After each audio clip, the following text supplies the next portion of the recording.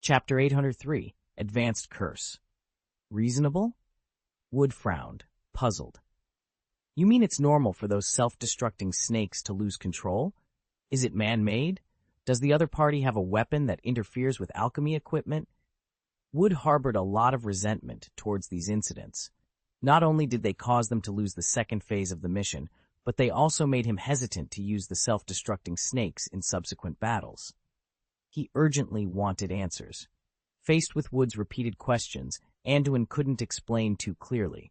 He couldn't reveal that someone used Parseltongue to control the self-destructing snakes. This special talent, besides being rare, is often seen as a symbol of evil. Historically, only powerful dark wizards possessed Parseltongue, so Anduin leaned close to Wood's ear and whispered, "Don't ask too much, and don't spread this around. I can't explain it to you clearly for now, but similar incidents won't happen again in the future." Wood, not being ignorant, noticed Anduin's seriousness and wondered if there was a deeper secret involved. "Understood, Professor?" He nodded honestly, deciding not to press further. Since the professor assured him, he believed similar incidents would not recur. Anduin then approached the paralyzed group. "Harry, Neville, Ron, Ginny, come here." The named individuals were unsure of Anduin's intentions but couldn't refuse the professor's call. They reluctantly got up, exhausted from the dungeon challenge. Anduin, however, was not in the mood to accommodate their fatigue and urged them seriously, "Hurry up, we have business to attend to." "Oh," Ginny muttered, getting up unsteadily. The others followed suit, not thinking much of it. They knew these four had a close relationship with Anduin and assumed it was personal business. Leading the exhausted four back to his office, Anduin handed each of them a bottle of nourishing potion. After drinking the tonic, they felt their muscles and bones absorbing energy, letting out comfortable breaths. "You guys sit here. I want to talk to Harry alone," Anduin said. He had called all four to protect Harry and prevent the others from overthinking. Hearing Anduin's words, everyone looked at each other in surprise. Harry's expression froze, realizing why the professor had summoned him. "Professor, I was wrong, sorry," he admitted as soon as they were alone. Anduin raised an eyebrow in surprise. "Why do you think you were wrong? What did you do?" Harry thought Anduin was testing him and blurted out, "I cheated in the battlefield dungeon. I didn't know at the time that the self-destructing snakes could understand me.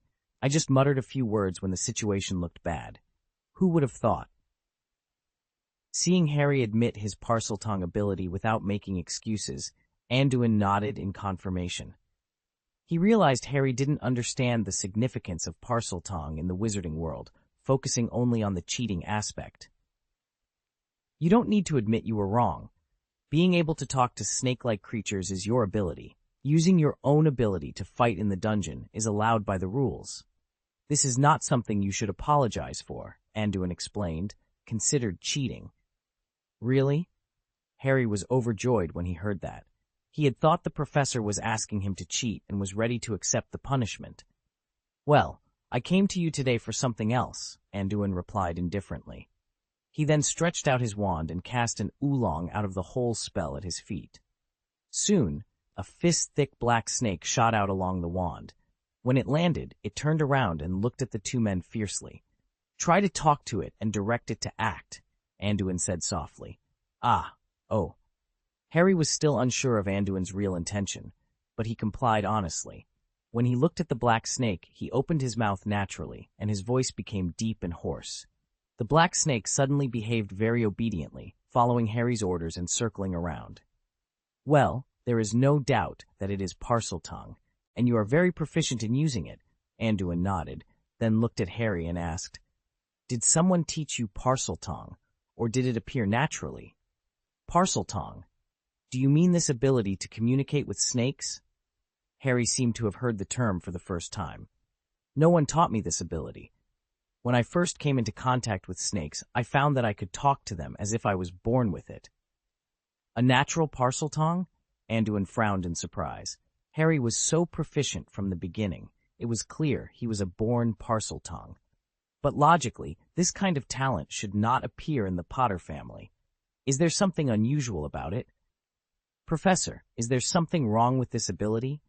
Seeing the change in Anduin's expression, Harry felt a little nervous.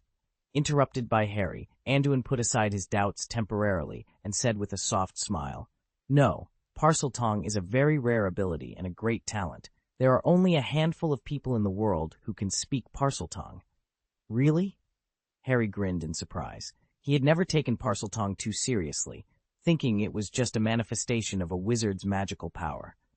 "To tell you the truth, I'm also very curious about this ability. How do you switch out of Parseltongue when communicating with snakes?" Anduin asked, not letting go of his curiosity. "This."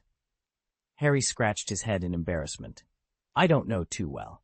Anyway, as long as there are snakes in front of me, I can talk to them naturally.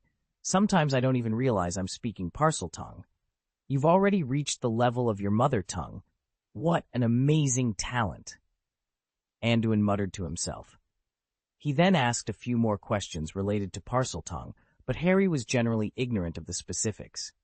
He could use it easily, but didn't know much about it. This result made Anduin feel a bit troubled. He had planned to learn Parseltongue from Harry, but given Harry's state, he probably didn't even know how to teach it. It seemed they would have to take it slowly. Anduin nodded to himself and then said, "I understand the general situation. This language is very rare, and I am also very curious. If possible, can you come to me every night? I need to collect and learn this language." "You want to learn from me?" Harry was a little surprised and embarrassed. "Of course, it's no problem. It's not a big deal anyway. As long as they have the ability, anyone can become a teacher. Your talent in Parseltongue is unmatched by other wizards," Anduin replied with a smile. He then warned, "But don't tell anyone else about your Parseltongue." "Why?" "This kind of Parseltongue used to have a bad reputation in the wizarding world, and many people associate it with evil dark wizards," Anduin said slowly. "Huh? But I'm not a dark wizard, and I don't intend to do evil, really." Harry thought Anduin was judging him and quickly explained. "Don't be nervous. This kind of view is outdated and unfair," Anduin reassured him. "But it's better to keep it to yourself for now, to avoid unnecessary trouble.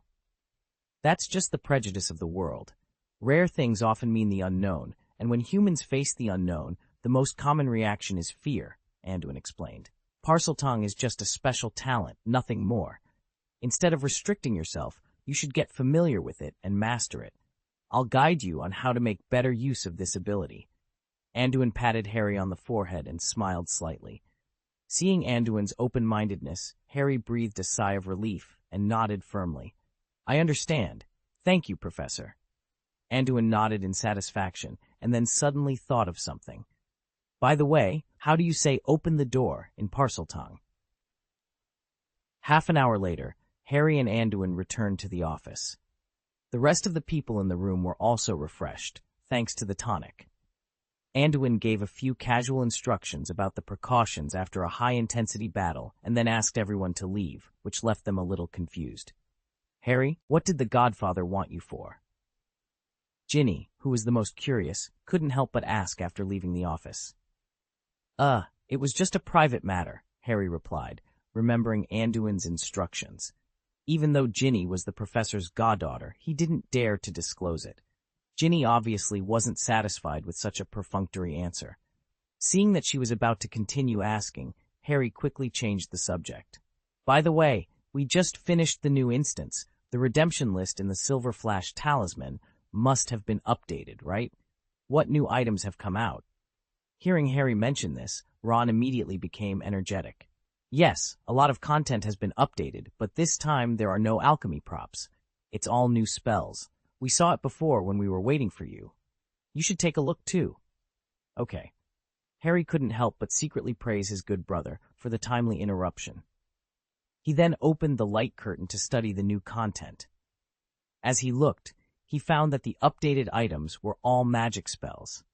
It seemed that different dungeons produced different exchange items. When he took a closer look, he was immediately dazzled by the array of spells in front of him.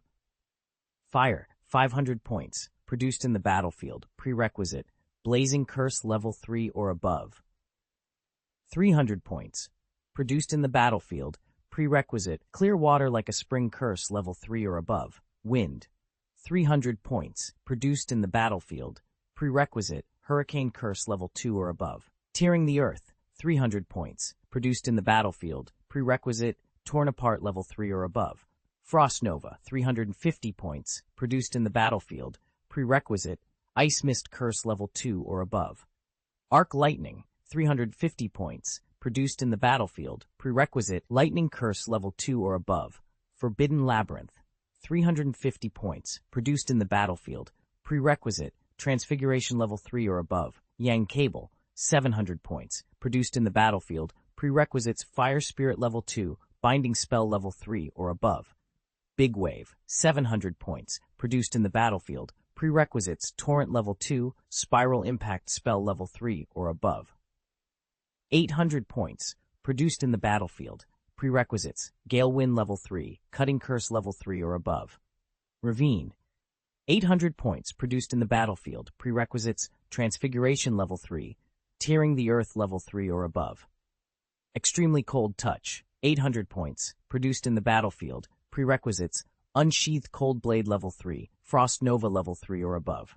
Eye of the Storm, 1000 points, produced in the battlefield, prerequisites Weather Curse level 3, Arc Lightning level 3 or above. Crazy Growth, 1000 points, produced in the battlefield, prerequisites Forbidden Labyrinth level 3, Fast Imprisonment level 3 or above. Bodybuilding Technique, 1200 points, Special Magic, prerequisites Physique, Strength, and Agility, all reach, FARC, and above. Tips: upon reaching level 2 in the fitness technique, you can unlock the second map of the battlefield dungeon. Merlin's Beard. This is incredible, Harry exclaimed, his eyes wide with astonishment as he took in the details. Not only were the spells entirely new to him, but each one also had various prerequisites before they could be learned. It's amazing, Ron said with a slight smile. It's a pity we were already shocked once before. The new spells this time are essentially advanced versions of those on the previous list, Neville added excitedly. And there are even higher-level upgrades on top of these advanced versions. This step-by-step enhancement of spells is really novel. I don't know, Ginny chimed in, having forgotten her previous concerns. She joined the discussion eagerly. Your exchange list authority is only at level 2 now. I bet after upgrading to level 3, there will be even more powerful spells available. That's definitely possible. Ron almost jumped up in excitement, but quickly calmed down, his face falling. But these spells are usually quite expensive. Enley earned less than 160 points from this trip to the battlefield dungeon. Maybe it's because you didn't contribute enough? Ginny retorted, hands on her hips. I earned 210 points, and my contribution ranked in the top 20. Harry, you must have more. I remember your contribution ranking was 8th. Yeah, Harry nodded. I got 246 points in the dungeon settlement this time. With the points I had saved up, I can just about afford to exchange for an advanced spell. End of this chapter. Chapter 804, The Basilisk. It's not because we were unlucky and lost in the dungeon. How could we only have this many points? Ron said, looking at the other three with suspicion. Be honest with me. Did you guys cheat before? Why did those self-destructive snakes get out of control for no reason? Of course not, Harry replied, a bit guilty. He quickly pointed to a spot on the light curtain. What kind of magic do you think this fitness technique is? The required condition is actually a physical attribute. I heard the Godfather mention it, Ginny interrupted impatiently. Fitness technique is said to be magic, but it is actually an exercise technique that combines magic power with the body. You can use it to perform a lot of magical combat skills. Magic combat skills? What is that? Ron scratched his head, confused. I don't know the details, Ginny admitted. I once saw Godfather practicing martial arts with bare hands. He explained it to me like this. Casting spells with bare hands? Could it be some kind of melee combat magic? Neville's eyes lit up. Compared to spells, physical fitness seemed more appealing to him. Perhaps, but you need to learn it before you can open the second map of Battlefield. The price of the fitness technique is too high, Ginny said with a bitter face, clasping her fingers as she calculated. Challenging Despair Town and Battlefield once can earn about 200 points on average, totaling 400. Even if we clear these 2 dungeons every week, it would take us a month of hard work. Not to mention, other spells are also very expensive. Isn't there another hell racing? Does that count? Harry remembered the new dungeon, but they were called away by Anduin and didn't have time to explore it. No. Ron shook his head resolutely. After I came out of Battlefield, I met George and Fred. They experienced hell racing. The points from that dungeon are not shareable. Huh? Is there such a restriction? Like Harry, Neville knew nothing about the new dungeon and didn't even know that Anduin had classified the two dungeons. This is a new rule because the instance of hell racing is not like Battlefield and Despair Town. It can be challenged repeatedly, and the duration of a race is not long. The speed of earning points is very fast, Ron explained, recalling what George had told him. Moreover, the items in the exchange list of competitive dungeons are different from other dungeons. The exchange items inside are ridiculously expensive, and it costs thousands of points to change a car. So, there are only 2 confrontational dungeons left for us to gain points, Harry said, distressed. If we want to get all the new spells this way, won't it take a school year or 2? It's really exhausting.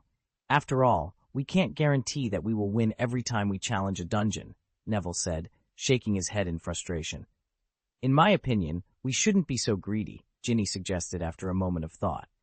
Exchanging all the spells is simply unrealistic. And even if you have so many points, you can't learn them all. The prerequisites for high-level spells are very strict. Before you can learn a new spell, you have to be proficient in its prerequisite spells. Some spells have more than one prerequisite, she continued. In that case, let's each major in a series of related spells to ensure combat effectiveness and not waste too much time, Harry suggested, glancing at the panel. I'm more proficient in lightning magic. I'll choose the series Arc Lightning and Eye of the Storm. Good suggestion. Then I'll learn from the torrent, Ron said, suddenly energized.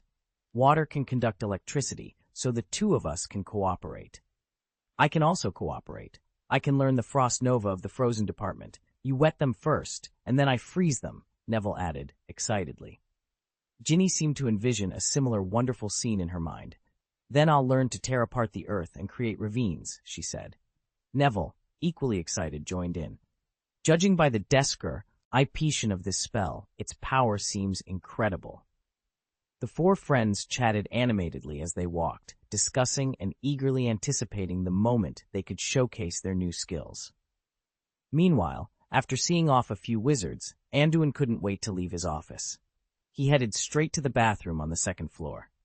I wonder if the Parseltongue I just learned from Harry will be useful, he muttered to himself as he stood in front of a faucet engraved with a small snake.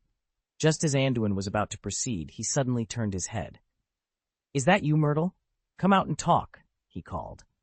A burst of crying came from one of the bathroom cubicles. How did you find me? Myrtle sobbed. I'm not blind, Anduin replied with a smile, watching the ghost with twin tails slowly float out. Actually, every time I come here, I know you're around, but I didn't want to disturb you. Today, however, I have something to ask you.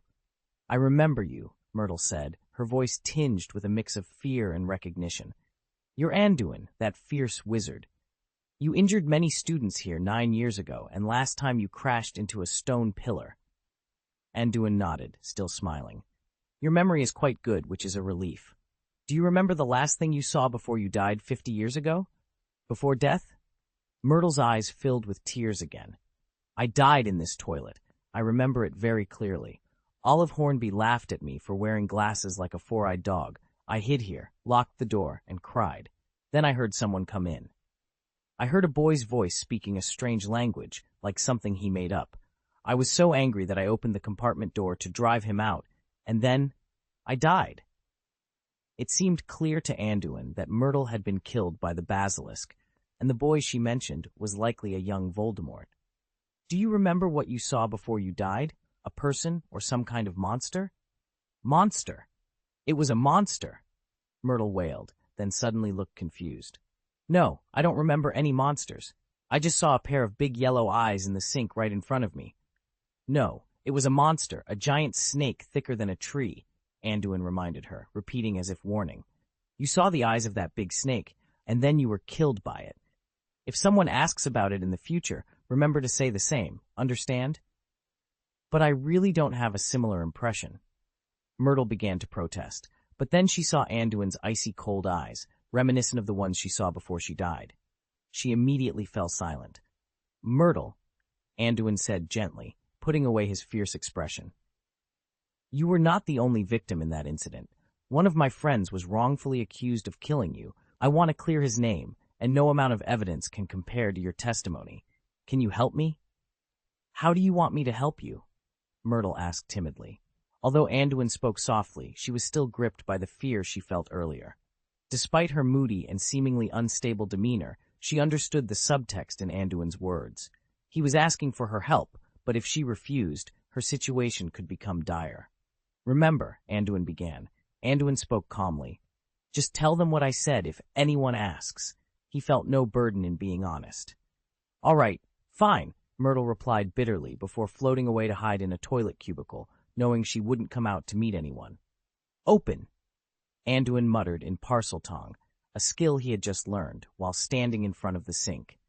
Immediately, the faucet emitted a dazzling white light and began to spin rapidly. The sink then moved aside, revealing a pipe wide enough for a person to slip through. "I didn't expect it to work," Anduin exclaimed happily. Although it wasn't his first time entering the tunnel, he had previously used a shuttle spell to penetrate the wall.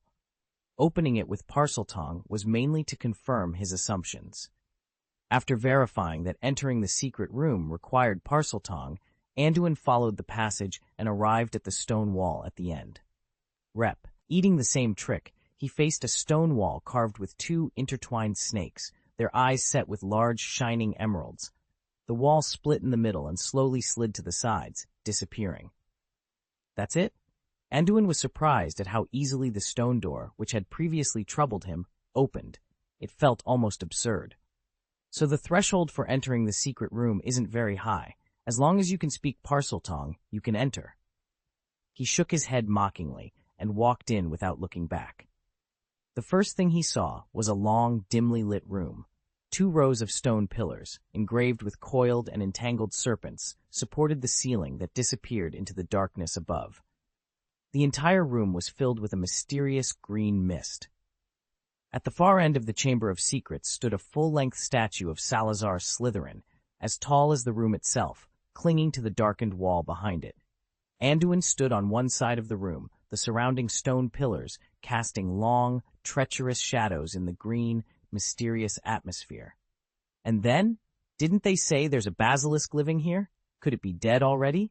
He looked around with great interest, feeling the quiet and empty environment, and complained a little. Before he finished speaking, the mouth of the Slytherin statue slowly opened, revealing a huge hole. Anduin heard a rustling sound coming from the hole, and soon, a giant snake with dark green skin and long scales twisted its body and slowly crawled out. As soon as the basilisk appeared, it stared at Anduin with its large, crystal yellow eyes. But instead of fear, it saw only curiosity in Anduin's eyes. The basilisk was puzzled. Why didn't this human show any fear? Usually, its gaze would instantly kill any person or animal that made eye contact, but this human was not only fine, but also seemed intrigued, as if it were some kind of interesting toy. The not-so-smart basilisk quickly grew irritated by Anduin's nonchalant demeanor. It opened its huge mouth, exposing its fangs, and lunged at him with a low hiss. "Oh, I didn't expect her to have such a temper," Anduin remarked, not even bothering to move. He grinned slightly, raised his hand, and snapped his fingers lightly. Boom!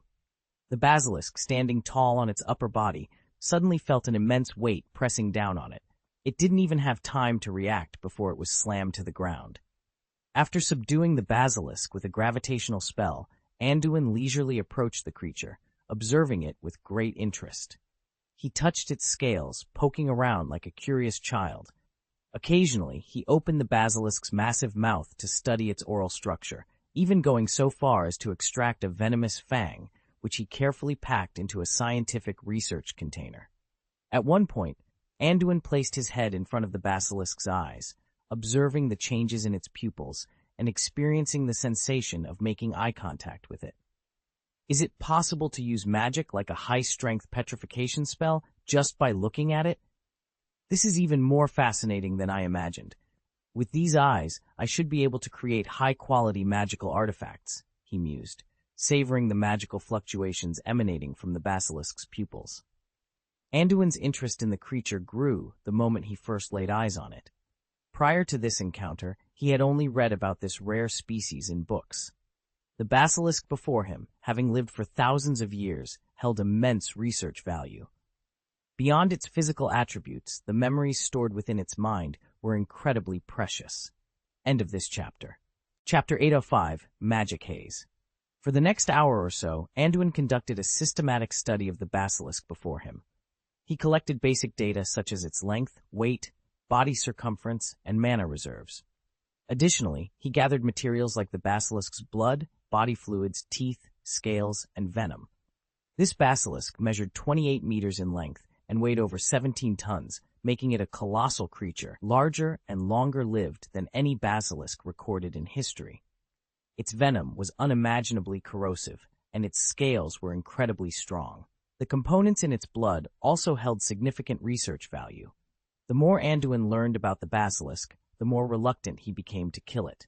From a biological standpoint, it was an animal of immense research value, not to mention a rare species that had lived for over 1,000 years. Without it, Anduin might never find another basilisk. Moreover, the basilisk and the Chamber of Secrets presented him with numerous intriguing ideas. Having made up his mind, Anduin cast a spell to shrink the basilisk and carefully stored it, planning to raise it in the future. He also needed to find a way to neutralize the basilisk's lethal gaze. After properly handling the basilisk, Anduin turned his attention back to the Chamber of Secrets.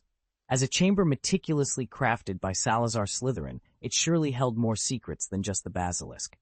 However, after a thorough search, he found no other mechanisms or hidden rooms in the stone chamber filled with stone pillars. Eventually, Anduin's gaze settled on the open mouth of the stone statue. He took out a magic lantern, cast a levitation spell on himself, and floated slowly into the statue's mouth without hesitation. Inside the cave was an extremely dark, deep, and silent passage. It ascended for a while before descending rapidly, with long twists and turns along the way. The silence was so profound that even the slightest noise in the secret room could be heard clearly from a distance, explaining how the basilisk had found Anduin so quickly. After traversing the ramp for hundreds of meters, Anduin arrived at a larger space filled with a stench, excrement, animal bones, and shed snakeskin. There were 2 passages in this space, and the sound of splashing water could be heard from one of them. Anduin deduced that this passage led to the Black Lake of Hogwarts. For a basilisk to survive for thousands of years, it needed a food source, which it must have accessed through this passage. The fact that no one at the school had discovered the basilisk suggested that the passage's exit was far from the castle. After a brief consideration, Anduin decided to explore the other passage. He followed it for a certain distance before arriving at a stone wall carved with snake patterns. Repeating his earlier method, Anduin easily opened the door. He couldn't help but feel a bit amused. He had only learned 1 sentence of Parseltongue, yet it allowed him to navigate the Chamber of Secrets freely. It was clear that when Salazar Slytherin established the chamber, his primary concern was ensuring that only his descendants could open it. On the other side of the stone wall was a laboratory-like room, roughly the size of a classroom. It contained 2 workbenches, a desk, and rows of wooden bookshelves. However, due to the passage of time, most of the objects had decayed, and some bookshelves had fallen apart. The parchment and books on them had also disintegrated into pieces. It seems this was Slytherin's secret laboratory, Anduin mused. I wonder if I can find anything useful here. Anduin muttered to himself while clutching his nose. The environment here was extremely fragile. He didn't even dare to use magic to ventilate it, fearing that the slightest movement might shatter everything inside. Despite his extreme caution while sorting through the items, he still couldn't salvage many useful materials from the desk and bookshelf. Most of the books, lacking proper maintenance, were either completely broken and rotted or had ink stains that had faded over time, rendering their contents illegible. This rapid deterioration was likely due to the secret room's underground location, where the dark and humid environment accelerated the corruption of items. After nearly 2 hours of painstaking effort, Anduin managed to clear out a total of 2 piles of corrupt and useless garbage, along with 3 relatively well-preserved documents. Among these documents were a diary, a magic book, and an enchanted parchment. The diary was remarkably well preserved, made from the precious skin of a dragon's belly, which had allowed it to withstand the test of time. It contained the experiences and thoughts recorded by Slytherin himself. Anduin flipped through a couple of pages, but found no academic content, so he set it aside for the time being. The magic book, enchanted with a spell that automatically absorbed magic power, was also well preserved. However, its contents were less than satisfactory. It recorded a large number of rare and complicated black magic spells from that era, including the method for creating a basilisk. But from today's perspective, most of the magic in it seemed outdated. The wizarding world had been continuously developing for thousands of years, even in the realm of black magic. While this magic book might have been precious back then, any modern black magic theory book could easily surpass it. Therefore, its value lay more in its collectability than in its research potential. Anduin put the magic book away with some regret and picked up the last piece of parchment. To be honest, he didn't have high expectations. How could the magic theory from 1,000 years ago surpass the current wizarding world? But as he gradually read the contents of the parchment, Anduin couldn't help but gasp. The parchment was in the same style as the Slytherin manuscript he had obtained from the Travers family's treasury. It recorded a special magic called Magic Haze. What made Magic Haze special was that it wasn't a spell that could be used by simply chanting an incantation. Instead, it was a peculiar spell-casting method or theory that formed a complete system. By slightly adjusting the structure of the runes when casting a spell, different effects could be produced. In simple terms, Magic Haze was a magic similar to the Misty Cloud and Mist spell, which could release a large cloud of mist at will. By using the spell-casting method recorded in the manuscript, the attributes and properties of this cloud and mist could be changed at will. It could be turned into a corrosive poisonous mist, a fire mist that could detonate with a spark, an icy mist like the one Anduin had learned from the Silver Spear, and so on. Moreover, according to this system, by adding the effects of different spell runes to Magic Haze, one could create mist with various effects. For example, adding a hypnotic spell could produce hypnotic mist, while adding a curse could create cursed clouds. Therefore, the danger of Magic Haze varied greatly.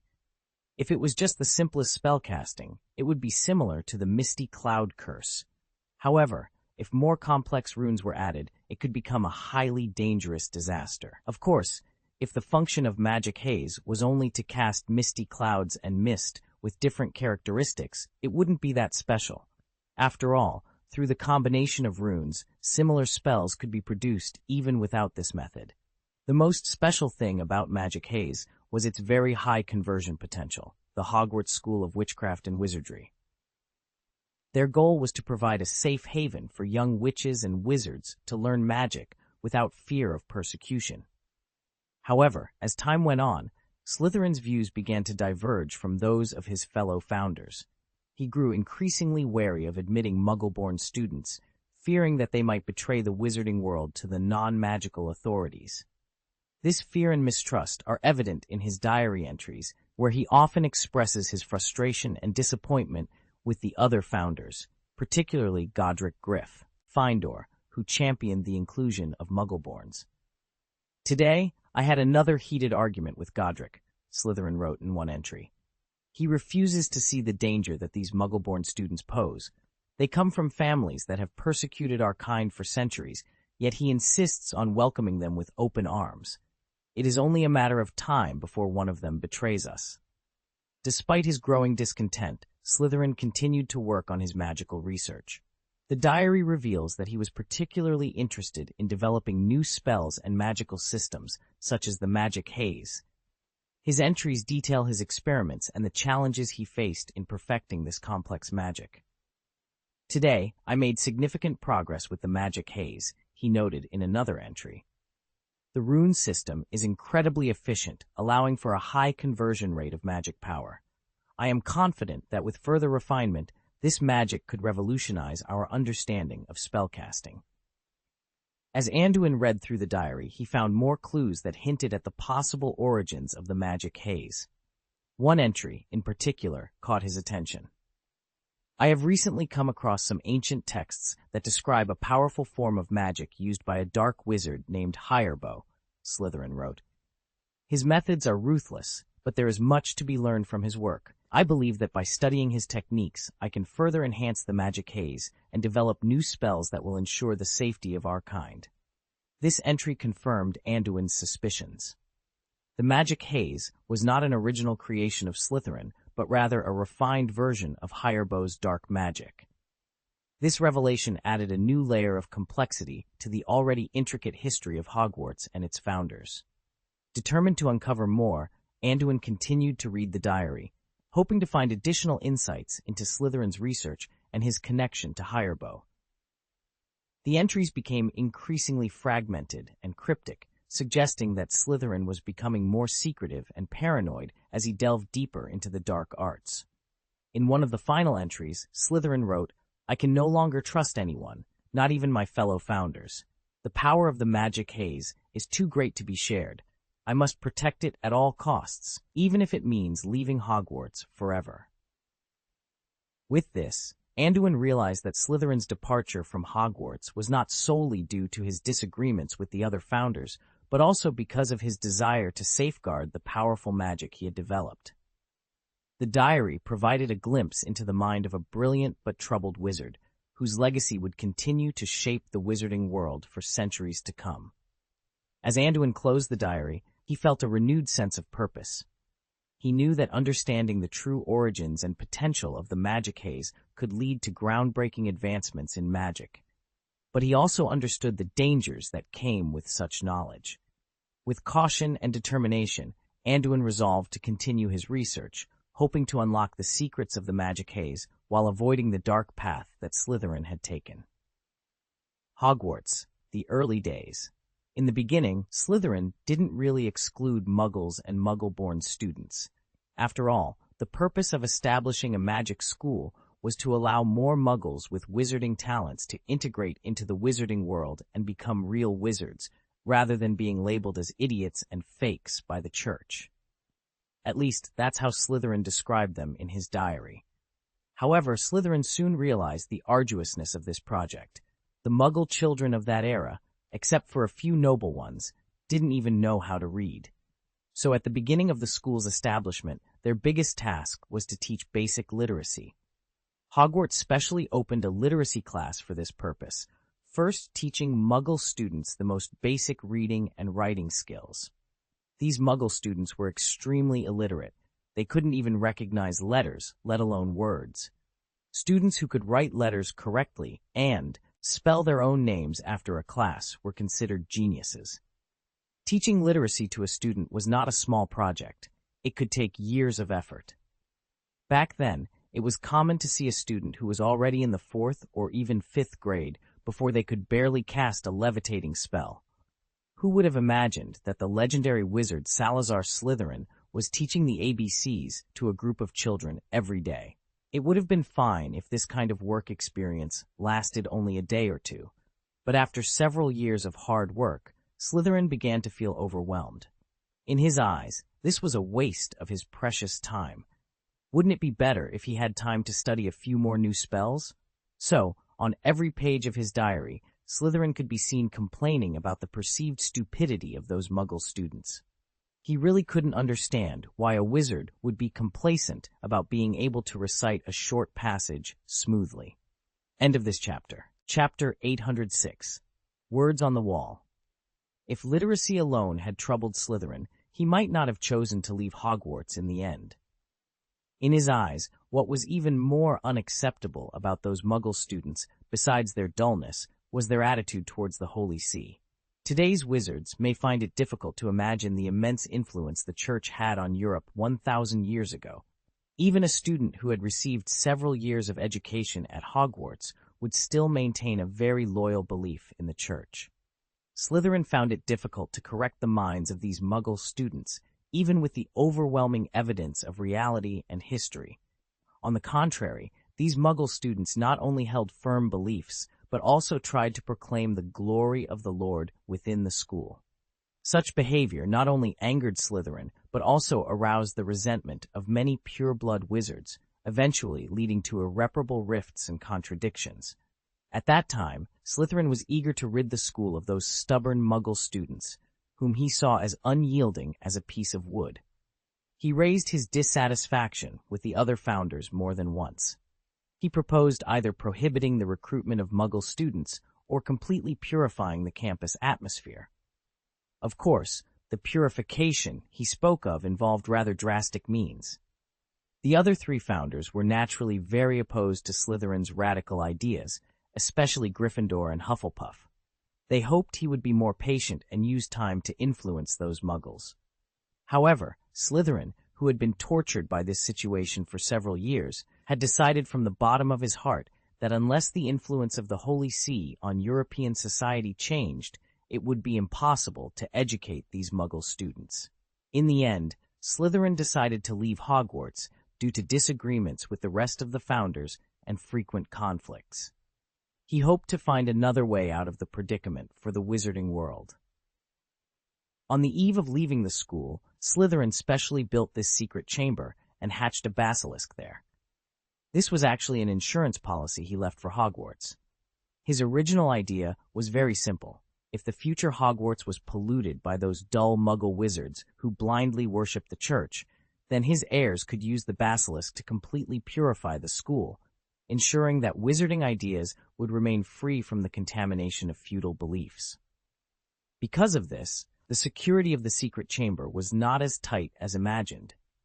As long as one had the ability to speak Parseltongue, they could easily open it. Slytherin also mentioned in his diary that if his descendants inherited the legacy in the Chamber of Secrets, they should remember to replace him and ensure the school remained on the right path. The so-called right path was that Hogwarts could only be controlled by wizards. Once a crisis was discovered, they must set things right. Seeing this, Anduin couldn't help but feel that the situation at Hogwarts seemed more troublesome than expected. Slytherin once thought that the school might be occupied by Muggle wizards in the future. At the same time, who would have thought that the biggest headache for Slytherin, an academic predator in the wizarding world, was actually teaching Muggle students literacy at Hogwarts? If Anduin were in his place, he might not want to waste time on it either. From this point of view, it is understandable that Slytherin would leave the school on the spot, and you can't say that he had no sense of responsibility.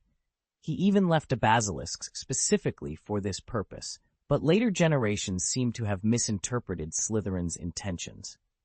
Whether it's the rumors in the school or the records in the school history, it is believed that Slytherin built the Chamber of Secrets to purify the blood.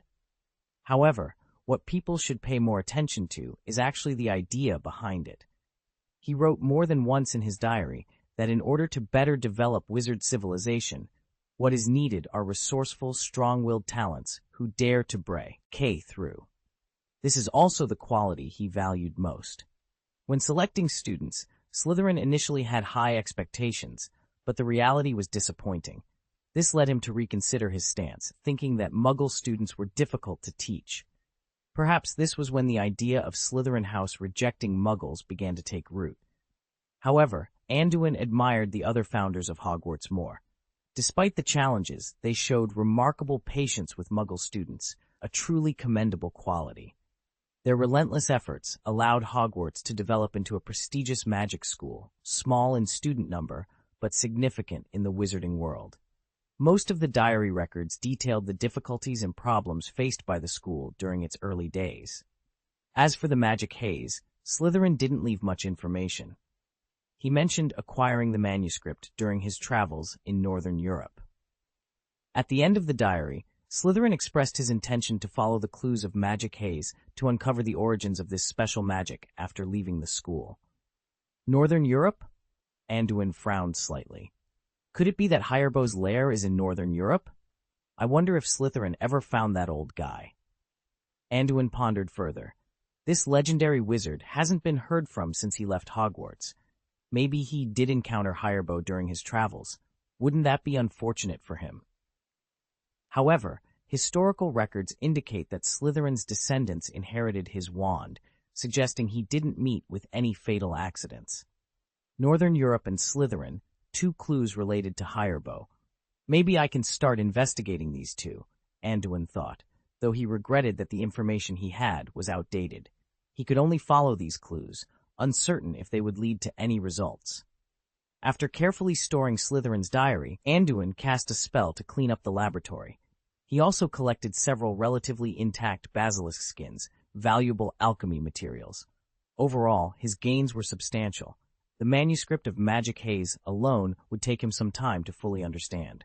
As for the secret chamber, he decided to seal it temporarily. Back in his office, Anduin didn't immediately start experimenting with the Deathly Hallows. The clues about Northern Europe and Slytherin were too vague for him to pursue alone. He contacted Karkaroff in Northern Europe and various branches of the Silver Flash Trading Company, asking them to keep an eye out for information on Hirebow and Salazar Slytherin, especially Slytherin's whereabouts after leaving the school. Understanding Slytherin's life and travels might help uncover or approach the potential threat of Hirebow. Despite the changes in the wizarding world due to Anduin's actions, Hogwarts remained a peaceful place, albeit with a strong undercurrent of excitement. The release of 2 new dungeons had become immensely popular among the students, with almost everyone experiencing them within a week. The thrilling racing car and the intense battlefield dungeons left a deep impression on everyone. The battlefield dungeon, accommodating hundreds at a time, allowed students to truly feel the cruelty of war and the exhilaration of fighting with all their might. Additionally, the opening of the reward exchange system in the Silver Flash Talisman piqued the interest of many students. Of course, most students only have magic spells, props, and other basic items on their redemption lists. They cannot redeem potions that can increase attributes like the club members can. These attribute potions are considered benefits exclusive to members of the Tactical Club. The new round of Dungeon Craze has also caused some side effects. Students are constantly discussing the topics related to the dungeon. However, a new dungeon like Battlefield consumes a lot of physical energy for students, even though there is a limit of only 1 challenge per week. Every time they enter the battlefield, they come out exhausted. Although this can comprehensively improve the students' qualities, the high-intensity battles leave everyone in a state of lethargy for the next few days. The emergence of the exchange system has also allowed students to focus more on practicing new spells. Faced with this situation, all the teachers except Professor Flitwick expressed strong dissatisfaction. Even Dumbledore, under the protests of many professors, tactfully told Anduin that he should find a way to control it. After all, Hogwarts is not a military school, and it is indeed outrageous for students to think about fighting and killing all day long. This made Anduin a little embarrassed. He didn't expect these children to be so desperate in the dungeon, with the fighting intensity even surpassing that of the Dungeon of Despair Town. In the end, he could only modify the conditions for entering the battlefield dungeon, adjusting it to be consistent with the Town of Despair, to avoid excessive consumption of the lower-grade students with poor physical fitness.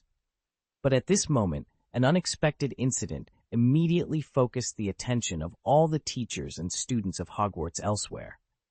One night on the eve of the Christmas holiday, a group of teachers and students who had just finished their dinner gathered in the corridor on the 3rd floor. A large pool of water was on the ground in front of them, and Filch's cat, Mrs. Norris, had been petrified, hanging by her tail from a torch stand. On one side of the wall was written a line, "The Chamber of Secrets has been opened. Enemies of the air, beware." Merlin's beard, "What's going on?" Harry and his friends, who had just arrived, squeezed into the crowd and asked the surrounding students. After dinner, someone found all this while passing through the corridor. Filch, who arrived first, was almost mad, and Wood is informing the other professors, said one of the Weasley twins, who were always where the excitement was. "Oh my God, this is really terrible. Has anyone found the culprit?" Hermione looked at poor Mrs. Norris with pain and regret on her face. "No one knows how all of this happened." Fred shook his head. "George thinks it might be a prank, but if it is, it's a bit too much." You think someone didn't have enough fun in the dungeon and did this? Ron's eyes widened in horror. If this incident becomes a big deal, won't the school close the battlefield dungeon? Harry, Neville, and the others felt conflicted upon hearing this. Ron's guess wasn't impossible. Recently, many professors had complained that the new dungeon took up too much of the students' energy. Now, with this kind of vicious incident happening, if it is connected to the dungeon, it could cause a lot of trouble. No, the petrification spell on Mrs. Norris is not an ordinary petrification spell. Hermione concluded after careful observation. The petrification spell, we have learned, cannot completely change the target's body structure. Its effects can be cleared with a universal counterspell, but Mrs. Norris is truly petrified now. Huh? Harry was taken aback. Could it be that Mrs. Norris is dead? Death is not inevitable, but if you want to remove this petrification effect, ordinary curses are probably useless. You can only use a special potion made from mandrake, Hermione explained. Despite her obsession with dungeons, she hadn't reduced her reading time, so this obscure knowledge didn't faze her. Does anyone here know this kind of magic? Ron asked hurriedly, surprised by Hermione's extensive knowledge. As far as I know, no, Hermione replied, shaking her head. This is very advanced dark magic. It's not covered in our existing textbooks, and even the list of rare spells in the Silver Flash Talisman doesn't include anything similar. Then it's not a prank. Harry realized the gravity of the situation and turned his attention to the writing on the wall. The Chamber of Secrets? The heir? What does this mean? Who knows? Ron wondered aloud. Do you think this is something the professor made up again? He loves playing with mysterious things, like in the Town of Despair with the Lord of Hell and the Lord of Fear. Oh, Harry's eyes brightened. You mean this could be a test, like a surprise inspection? It was no wonder they thought so. Since Anduin had arrived at Hogwarts, most of the strange occurrences at the school were linked to him. It was natural for them to make such associations. No, Hogwarts does have legends about the Chamber of Secrets. Draco's voice suddenly interrupted their speculation. He had appeared next to them without them noticing. Really? Ron looked at Draco skeptically. Do you know where the Chamber of Secrets is? What's inside? Who is this so-called heir? If you ask me, who am I supposed to ask? Draco rolled his eyes. I only know that there are indeed rumors about the Chamber of Secrets. It's said to have been left by the founder of Slytherin, and only Slytherin's heir can open it. The Chamber of Secrets has been opened. Doesn't that mean the heir of Slytherin has appeared? And who is the enemy of the heir? Harry was still doubtful. An enemy of the heir. Draco glanced at Hermione with a troubled expression. If I guess correctly, it should be a Muggle-born student at the school. End of this chapter. Chapter 807, Collusion. Don't scare us like that. Hermione and the other young wizards were visibly shaken by Draco's words. I'm just stating the facts, Draco replied, a mysterious expression crossing his face. It's said that when the Chamber of Secrets is opened, a terrible monster will emerge and purify the school by getting rid of all Muggle-borns. That sounds like something your pure-blood supremacist families would do. Could the so-called heir be you? Hermione glanced at Draco with a hint of skepticism. Over the past 2 years, their frequent cooperation in the dungeon had softened the tension between them, and she could tell Draco was joking. Don't label me unfairly. I'm a pragmatist now, Draco said, shaking his head indifferently. But don't take my warning lightly. If the Chamber of Secrets really appears, we're all in trouble. What are you afraid of? Ron snorted. We have Principal Dumbledore and Professor Wilson at the school. How much trouble can this so-called heir cause? Indeed, the presence of Anduin Wilson reassured the young wizards. While the mention of the Chamber of Secrets and its heir made them nervous, they weren't truly afraid. Even Draco, who had been stirring up fear, didn't believe the Chamber of Secrets posed a significant threat. They had experienced false alarms before and suspected this might be another one. As they continued discussing the Chamber of Secrets, Professors McGonagall and Snape arrived at the scene. Their expressions tightened upon seeing the writing on the wall. Prefects, quickly lead your students away from the scene, McGonagall commanded, dispersing the crowd. She then carefully removed Mrs. Norris from the torch. Professor, is the Chamber of Secrets real? Hermione asked, Noticing McGonagall's troubled expression, "We can only determine that after an investigation. For now, leave the area and don't cause any more trouble, Miss Granger." McGonagall responded seriously, clearly unsettled. The professor's reactions heightened the students' curiosity and concern. Could the Chamber of Secrets truly exist? After the students were sent away, McGonagall examined Mrs. Norris closely, her expression growing increasingly grim. "Is it serious?" Snape asked in a deep voice, leaning forward. "Yes, it's very advanced black magic, far beyond the capabilities of young wizards. Only advanced potions can counteract it," McGonagall muttered. She then looked at Snape with confusion. "Where's Anduin? Where did he go?" Even Professor McGonagall's first suspicion in such emergencies was Anduin. This guy was always causing trouble. "He said Silver Flash Trading Company had urgent matters to deal with, so he left this morning," Snape replied, raising an eyebrow. "You suspect it's him? What else?" McGonagall rolled her eyes. "Did you forget last year's Dark Mark incident, or do you really believe in this Chamber of Secrets nonsense? After the Death Eaters invasion war last year, all the professors, including McGonagall, had developed a strong immunity to unknown dangers. They instinctively connected all bizarre events to Anduin. Despite the legends of the Chamber of Secrets, McGonagall knew more inside information. Since Anduin joined the staff, he had upgraded Hogwarts' security system. If someone were causing trouble, she would have received an alert. Hogwarts was now almost as secure as Azkaban. Gringotts now. Even if Voldemort himself came, he would have to tread carefully. Given this, how could she believe your claim that a monster appeared in the Chamber of Secrets? "That's right." Snape nodded in agreement. "It's highly suspicious to suddenly have an inexplicable secret room and an heir. I'll contact him and ask." Snape then took out a communicator, a special device given to him by Anduin. It could even break through the restrictions of the magic net for ultra-long-distance communication. After a moment, Anduin's face appeared before them. The background behind Anduin was in broad daylight, indicating he might be on the other side of the world. "What's the matter, Severus?" "I'm busy with important things here, and ultra-long-distance communication consumes a lot of mana."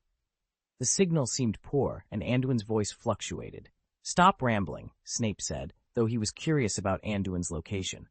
He got straight to the point. "The Chamber of Secrets and the so-called heir. Those are tricks you made up, right?" "Huh? Was it guessed so easily? I specifically asked Hogg to make it more convincing." Anduin admitted without hesitation. "What on earth are you up to?"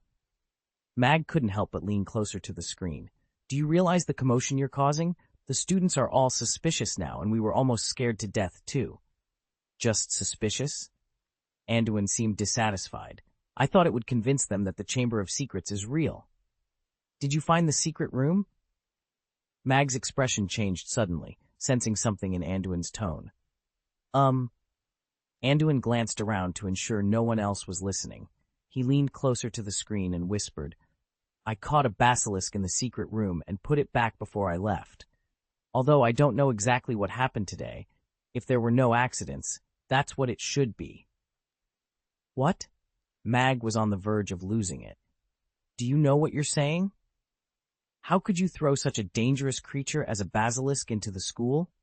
Aren't you afraid of accidents with the students? The basilisk's gaze is deadly." "Don't be so nervous," Anduin sneered indifferently. "Don't worry, that basilisk has been dealt with. It's not fatal, just petrification. Hogg is watching over it. Nothing serious will happen." "Not a big deal?" Mag was incredulous. "That's not okay. You need to remove that basilisk immediately, or you'll scare the students." "But I want to scare them." Anduin shrugged innocently. "Professor McGonagall, this is an exercise I specially prepared for this school year. Such a good subject is usually hard to find. Practice? Using a basilisk for practice? This is too much." Mag rolled her eyes, feeling absurd. "And how can you guarantee that the students will believe such an absurd thing? They've been tricked by similar dangers before." "That requires your cooperation, Professor McGonagall." Anduin narrowed his eyes and smiled. "As long as you show enough concern for the next incident, they will believe it." "Why should we collude with you to fool the students?" McGonagall showed an incredulous expression. "Professor McGonagall," Anduin said seriously, You must have noticed that since the dungeon training, the students have become a bit impetuous or even arrogant. You provoked that, Mag said, pouting in dissatisfaction. But you have to admit, haven't they all improved very quickly? Anduin grinned. As far as I know, even the students in the lower grades can now master the transfiguration skills of the higher grades, Anduin remarked, causing McGonagall to fall silent. The rapid growth of the students was undeniable, especially in transfiguration, a subject she taught. This flexible magic held significant tactical importance in battlefield scenarios, and the students' enthusiasm for learning it was at an all-time high. McGonagall had to admit that Anduin deserved much of the credit for this progress. However, rapid progress can easily lead to negative effects. If we're not careful, it can breed complacency, Anduin continued, his tone serious. We need to find a way to curb their arrogance and help the students remain grounded. This will also aid in future management, don't you think? McGonagall found herself agreeing with Anduin's perspective, though she was hesitant to make a decision. Allowing a basilisk into the school was no trivial matter. She turned to Snape for his opinion. Snape's eyes gleamed with anticipation. I've long wanted to deal with those little brats. They're becoming more and more presumptuous and don't take the professors seriously. McGonagall glanced at Snape, speechless. That's a basilisk, Severus, she thought, but she knew she couldn't stop him. All right, but you need to be careful with how you handle this. Don't worry, I've already discussed it with Principal Dumbledore, Anduin reassured her. So he already knew, McGonagall said, clearly dissatisfied that Dumbledore hadn't informed her earlier. But what do you mean by asking us to cooperate? It's simple, Anduin explained with a smile. If you show seriousness about the Chamber of Secrets and there are occasional attacks, the students will be scared. Attacks? McGonagall frowned, concerned. Isn't that too much? It's good for them to face a little hardship, Snape interjected with a sneer. I'm already looking forward to their reactions. Let's not overdo it, Anduin cautioned. This won't last long.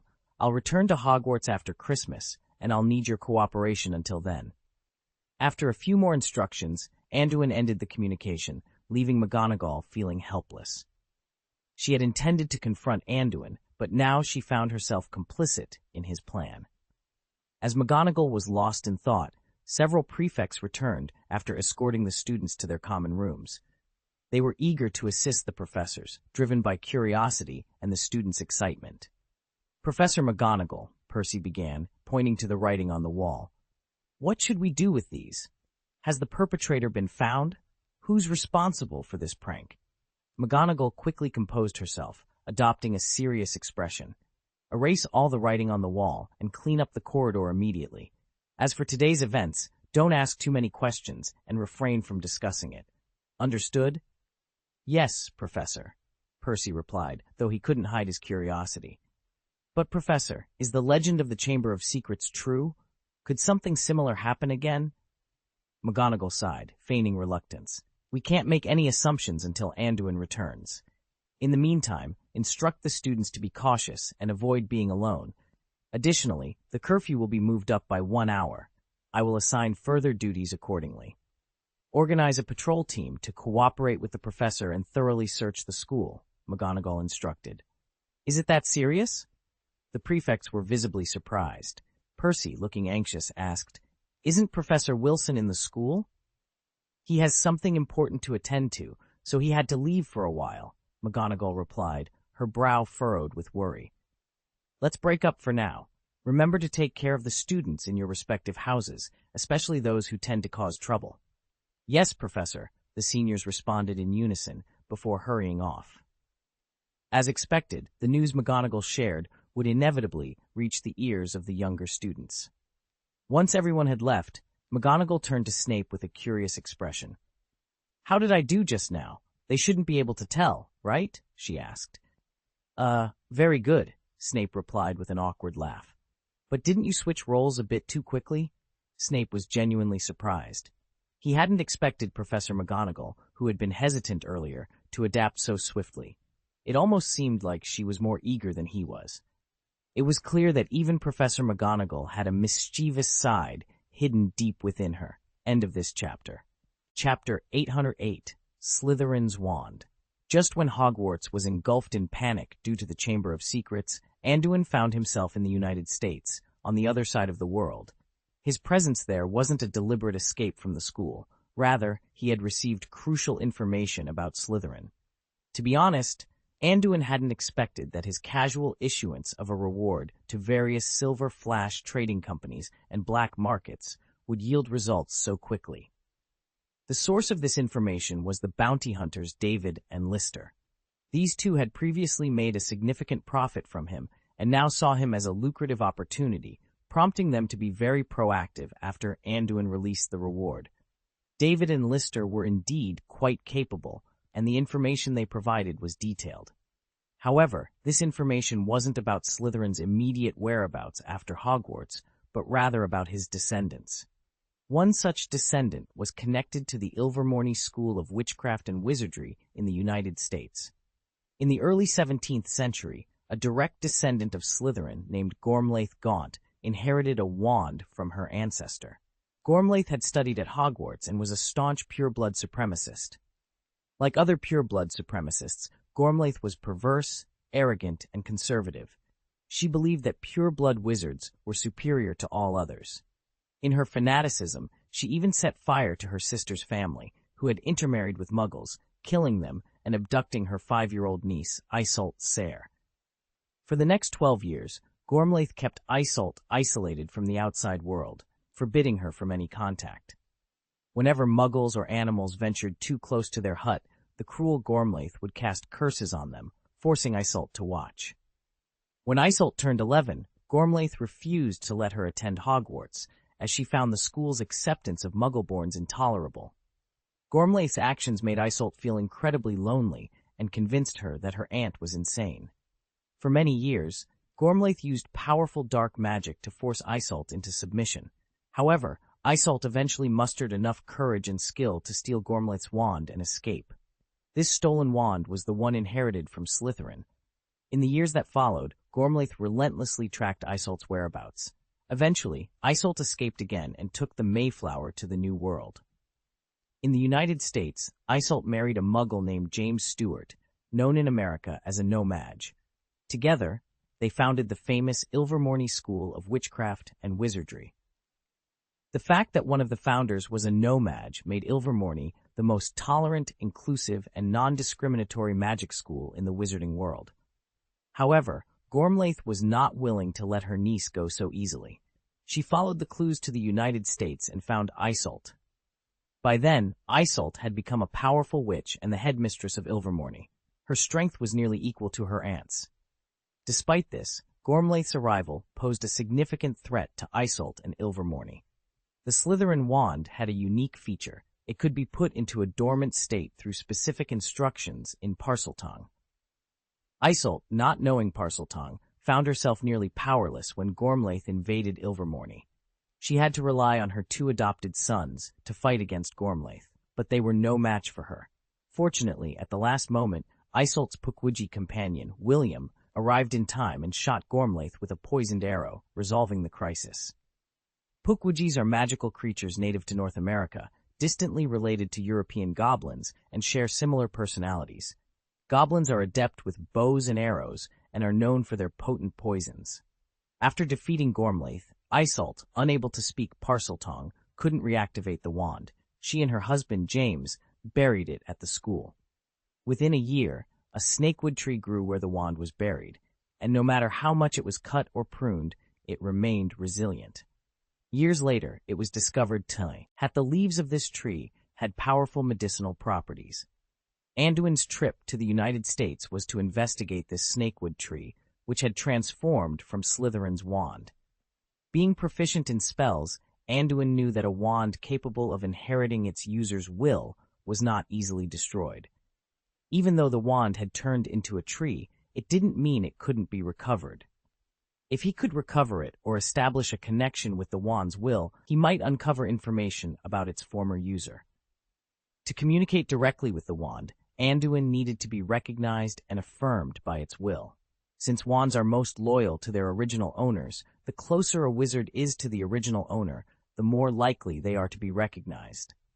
Therefore, Those who could achieve this were usually direct descendants of the wand owner or individuals with similar qualities, character, or ideas. Anduin believed that to reach a consensus with Slytherin's wand, he needed to understand Slytherin's philosophy and master Parseltongue. Conceptually, he felt he understood Slytherin as he possessed the latter's diary. As for Parseltongue, after a period of study, he had mastered enough to engage in basic dialogue. Upon learning about the Snakewood, Anduin wanted to see if he could reactivate Slytherin's wand and extract useful information. However, a significant problem remained: how to approach the Snakewood. The tree was located at Ilvermorny School of Witchcraft and Wizardry, the largest magic school in the United States. Trespassing without permission was risky and could lead to being attacked by groups. It was unwise to confront a magic school alone. Visiting Ilvermorny publicly posed another challenge. Although Silver Flash Trading Company had developed well in America and cooperated with Ilvermorny in training, this didn't mean they would allow him to access the founder's relics for research. The significance of the Snakewood to Ilvermorny was likely greater than the Humping Willow's importance to Hogwarts.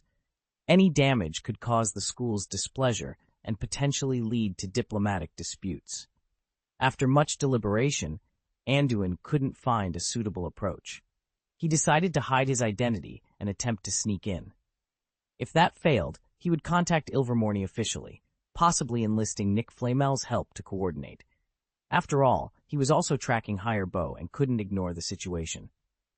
Late at night, atop Mount Greylock in Massachusetts, amidst the mist and dense forest, a castle complex no smaller than Hogwarts loomed. As Anduin approached the main gate, he saw marble statues of Isolde Sayre and James Stewart, the founders of Ilvermorny, standing on either side. From a distance, he noticed a few heavily armed Pukwudgies patrolling lazily around the castle. Due to the relationship between the earliest Pukwudgie, William, and the school's founder, many Pukwudgies were employed by the school for security and maintenance services, routine patrols. As the largest magic school in America, Ifamone has a larger staff than Hogwarts, so there are also many teaching staff and other service personnel. However, similar to Hogwarts, places like magic schools are usually not as sensitive about security as Gringotts, which is why Anduin chose to sneak in. In a place like a school, the most feared thing is not being discovered by the faculty and staff. After all, people would not wander around the square on the edge of the campus at night, and there was nothing special there except for the broken tree. The real trouble comes from the students, especially those brats whose behavior is too chaotic. If you run into some mischievous underage wizards who come out for night tours or young couples who want to hide in a remote corner to talk about love, then it will be a disaster. For this reason, Anduin specially prepared a large number of shielding jammers to avoid being disturbed when studying the Snakewood. But before entering Ifamon, he still had to check the school's magical protection. This kind of magic school with a long history has a characteristic. The reserve of magic power is amazing, so even the most common alarm spell becomes extremely powerful with the blessing of a huge amount of magic power. Okay? Anduin, who stretched out his spiritual perception with tentative thoughts, suddenly raised his eyebrows and almost couldn't hold back his laughter. When did Ifamone switch to the security plan of Silver Flash? By the way, Cheeky mentioned it to me a while ago, saying that several official organizations in the Americas were planning to strengthen cooperation with Silver Flash to purchase protective equipment. I didn't expect that it would also include Ifamone. Anduin didn't expect that there would be a surprise. The series of protective magic covering the school were all his own. As a multinational company, Silver Flash Commercial Bank was originally engaged in equipment supply from the beginning, so in addition to some civilian products, it also provided security products and even a complete set of security protection systems for certain institutions. For example, Gringotts in many countries are long-term partners of Silver Flash Trading Company. At the same time, because of their publicity, the security products of Silver Flash Trading Company have been well received among official organizations in various countries, and they have been receiving orders constantly over the past year. It's just that Anduin really didn't expect that Ifamone was also his client, and judging by the operation status of this magical protection system, it seems that it has only been assembled for 2 months. Facing his own products, Anduin felt much more at ease, but after a while, he encountered difficulties. To be reasonable, I'm actually no different from being a thief now, and I ended up attacking my own customers, which seems a little unreasonable. Anduin smacked his lips in a bit of confusion. If someone finds out, not only will I be in danger, but the reputation of security products may also be affected. People will know that I was the one who sneaked into the school. They must not find out. Will I be crowned with the title of guard and self-thief? Originally, Anduin didn't feel much burdened about infiltrating Ifamon, but now that he found out that the other party was actually his big client, he felt somewhat embarrassed. It's like a door seller going to steal something, only to find that the target's home is using his own anti-theft door. If he doesn't go in, he's definitely not willing to go in, but if he really sneaks in, isn't he smashing the signboard of his own anti-theft door? After struggling for a while, Anduin gritted his teeth decisively. Anyway, whether that snakewood is Slytherin's wand, and whether it will respond to Parseltongue, no one can say for sure. That being the case, let's explore the situation first. After making up his mind, he put layer after layer of hiding spells on himself, covering his presence completely. Anduin carefully observed his surroundings, taking in the figure, voice, and smell of the area. He then quietly made his way towards Ilvermorny. Despite the magic school's use of the Silver Flash Company's protection system, Anduin felt confident. Navigating through his own protective magic was second nature to him, making it relatively simple to pass through the barriers. After smoothly slipping into Ilvermorny Castle, Anduin consulted the school map that David had given him. It didn't take long for him to locate the snake tree. However, upon reaching the square where the snake tree was planted, he encountered an unexpected obstacle. In the square, which was some distance from the main castle of Ilvermorny, stood a slightly dilapidated granite hut. Next to the hut was a tree with wavy patterns, Anduin's target, the snake wood. Unfortunately, a couple of wizards were sitting on a stone bench next to the tree, engrossed in conversation. "Oh, my dear Liz, as long as I'm with you, all the stars in the sky lose their brilliance, because your eyes are the brightest light in my life," the wizard said, gazing adoringly at the witch in front of him. "Let Weber and the snake tree planted by Chadwick witness our love together." "Humph." The witch turned away shyly. "Worley, your knowledge of magical history is still so poor. The snake tree was planted by Miss Iseult and Mr. James. Don't you know this is the original site of the school?" "Really? Liz, you are so smart. I thought this stone house was specially reserved for couples like us to date." The wizard scratched his head with an embarrassed smile. He then pulled her to her feet. "But that doesn't matter. Let's go inside the house. I still have so much to say to you." As the young couple embraced and entered the stone house, Anduin, who was hiding nearby, couldn't help but feel a wave of frustration. It was bad enough that this couple was out late at night, talking about love. Now, it seemed they were planning to take things further. End of this chapter. Chapter 809. Fear, Escape, Death. With his extraordinary senses, Anduin could clearly hear the flirtatious sounds coming from the stone house. He felt a wave of dizziness and a nauseating sensation in his stomach. He knew he couldn't wait any longer. There was no telling how long the young couple would take to finish their activities and leave. Slowly, Anduin approached the window of the stone house and silently chanted a spell. Within moments, the young wizards inside fell into a deep sleep. Finally, some peace. Anduin muttered, shaking his head helplessly. He now understood why Snape was so strict with students who wandered out at night. These young lovers were indeed a nuisance. With potential witnesses out of the way, Anduin sprang into action. He first set up several shielding jammers around the square to ensure that neither sound nor sight would be transmitted. Then, he approached the snake tree, gently stroking its trunk.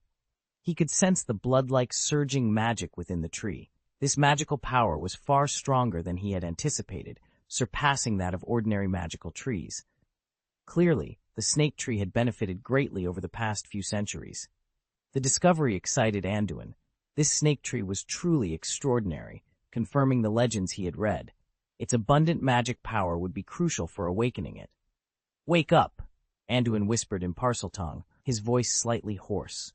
He concentrated on sensing the magical changes within the snake wood.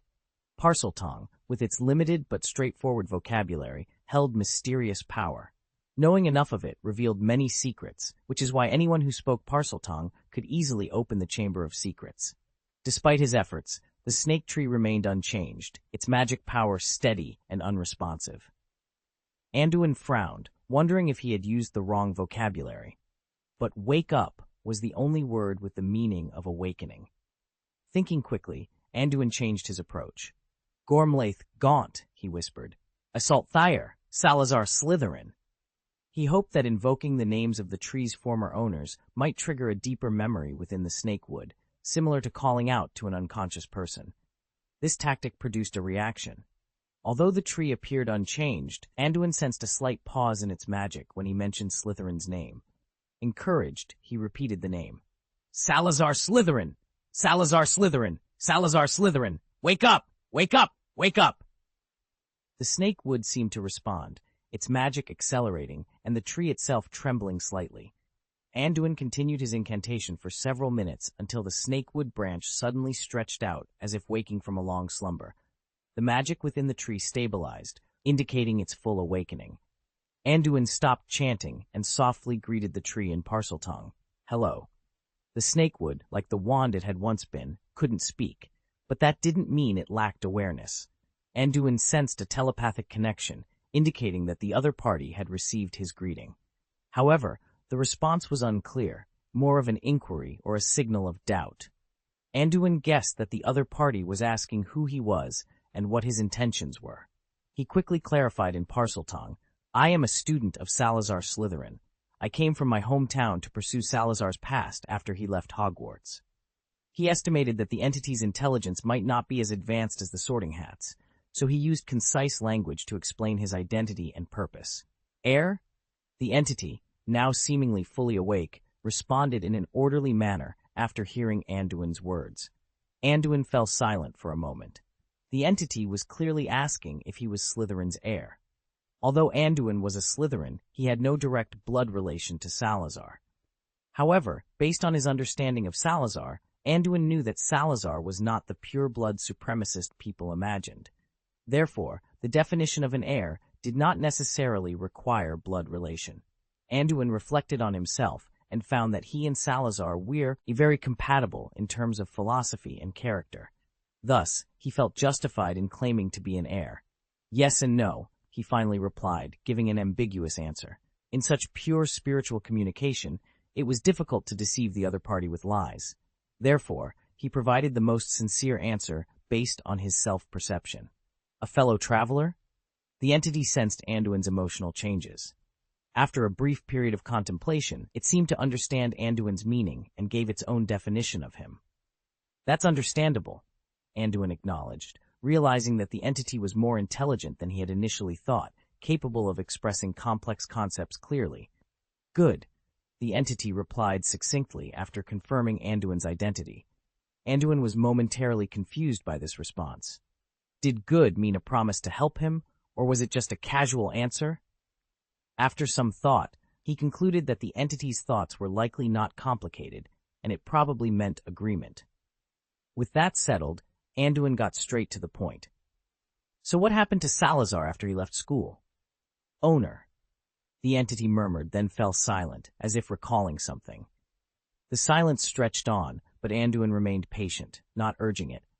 After a while, the magic power connected to the trunk of the snakewood seemed to tremble violently, accompanied by a clear and excited mental wave. "Fear, flee, die. Fear, escape, death." Anduin instinctively repeated the entity's words, falling into deep thought. Despite the brevity of the reply, it contained significant information.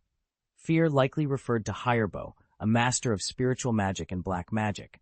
Nick Flamel had mentioned that Hirebo's presence was shrouded in fear. Although the exact details of the entity's words were unclear, the general meaning was discernible. It suggested that Salazar encountered fear or a place filled with fear. It was also possible that Salazar was affected by fear.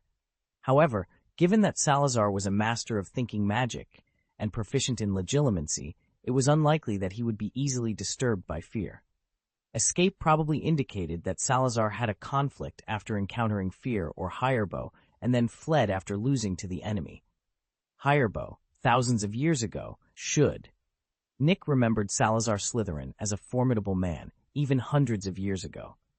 Given Salazar's strength, it was plausible that he could have encountered and successfully escaped from a dangerous situation. However, the possibility of his death lingered. It certainly wasn't Hirebow who died, as Nick had encountered him several times over the centuries. This left Salazar Slytherin as the likely candidate. Could he have escaped a conflict with Hirebow only to succumb later? Was he mortally wounded in battle, or did he fall victim to a curse or virus? After pondering for a long time, Nick concluded that Salazar's death due to severe injuries was the most reasonable explanation. This would imply that Hirebow was even more powerful than imagined, capable of inflicting serious harm on Salazar, even at the height of his power.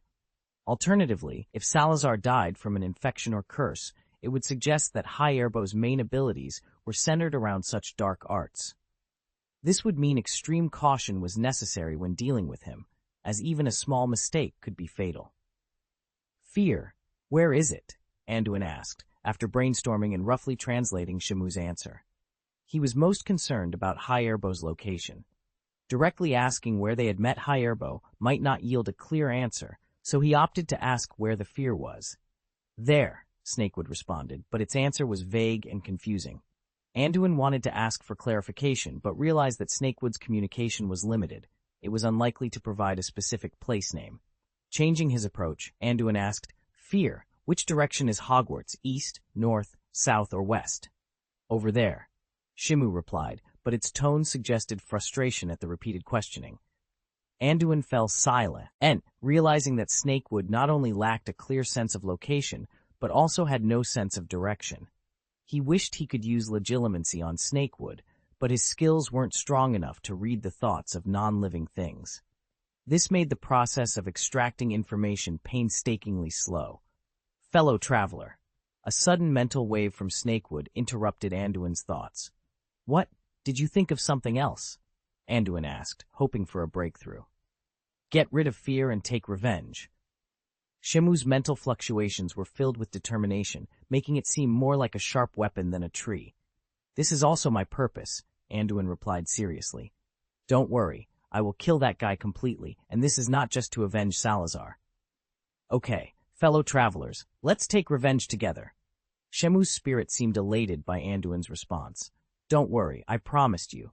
"You don't need to repeat it," Anduin replied casually. But then, he realized the implication of Shemu's words. Together? What did that mean? "Don't, you'll get into big trouble if you leave here." Anduin began to protest, but Shemu had already started its actions. The snake tree stretched its branches as if waking from a long slumber. The wavy patterns on its bark and its slender leaves began to glow with a bright dark green light. Soon, the ray of light gradually enveloped the entire tree. Accompanied by a crisp crackling sound, the body of the snakewood began to shrink at a slow but steady pace. Describing it as shrinking might not be entirely accurate. It was more like the tree was reversing its growth, slowly regressing from an adult tree back to its earlier stages. As the snakewood shrank, it became the center of a circle, emitting dark green light spots outward. These light spots resembled falling leaves or feathers that had lost their gravity, floating gently around. They moved like ghosts, passing through inanimate objects such as houses and rocks. However, when they collided with living beings, they clung to them like raindrops, gradually blending in. All life forms touched by these light spots, whether human, animal, tree, flower, or plant, felt a lightness throughout their bodies. Simultaneously, any pain or scars they had began to slowly heal. These light spots were imbued with healing properties, a final gift from the snakewood to Iphamone, who had been its companion for hundreds of years. Anduin, standing right in front of the tree, watched in a daze. He wasn't surprised by the snakewood's generosity, but he was struck by the realization that the essence of these light spots was remarkably similar to that of the Philosopher's Stone, pure life energy. End of this chapter. Chapter 810, Active Defense Module. Familiar yet unfamiliar life energy was frantically pouring into Anduin's body, who was closest to the snakewood. At this moment, he could feel his body slowly changing. His physique was becoming stronger, and even his magical reserves had slightly expanded. This surprised Anduin. Was this life energy different from that of the Philosopher's Stone? The energy extracted from the Philosopher's Stone, which combines magic power and life breath, has the effect of improving physical fitness, but it has its limits. At least, it has no effect on wizards of Anduin's level, which is why the life potion he made with the Philosopher's Stone can only benefit low-level wizards at most. However, the green light spots released by the snakewood at this time had a higher concentration and quality, and they could even benefit his body. Of course, such an effect might also be related to Anduin absorbing the most light spots, as he was the closest to the snakewood. After carefully feeling the energy emanating from the snakewood, Anduin gradually discerned the difference between it and the Philosopher's Stone. The energy of both is a collection of extremely pure magic power and life energy. The difference is that the Philosopher's Stone has a much higher proportion of magic power compared to the snakewood. In contrast, the green light spots cast by the snakewood had a higher proportion of life energy.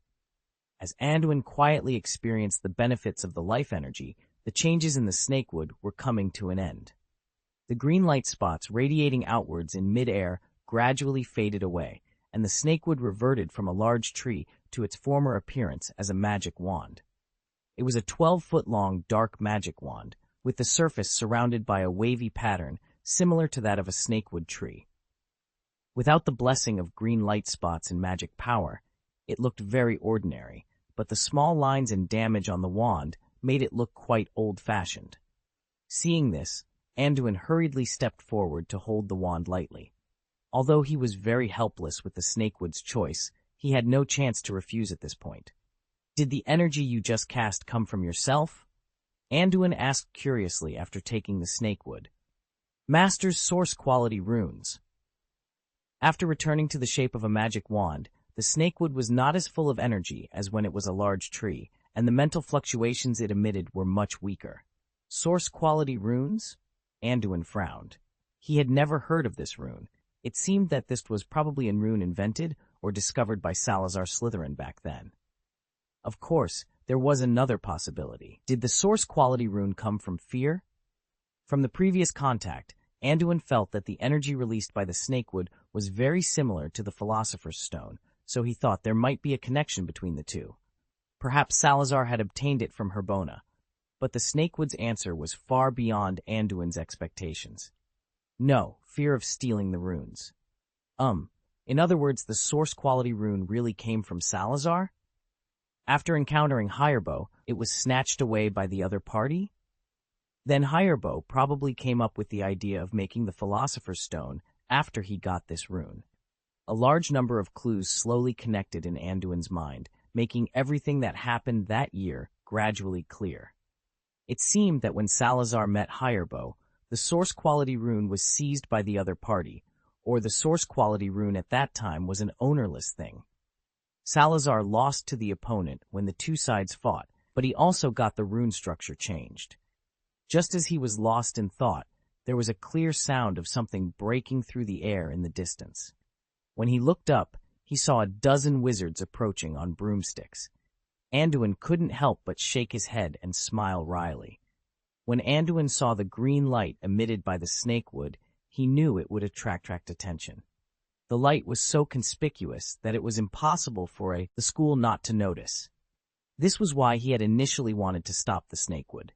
He hadn't intended to take it when he came to Ufamoni, and now things had become complicated. However, with his strength, he didn't worry about the faculty members. He was here to find answers, not to engage in a fight. His primary concern was how to leave without revealing his identity. Fortunately, he had already changed into the costume of the suicidal bird, but that alone wasn't enough.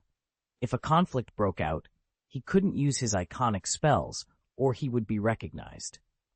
After considering his options, Anduin quickly retracted the shielding jammers he had placed around him.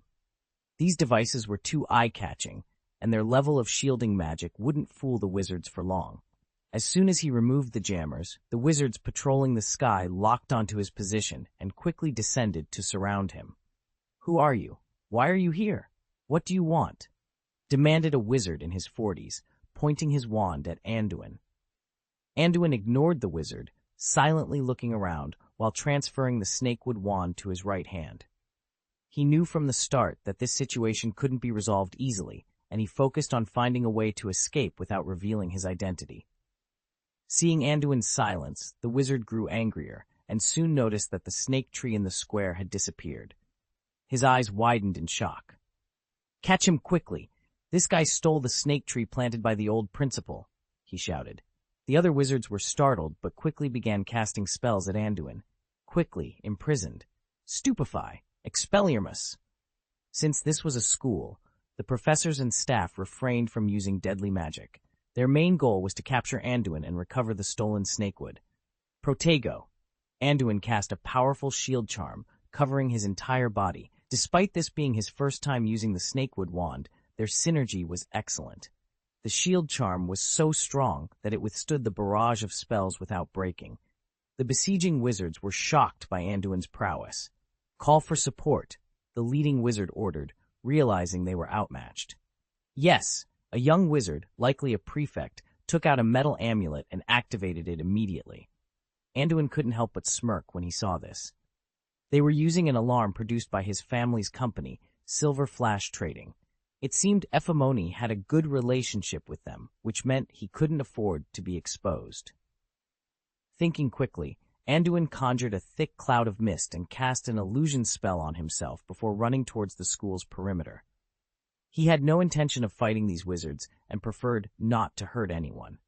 Unfortunately, like Hogwarts, Ephemoni prohibited apparition, and using a flying cloak or other alchemical props would be too conspicuous. The wizards, unaware of Anduin's plan, continued their pursuit. The leading wizard, seeing Anduin's spell, immediately, "That guy wants to escape.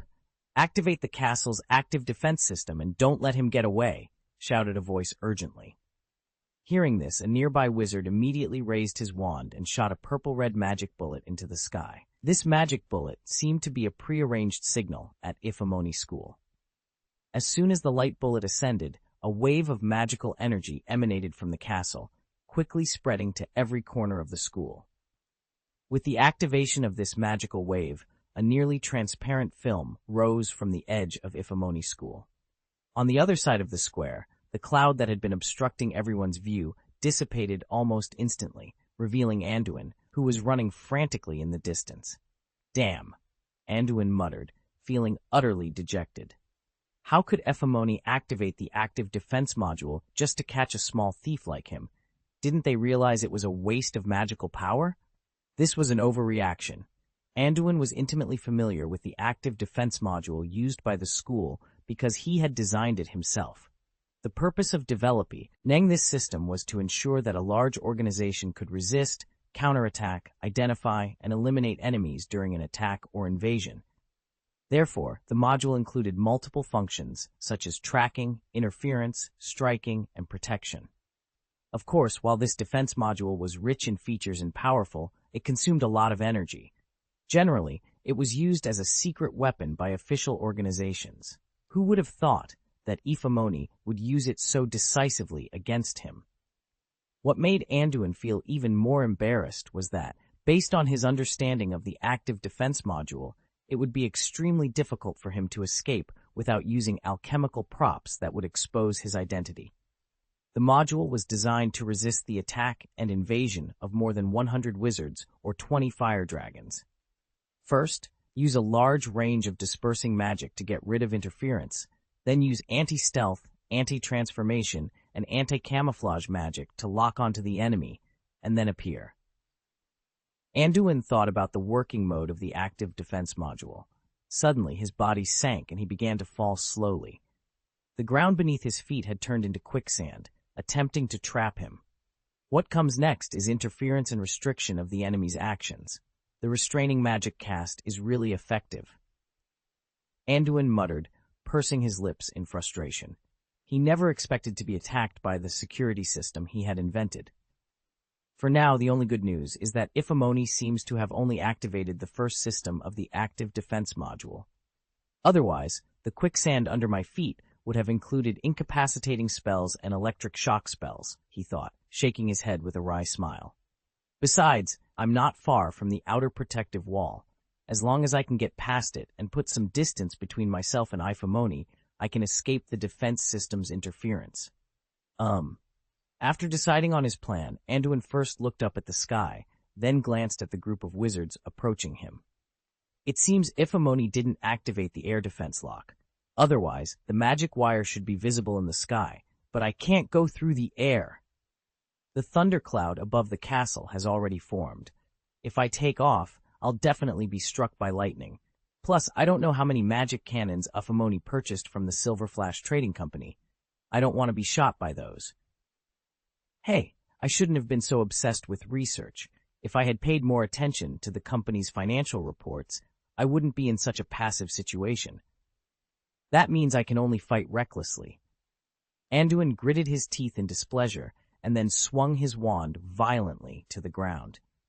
Immediately, the quicksand beneath his feet began to harden rapidly, cracking under the force of another impact spell. Because he was hiding his identity, Anduin didn't dare to use his brute strength, as it would reveal that his physical abilities were far beyond those of a normal person. After neutralizing the quicksand, Anduin pointed his wand at the ground in front of him. A smooth ice path instantly formed.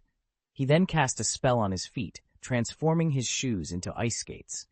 With a swift motion, Anduin began gliding away on the ice. As he skated forward, Anduin continuously cast spells on the ground. The active defense system's dispelling magic meant that the ice path he created wouldn't last long, so he had to keep casting the spell to maintain the ice. The wizards chasing him were stunned by Anduin's actions. They hadn't expected him to have such a trick up his sleeve. They thought they had him when he fell into the quicksand, but now he was pulling further and further away. Seeing this, many of the wizards grew anxious and quickly took out their broomsticks to speed up their pursuit. However, as soon as they ascended into the sky, they were struck by a series of lightning bolts, knocking them down one by one. "Oh no!" the leading professor exclaimed, slapping his thigh. "I didn't anticipate encountering enemies and knelling. I didn't have time to give you the recognition amulet. Now, the air defense system is probably treating all airborne creatures as enemies and attacking indiscriminately. Then what should we do? Not only is this guy powerful with spells, but he's also a master skater. We can't catch up on foot," a companion complained anxiously. "If you can't catch up, you have to find a way," the leading professor shouted sternly. "Don't worry, there's a protective shield ahead. With the strength of that magic wall, he won't be able to break through it easily. Our support should be on the way." End of this chapter. Chapter 811. Anduin breathed a sigh of relief as he saw the pursuers behind him get caught in a massive blunder, struck by lightning from their own air defense system. However, he knew he couldn't afford to relax just yet. He was well aware of the strength of the protective wall he was about to face. According to the specifications he had set for the security system of large institutions, once the active defense module was activated, the protective shield would have at least 1,000 protection points. This meant that any spell attacking the magic cover would need to accumulate more than 1,000 points to break through it. And this was just to create an opening. The speed had to be fast enough, or the damage would quickly heal. Of course, there was an easier way to get through this magic shield. Anduin had a back door and could even close it remotely, but doing such a thing now was out of the question. After some thought, Anduin decided to use brute force to crack it. Even so, he dared not use all his strength, as it could expose his identity if he wasn't careful. Rushing under the protective shield, Anduin swung his wand wildly, triggering 7 or 8 thunderbolt explosion spells in quick succession, all aimed at a single point. The violent explosions shook the magic wall repeatedly, and it took a considerable amount of time to create a hole large enough for a person to pass through. However, the gap was already healing at a speed visible to the naked eye. Seeing this, Anduin didn't dare to delay. He curled up and rushed out. The wizards chasing him were anxious.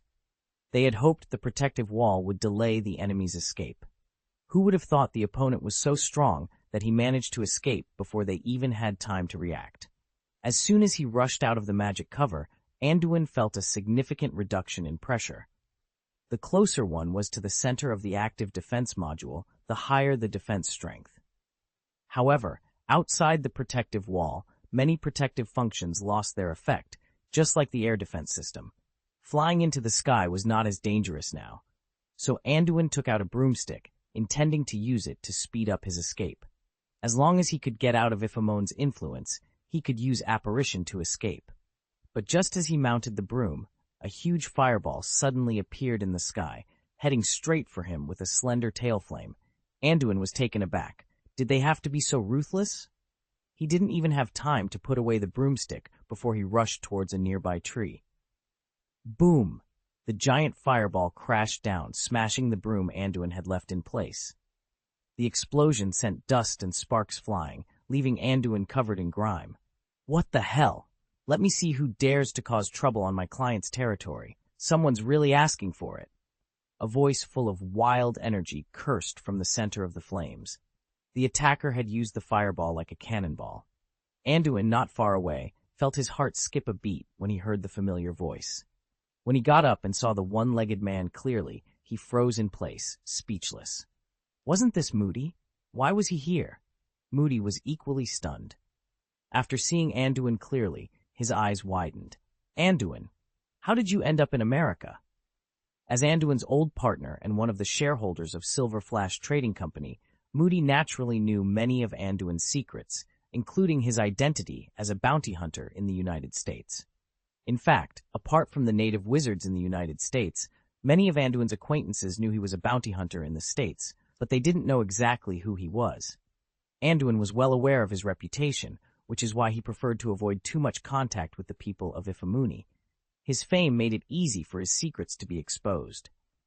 After Moody and Anduin recognized each other, an awkward silence fell between them. Both were embarrassed and unsure of what to say. They knew they couldn't acknowledge each other here, as it would offend Iphamuni, a significant client. Mr. Moody, a dozen Wizza, RDS from the school, visible through the magic barrier, looked at each other anxiously. The leading wizard shouted, "We must not let this damned thief escape. He stole the school's precious antiques.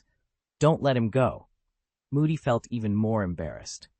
Letting Anduin go was inappropriate, but arresting his boss was even worse. He regretted getting involved in this mess.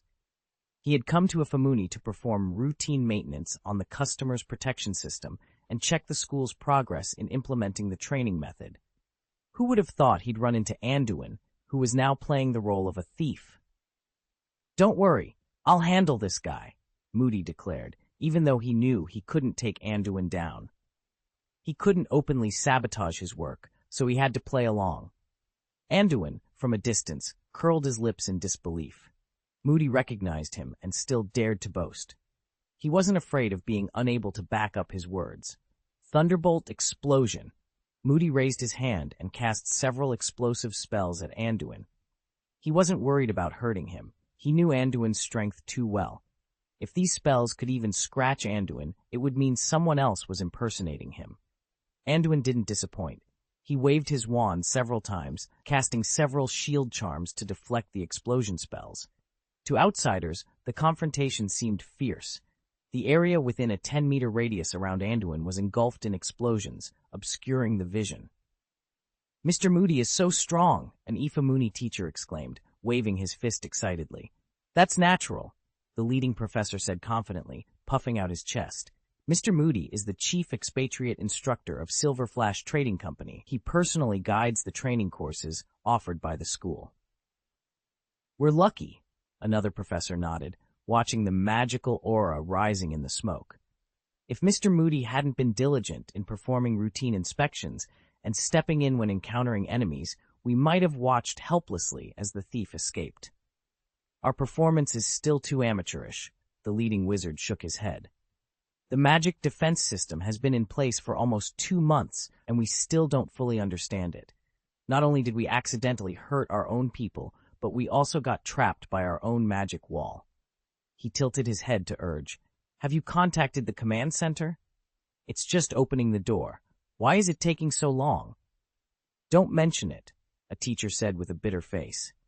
I've already cast the Patronus charm to communicate with the school, but Jack, who's on duty today, is a novice. He's never manipulated the school's defense system before.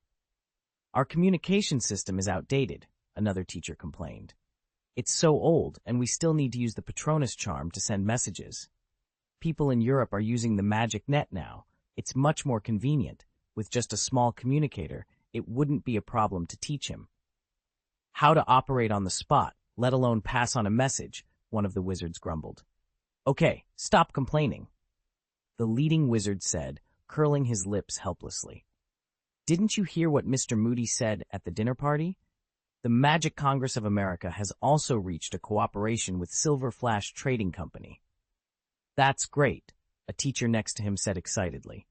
I have a relative who lives in Germany, and I heard from him that in addition to communicating with the magic net, you can also use magical props to project and watch programs. Outside, Moody was still engaged in a fierce battle, or at least it seemed that way. Inside the magic hood, the staff of Ilvermorny were chatting casually. They had great confidence in Moody's strength, and they had just received news that the thief had not destroyed or stolen anything other than the snakewood. The snake tree wasn't very important to the school. Its existence was more symbolic. After all, it was planted by the school's founder, and losing it would be a blow to their pride. When the school's history is compiled in the future, the current principal all might be blamed for losing the relic. But this had nothing to do with the staff. The responsibility wouldn't fall on them. The reason for the big battle tonight was that the school had just built a new security system. Moody, who was in charge of selling and maintaining this system, happened to be visiting. He had been praising the defense module to the skies. Coincidentally, the school encountered an intruder tonight. Under such circumstances, who could resist turning on the system to celebrate, or rather, to test it? Judging by the actual effect, the security system was very satisfactory, especially in terms of air defense. Outside the magic hood, in the constantly surging smoke and dust, Moody and Anduin fired magic spells one after another, but it was clear they were just going through the motions. What's going on with you? How did you end up at Ilvermorny? Anduin leaned closer to Moody, raising his own doubts. Are you seriously asking me that? Moody rolled his eyes. I've been selling courses and security systems for the past 2 years, and Ilvermorny is a major customer. Why wouldn't I be here? On the contrary, why aren't you staying at Hogwarts as a professor? Why did you come to the United States and start working as a thief here? Didn't you see that Ilvermorny uses our products? Aren't you afraid of ruining our reputation? Facing Moody's questioning, Anduin could only reply helplessly, I can't help it. I have my own difficulties. The snakewood I took tonight is actually Salazar Slytherin's wand, and it involves a big secret. Moody was shocked. It was the first time he had heard of this, and he asked curiously, a big secret? What secret requires you to go there yourself? I can't tell you the details right now, Anduin said seriously. I can only tell you that this secret involves the life and death of many people, and I'm still looking into the details. Seeing Anduin's seriousness, Moody knew the matter was important. Okay, so how should we end this now? I can't just let you go. Ilvermorny is a major customer of the company and has always maintained a good relationship with us. I plan to wholesale training and teaching aids for them in the future. Once the magic net opens, there will be a big market here. You have a good plan, Anduin smiled. Since Moody was rehired by him, he had started to let himself go. The overseas business of Silver Flash Trading Co. Ltd. had progressed smoothly, largely thanks to Moody. How about this? Anduin pondered for a moment. Let's have a symbolic fight to make the scene a bit more intense. Then, I'll use the portkey to escape. This way, you can look good and you can still have a proper fight with Ifamo. You should have used the portkey from the start. Why make such a fuss? Moody grumbled, curling his lips in exasperation. I didn't want to use it initially, Anduin admitted, feeling somewhat helpless. Ordinary people can't easily obtain portkeys, and using one risks revealing my identity. But since you're here, as long as we put on a good show, they shouldn't suspect me. All right, Moody nodded. But I won't hold back. Those professors have sharp eyes. I can't deceive them with fake spells. No problem. Bring it on, Anduin agreed, then jumped back to his previous position. Hey, come on then. Moody grinned, his ferocious face looking even more menacing. Fire! With a loud shout, Moody's wand emitted a monstrous pillar of fire. As he swung his arm, the fire transformed into a wave, surging towards Anduin. Good grief, you really don't hold back, Anduin muttered, smacking his lips in exasperation. He then flicked his wand forcefully. Aguamenti! As Anduin cast the spell, the simple magic was immediately infused with immense energy. A fountain-like column of water erupted from beneath his feet. In an instant, a pond with a radius of tens of meters formed on the ground. The water seemed to come alive, transforming into massive waves that crashed towards the pillar of fire. End of this chapter. Chapter 812, The Search. The thick masses of water and wild flames collided violently. Under the control of Moody and Anduin, the water and flames transformed into giant beasts of various forms, constantly biting and fighting in midair. The battle grew more intense, and its scope widened. Soon, a large area outside the magic wall was completely covered by water and fire, even reaching heights of more than 10 meters in the air. Seeing this spectacular scene, the wizards of Ilvermorny couldn't help but be dumbfounded. Are you sure this is just a rogue and not a legendary wizard duel? Do they have to fight so fiercely? One school wizard exclaimed. Is this thief a little too strong? Another wizard questioned. His strength has already surpassed most of the aurors of the Magic Congress. Who is this guy? Daring to come to Ilvermorny to cause trouble. He must have some serious skills, a well-informed professor reminded. Judging by his attire, he looks like one of those bounty hunters who operate on the edge of morality. Bounty hunter? Does that mean he might be working for someone? A faculty member speculated. It's not impossible, another agreed. Who would want to challenge Ilvermorny? Could it be the scavengers? They were very active some time ago, weren't they? For some reason, everyone's speculation about Anduin's identity suddenly went astray. Now, they were wondering if today's farce was orchestrated by some mysterious organization, possibly with a big conspiracy behind it. Only the leading professor shook his head helplessly and refocused his attention on the duel. Isol and James above, Mr. Moody is too dedicated. He didn't hesitate in the face of such a tough opponent. Indeed, Mr. Moody obviously didn't need to intervene, but he still stepped forward without hesitation. Another staff member echoed. While everyone was watching this shocking duel, the magic wall in front of them suddenly rippled and then melted into a hole large enough to accommodate several people. Finally, the passage is open. I thought the command center would keep us here forever, the leading professor complained, then shouted excitedly, Mr. Moody, here we come. Let's leave this bastard to us. With that, the leading wizard rushed out with a group of teaching staff. To be honest, it was shameful enough to take so long to catch a thief and to rely on outsiders to hold back the opponent. So everyone was in a state of full fighting spirit, eager to take over the battle personally. Hearing the voices from the crowd, Moody's heart tightened. He gave Anduin a hurried wink, signaling him to act quickly to avoid complications as the battle became chaotic. Anduin understood this well. Before the wizards of Ilvermorny could approach, he exerted all his strength and pushed the water around his body outward. In the previous confrontation, Anduin had always been on the defensive, but his clear water like a spring spell never stopped. Although he appeared to be on the passive side, the accumulated water flow had gathered into a massive force. When he fully released the clear water, the scene was earth-shattering, as if a real tsunami had appeared. The wizards rushing forward were taken aback, but they were the teaching staff of a magic school, including several in-service professors. So in the face of this monstrous wave, their reactions were swift, and they began to cast spells to resist. Some wizards were quite skilled in transfiguration, transforming the water into ice or stones. Others used spells to disperse the water directly, and some wizards, relying on their upright nature, used full-body protection or armor curses to defend. But the sheer amount of water was overwhelming. The volume of water that Anduin released was immense. The tremendous pressure from the turbulent flow immobilized the wizards who had come to reinforce them. Some of the less experienced wizards were even swept away by the massive waves. Amidst the chaos, Anduin quickly took out a portkey from his pocket, gave Moody a knowing look, activated it, and vanished instantly. Seeing this, the wizards of Ilvermorny grew anxious and tried to stop or interfere with Anduin's escape.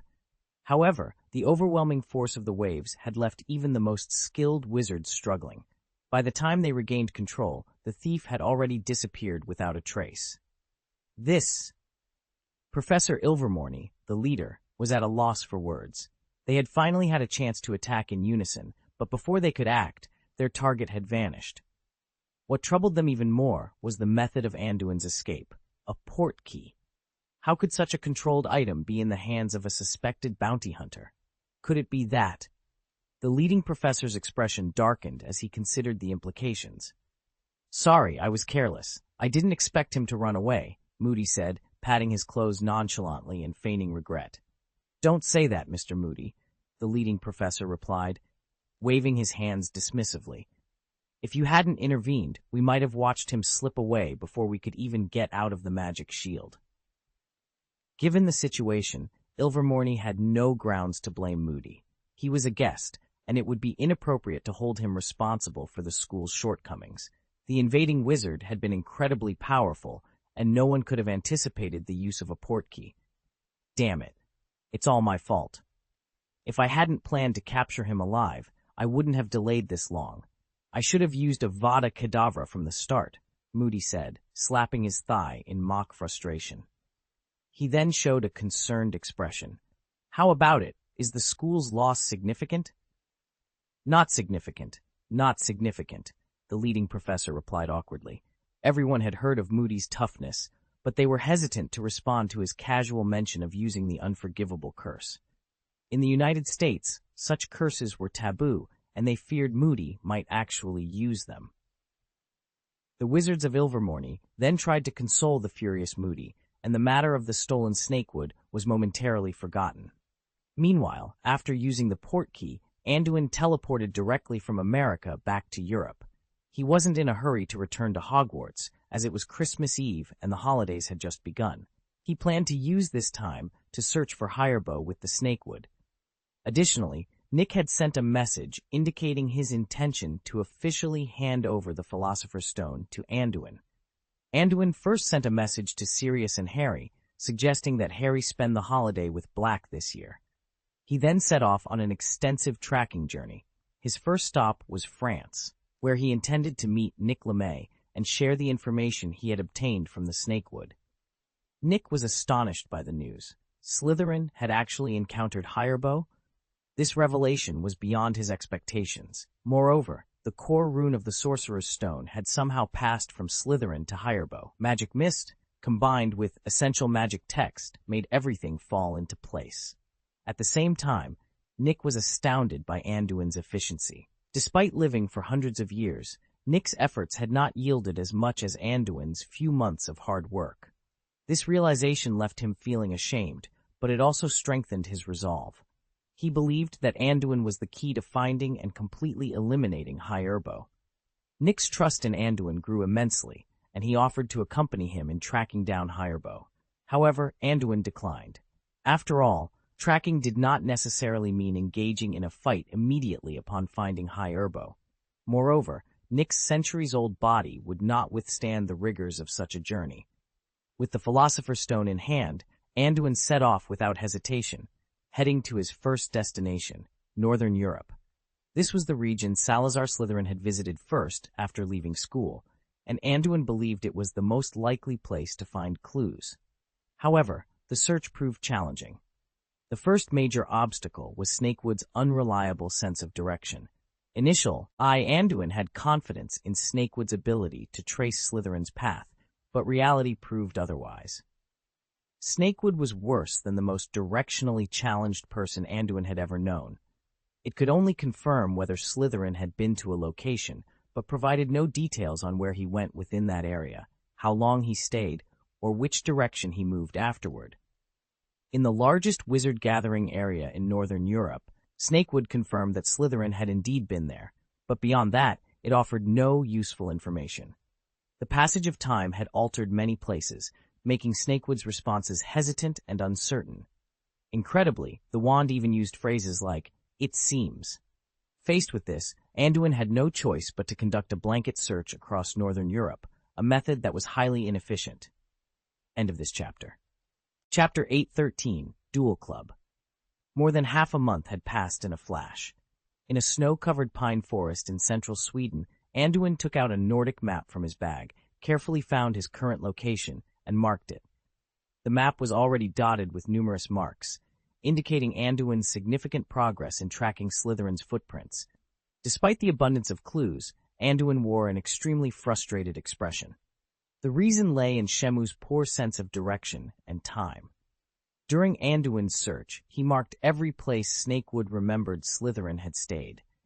After this period of thorough tracking, he had gathered a lot of information, evident from the dense marks on the map. Logically, this was a great progress, proving that Slytherin had indeed stayed in northern Europe for a long time. The marks could roughly describe Slytherin's movements. However, the problem was that these markers had no chronological order. Anduin couldn't determine where Slytherin had gone first or in which direction he was moving. It was unclear whether these markers were from Slytherin's initial arrival in northern Europe. The more clues Anduin found, the more confused he became. From the map, he could only roughly judge that Slytherin had stayed in Norway and Sweden for a while. It seemed Slytherin had landed on the southern coast of Norway, moved up along the coastline, turned right in central Norway, wandered in central Sweden, and then moved straight up to the north coast of Norway. But this was only a guess based on Anduin's experience, and the sequence could be the opposite. The route might have been wrong from the start, possibly due to multiple trips to and from northern Europe. From a logical perspective, Slytherin might go in two directions afterward. One is to move from the north coast to Finland, then either go south into Finland's hinterland or east into Russia. Anduin muttered to himself, staring at the map. But it's also possible that he went north into the Arctic Ocean, then either to Greenland or directly to the North Pole. Of course, all of this could be wrong. Maybe he landed from northern Norway and then went south. Considering all possibilities, Anduin shook his head helplessly. It seems there's no way to trace Slytherin's final whereabouts in the short term. But what can be concluded is that during his time in northern Europe, Slytherin encountered no accidents, at least from the information given by Shemu. That means the place where Slytherin encounters Herbo is either east or north. There's a small chance it could be south, but if it were, he would have already entered Central Europe, which is unlikely. Anduin sorted out his thoughts and sighed. It seems impossible to lock down Herbo's range of activities in the short term. Let's go back to Hogwarts first. The next step in the search will rely on Snakewood and the magic net. It's more efficient to work together. It had been more than 2 weeks since he returned to Europe, meaning Hogwarts' Christmas vacation had long ended, and he had even missed several days of classes. If Anduin continued to stay in northern Europe, the school would definitely object, and he still had many experiments to continue at school. However, Anduin didn't intend to give up on tracking Herbo. He planned to push forward the progress of laying the magic net in northern Europe, which would aid in his search. Northern Europe as soon as possible. After all the communicators with detection backdoors were released, he would use local wizards to conduct investigations. It didn't matter if they couldn't collect information from the locals, because confirming that Herbo was not in northern Europe was crucial. This essentially meant they were helping to eliminate possibilities. Meanwhile, when time permitted, Anduin would continue to follow the footsteps of Slytherin based on the clues provided by Snakewood. With this in mind, Anduin carefully put away the map and took out the Snakewood wand. The matter of looking for fear is coming to an end for now. What are your plans? He asked the wand that once belonged to Slytherin. Anduin had no intention of keeping it for himself. His dark drawing was his most trusted companion, and no matter how well they worked together, he wouldn't let Snakewood follow him permanently. Their relationship was purely cooperative. As a relic of the founder of Hogwarts, Anduin, a wizard from Slytherin College, felt obligated to find a new home for it. However, This also depended on Snakewood's wishes. If it was unwilling to cooperate with other wizards, it could stay with Anduin and accept his support and maintenance. Alternatively, if Snakewood preferred, it could stay at Hogwarts to receive everyone's respect or be replanted into a tree. Fellow traveler. Snakewood seemed to enjoy cooperating with Anduin and replied without hesitation. Sorry, I have my own wand. You can follow me, but I can't use you to cast spells often, Anduin explained honestly. Air. Snakewood understood Anduin's meaning and didn't get too entangled, as it wasn't particularly emotionally rich. Follow the heirs? Anduin nodded thoughtfully, but soon became conflicted. As far as he knew, Voldemort seemed to be the only direct descendant of Slytherin. Entrusting Snakewood to that psychopath was out of the question. What if Voldemort used Snakewood against him? After some consideration, Anduin replied, Understood. When I find a suitable heir, I will introduce them to you. But until you overcome your fear, you'd better stay with me. No problem. Snakewood's response was straightforward, almost indifferent. After all, it hadn't served as a wizard's wand for hundreds of years, so it wasn't in a hurry. After understanding Snakewood's wishes, Anduin put it away carefully and returned to England through the portkey. It was already night when he arrived at Hogwarts, but what surprised Anduin was the lack of people in the corridors, even though it was too early for curfew. After questioning a few young wizards, he discovered that a notice about opening a duel club had been posted in the school, and most of the students were gathered in the auditorium. Anduin was very surprised by the news. Considering the combat magic proficiency at Hogwarts, someone daring to open a duel club seemed risky. Wasn't the professor afraid of causing trouble? Anduin only dared to let the students practice in the dungeon, but allowing them to cast spells in the castle could lead to significant issues. Driven by curiosity, Anduin headed to the auditorium. Upon entering, Anduin realized it was Lockhart who had organized the club. At that moment, Lockhart, dressed in a gorgeous dueling suit, was standing on a tall, long table that served as a dueling platform, speaking enthusiastically. However, Lockhart wasn't introducing anything of substance. Lockhart was showing off his past adventures, striking poses he thought were chic and handsome. Most of the young wizards in the audience listened with expressions of impatience, though a few girls seemed to enjoy his tales. Anduin scanned the room and spotted Snape lurking outside. He quietly made his way over to him. Snape noticed Anduin approaching and immediately complained, "You still know how to come back? The second half of the school year started days ago." "Hey," Anduin chuckled softly. "Don't worry, I've arranged all the courses. Even if I'm not here, the students won't fall behind." "Your so-called arrangement is to hand over tactical training to a dog?" Snape rolled his eyes.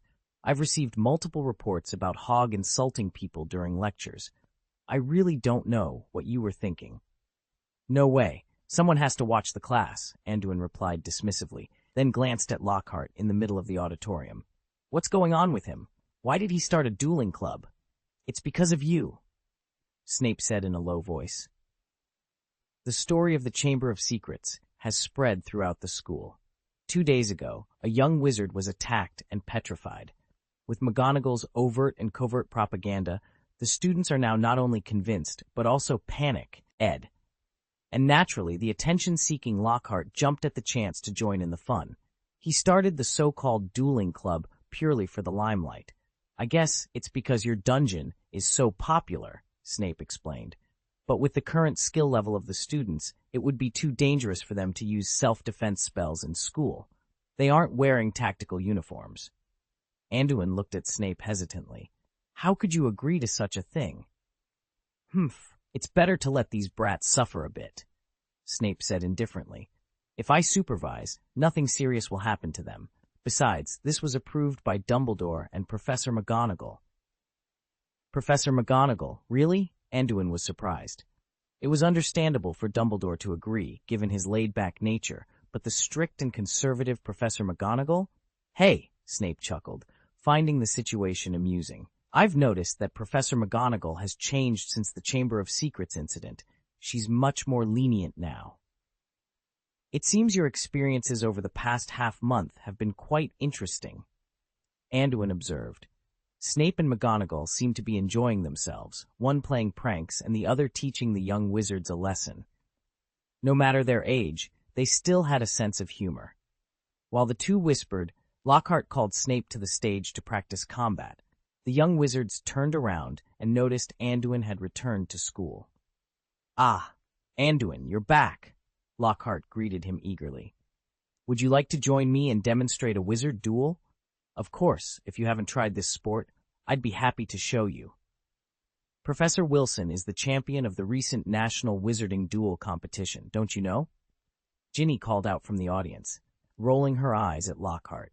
She was increasingly convinced that the new professor was incompetent, both in knowledge and practical skills. Haha, I was just joking with Anduin," Lockhart laughed awkwardly. "Of course, I know his dueling prowess." He then turned his attention back to Snape, inviting him to the stage to assist with the demonstration. Lockhart attempted to demonstrate his dueling skills, but with his limited abilities, he was no match for Snape. The two had barely finished their salutes when Snape sent Lockhart flying with a shock spell. Unfazed by his own embarrassment, Lockhart brushed it off with a few casual remarks and proceeded to recruit volunteers for further demonstrations. Harry and Ron were soon selected and stood on the dueling platform.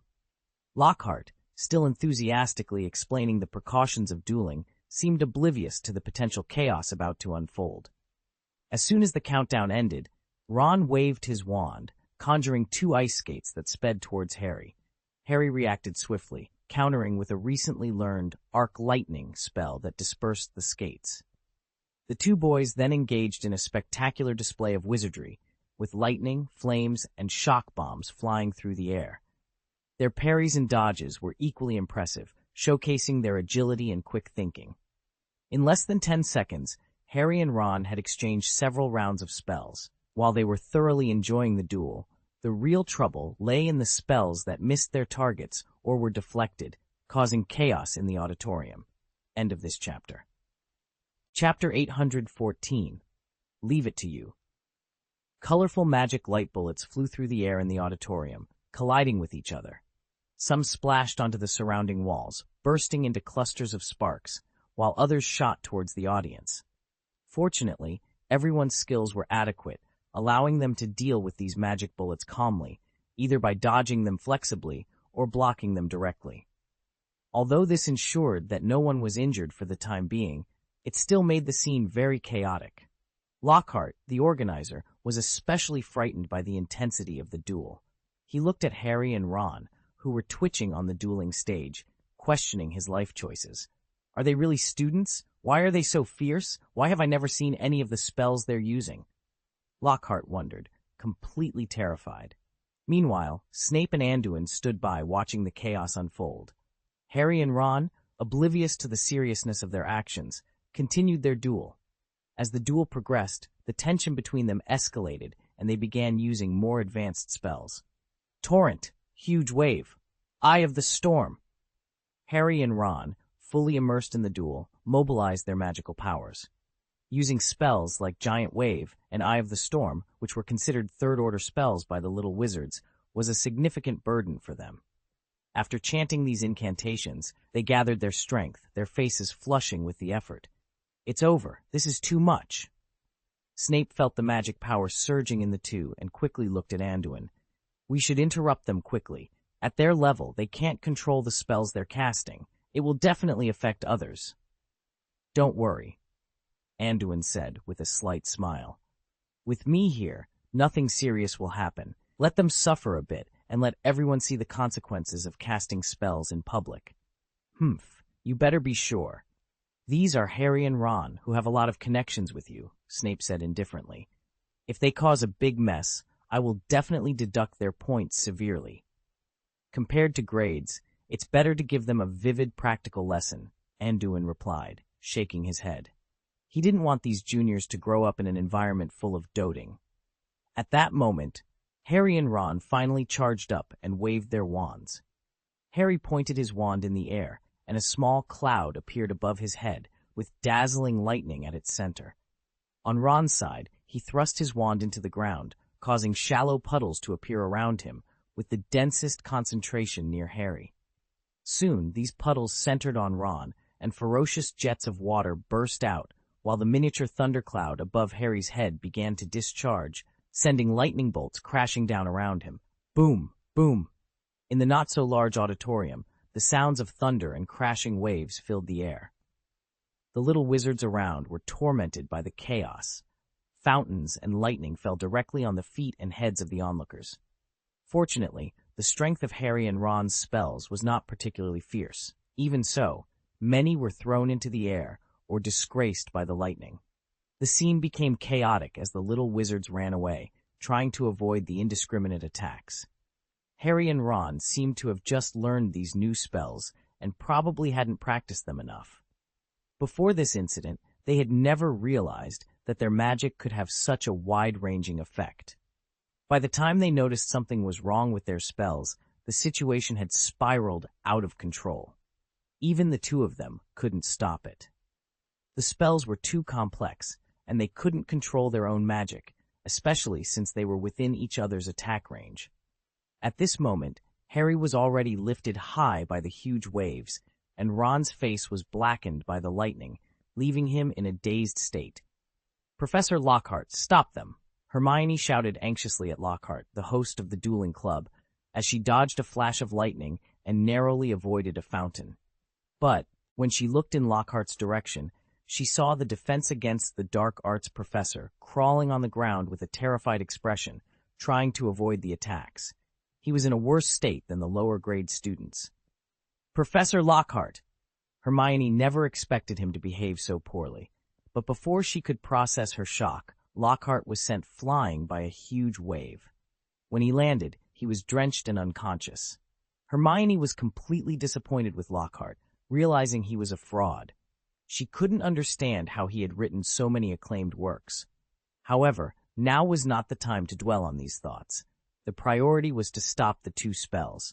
Their casters couldn't even control their own magic. Hermione quickly looked around for help and spotted Anduin and Snape standing calmly on the side. She couldn't understand their calmness and shouted, "Professor, stop this, or the auditorium will be destroyed by the flood soon." "It looks like it's about time," Anduin said with a smile, shaking his head. He then stretched out his wand and pointed it casually in the air. "Black hole!" Following Anduin's command, a small black ball the size of a baby's fist appeared above the auditorium, creating a tunnel to another world. The black hole emitted a strong, intelligent suction. The wizards in the auditorium could feel the suction, but were not affected by it. The water and electric currents, however, were drawn into the black hole, forming vortices in the air. After a while, the troublesome curses were cleaned up, and the black hole disappeared like a bubble. This scene was even more spectacular than the duel that had just taken place. All the wizards who had been hiding saw Anduin and immediately felt relieved. They had been disturbed by the recent events in the secret room and had believed Lockhart's nonsense, joining the dueling club. "Professor, you're back!" Hermione exclaimed, rushing towards Anduin. She began reporting the recent events as soon as she got close. "Professor, something serious has happened at Hogwarts." First, Filch's cat was inexplicably petrified, then all the roosters raised by Hagrid were killed. Spiders fled into the Forbidden Forest in droves. Even the day before yesterday, Colin in the first grade was attacked. An unknown threat has entered the school, and everyone thinks it's related to the Chamber of Secrets and the heir of Slytherin. After recounting the strange occurrences, Hermione looked at Anduin with hope. "Professor, everyone is waiting for you to come back and take charge of the situation." The students were visibly tense. "You want me to take charge of the situation?" Anduin frowned slightly. "So, you haven't considered solving this on your own?" Well. Except for Hermione, the other young wizards stood up and leaned towards Anduin, exchanging embarrassed glances. "Professor, that chamber has been a secret for thousands of years," Hermione said solemnly. "There are unknown monsters in there. How can we possibly handle it?" "Really?" Anduin glanced at the group indifferently. "When a mouse hides in the dark, it is also an unknown threat." He then turned his gaze back to Hermione. "You've studied my book in depth. I'm going to test you now. Can you use the information we have about the current monster to integrate intelligence and evaluate its level of danger?" Oh. Hermione hesitated for a moment before responding. The main ability of the unknown monster is petrification, and it has strong resistance to counter curses and spells.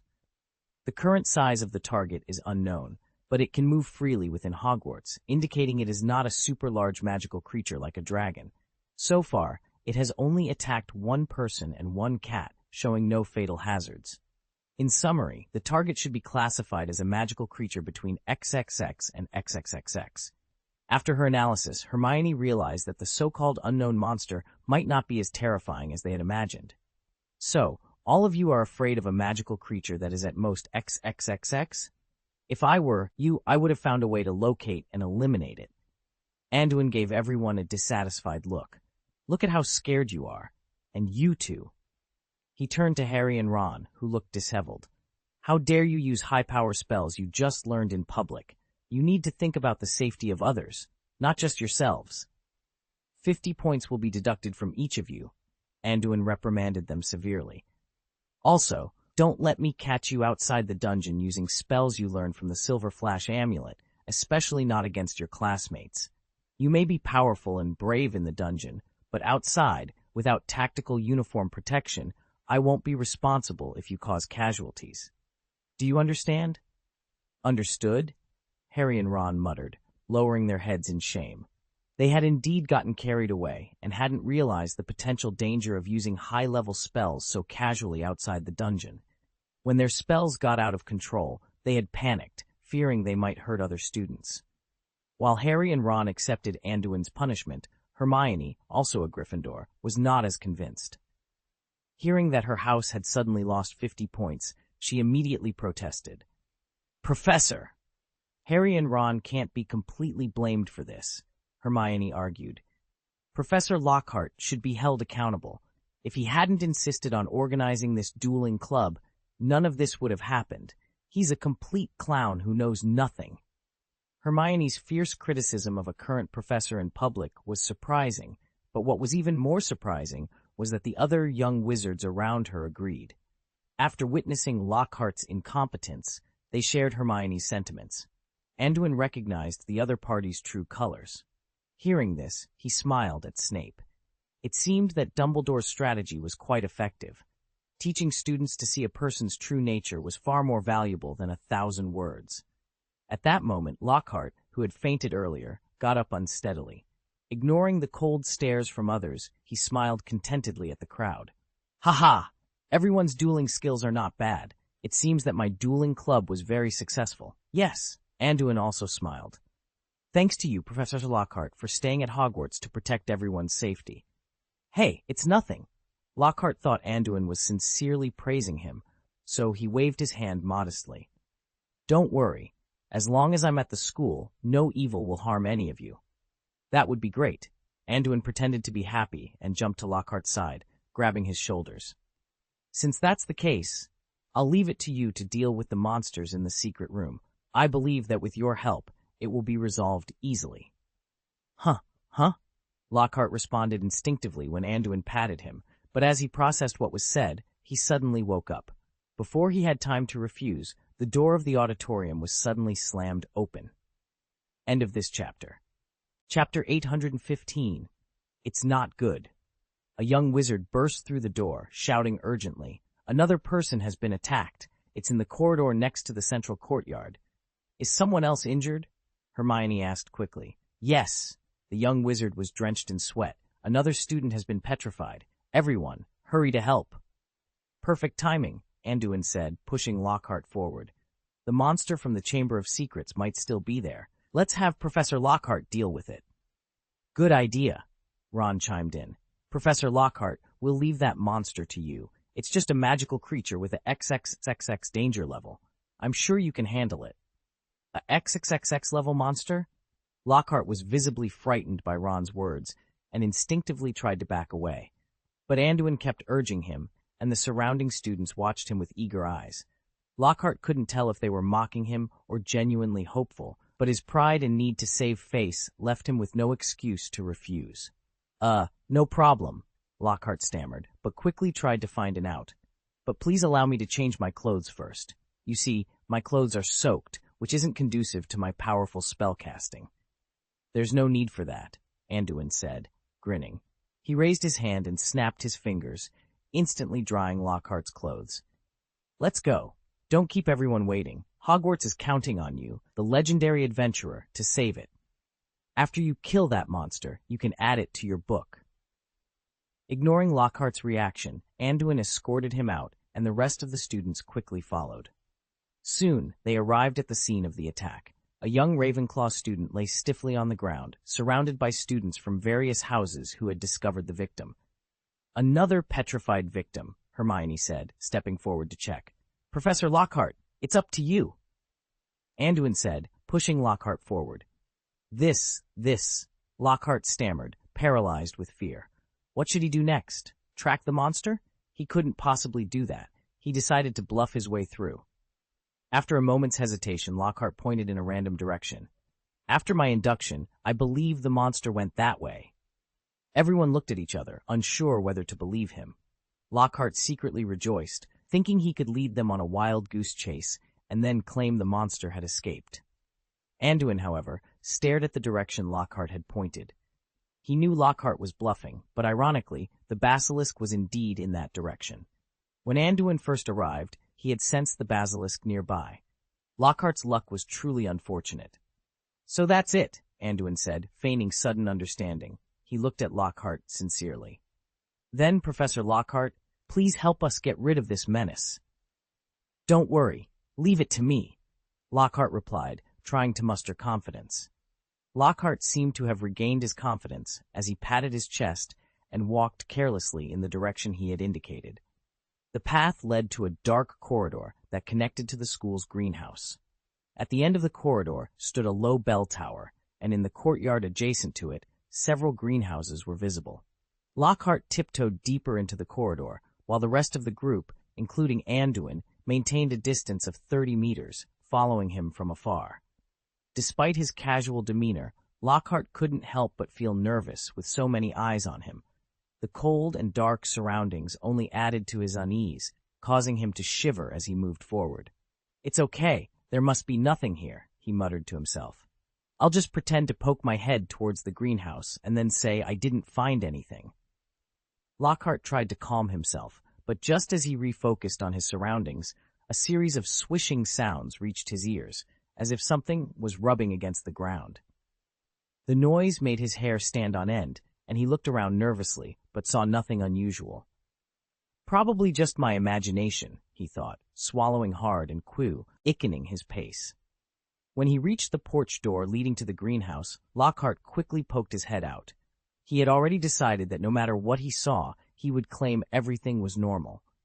However, as he looked out, he saw a thick tail protruding from the courtyard, its other end hidden behind a greenhouse wall.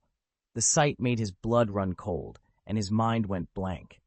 What? Lockhart screamed in terror as he came to his senses. The owner of the tail seemed startled by the scream and began to move. Help!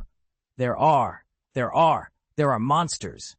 Lockhart cried, turning and running back towards the group in the corridor. By the time he reached them, his fear had left him weak and trembling, and he collapsed in front of the crowd. Seeing Lockhart's pitiful state, the 100 students present frowned. Was this man really a professor at Hogwarts? Hermione approached him eagerly. Did you see the monster? What does it look like? What kind of magical animal is it? How big is it? Lockhart, still in shock, could barely speak. No, I don't know. It's so scary. Don't embarrass me. Let me go. Lockhart. Anduin ignored his pleas and picked him up. This is unacceptable. As a defense against the dark arts professor, it's your duty to deal with dark creatures. Didn't you encounter many dangerous creatures during your travels? Under Anduin's pressure, Lockhart, half dead with fear, confessed, It's all a lie. I heard those heroic tales from others and claimed them as my own. I've never seen any dark creatures. The revelation caused an uproar among the students, who momentarily forgot about the monster. They had thought Lockhart was merely incompetent, but now they realized he was a complete fraud. What, your experiences are all lies? Merlin's beard, I once idolized you, and you're just a liar. How could you plagiarize someone else's experiences? Why didn't anyone question it? Lockhart could only stammer, I. Lockhart realized that in his impatience he had revealed the entire truth. Judging by Anduin's demeanor, it seemed he had no intention of letting him go. However, what terrified Lockhart the most was the monster lurking in the greenhouse courtyard. Desperately, he confessed, "It's me. The only thing I'm good at is using the Oblivion Curse to make those who truly accomplish these feats forget their achievements. I've told you everything. Please don't make me face that monster." After his confession, Lockhart collapsed and lost consciousness. The crowd's reaction was one of anger. Many even clamored to cast a forgetting curse on him, so he could experience the agony of forgetting everything. Hermione and her group of witches looked at Lockhart with disgust, as if their previous admiration for him was now a source of shame. "Quiet!" Anduin shouted, calculating that Hogg should have dealt with the basilisk by now. "Principal Dumbledore, the Ministry of Magic, and I will handle Lockhart's situation appropriately. It's none of your concern. Have you forgotten why we are here?" Anduin's reminder brought everyone back to their senses. They were there to search for the monster in the Chamber of Secrets. The group's relaxed demeanor was primarily due to Anduin's presence, which made them momentarily forget the lurking danger. "Hermione, Harry, Ron, Neville," Anduin called out, nodding towards the distant corridor door. "Go and investigate." "Yes," the four young wizards responded in unison, drawing their wands and moving in formation.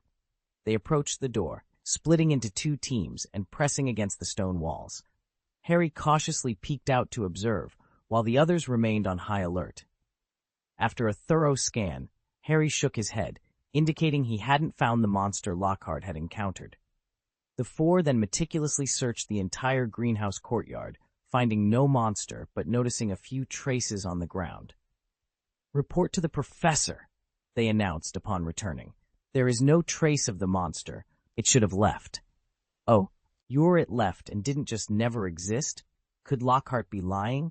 Anduin asked, feigning ignorance. He knew the basilisk had left and that Hogg was likely assisting. "You can see a large area of crushed marks on the courtyard ground. It must have been left by a monster. This monster is indeed real," Hermione said confidently after a moment of thought. Hearing Hermione's words, the hundreds of wizards around Anduin swallowed nervously. Although there had been victims before, many had hoped it was just a prank by some wizard. But now, with a victim, Lockhart's panicked confession, and Hermione's report, the reality was undeniable. "Very good." Anduin nodded in satisfaction, then addressed the crowd. "Now, I issue an official order. In light of the adverse effects of the monsters in the Chamber of Secrets on Hogwarts, on behalf of the school, I am issuing a reward to all students. Any student who finds traces of the monster and locks its location will earn 50 points for their house. If the monster is captured, an additional 100 points will be awarded. Discovering the location and secret of the chamber will also earn 100 points. A reward? 50 points for finding traces? This is too good to pass up. Wow, if all the rewards are completed, it could add up to 250 points for the house. Wouldn't this year's Academy Cup be a sure win?"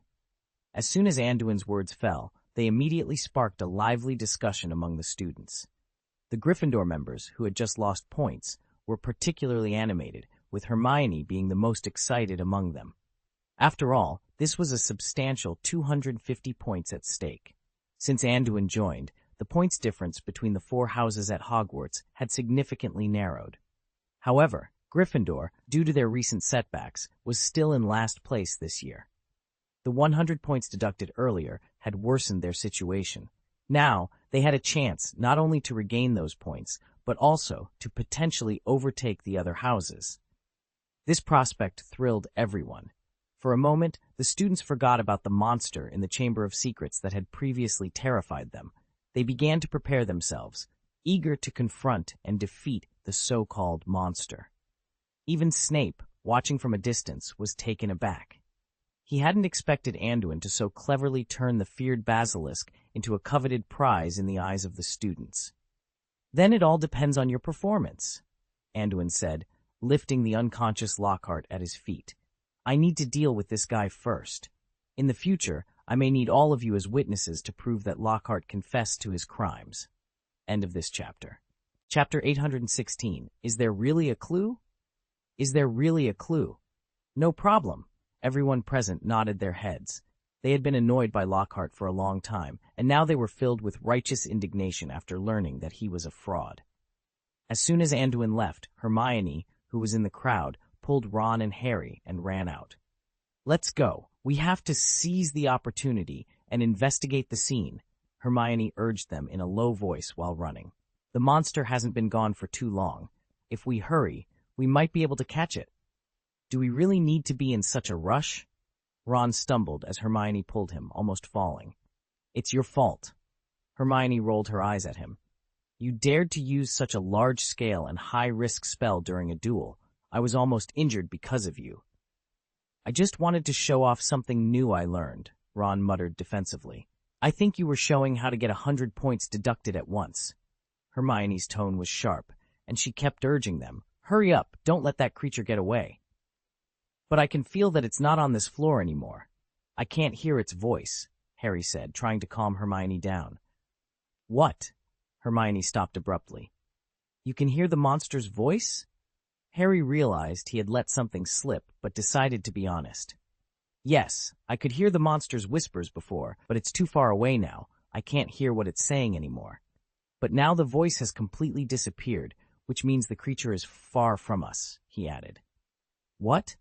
Both Ron and Neville looked at Harry in surprise. You mean you can understand the monster's language? Are you serious? Ron asked, bewildered.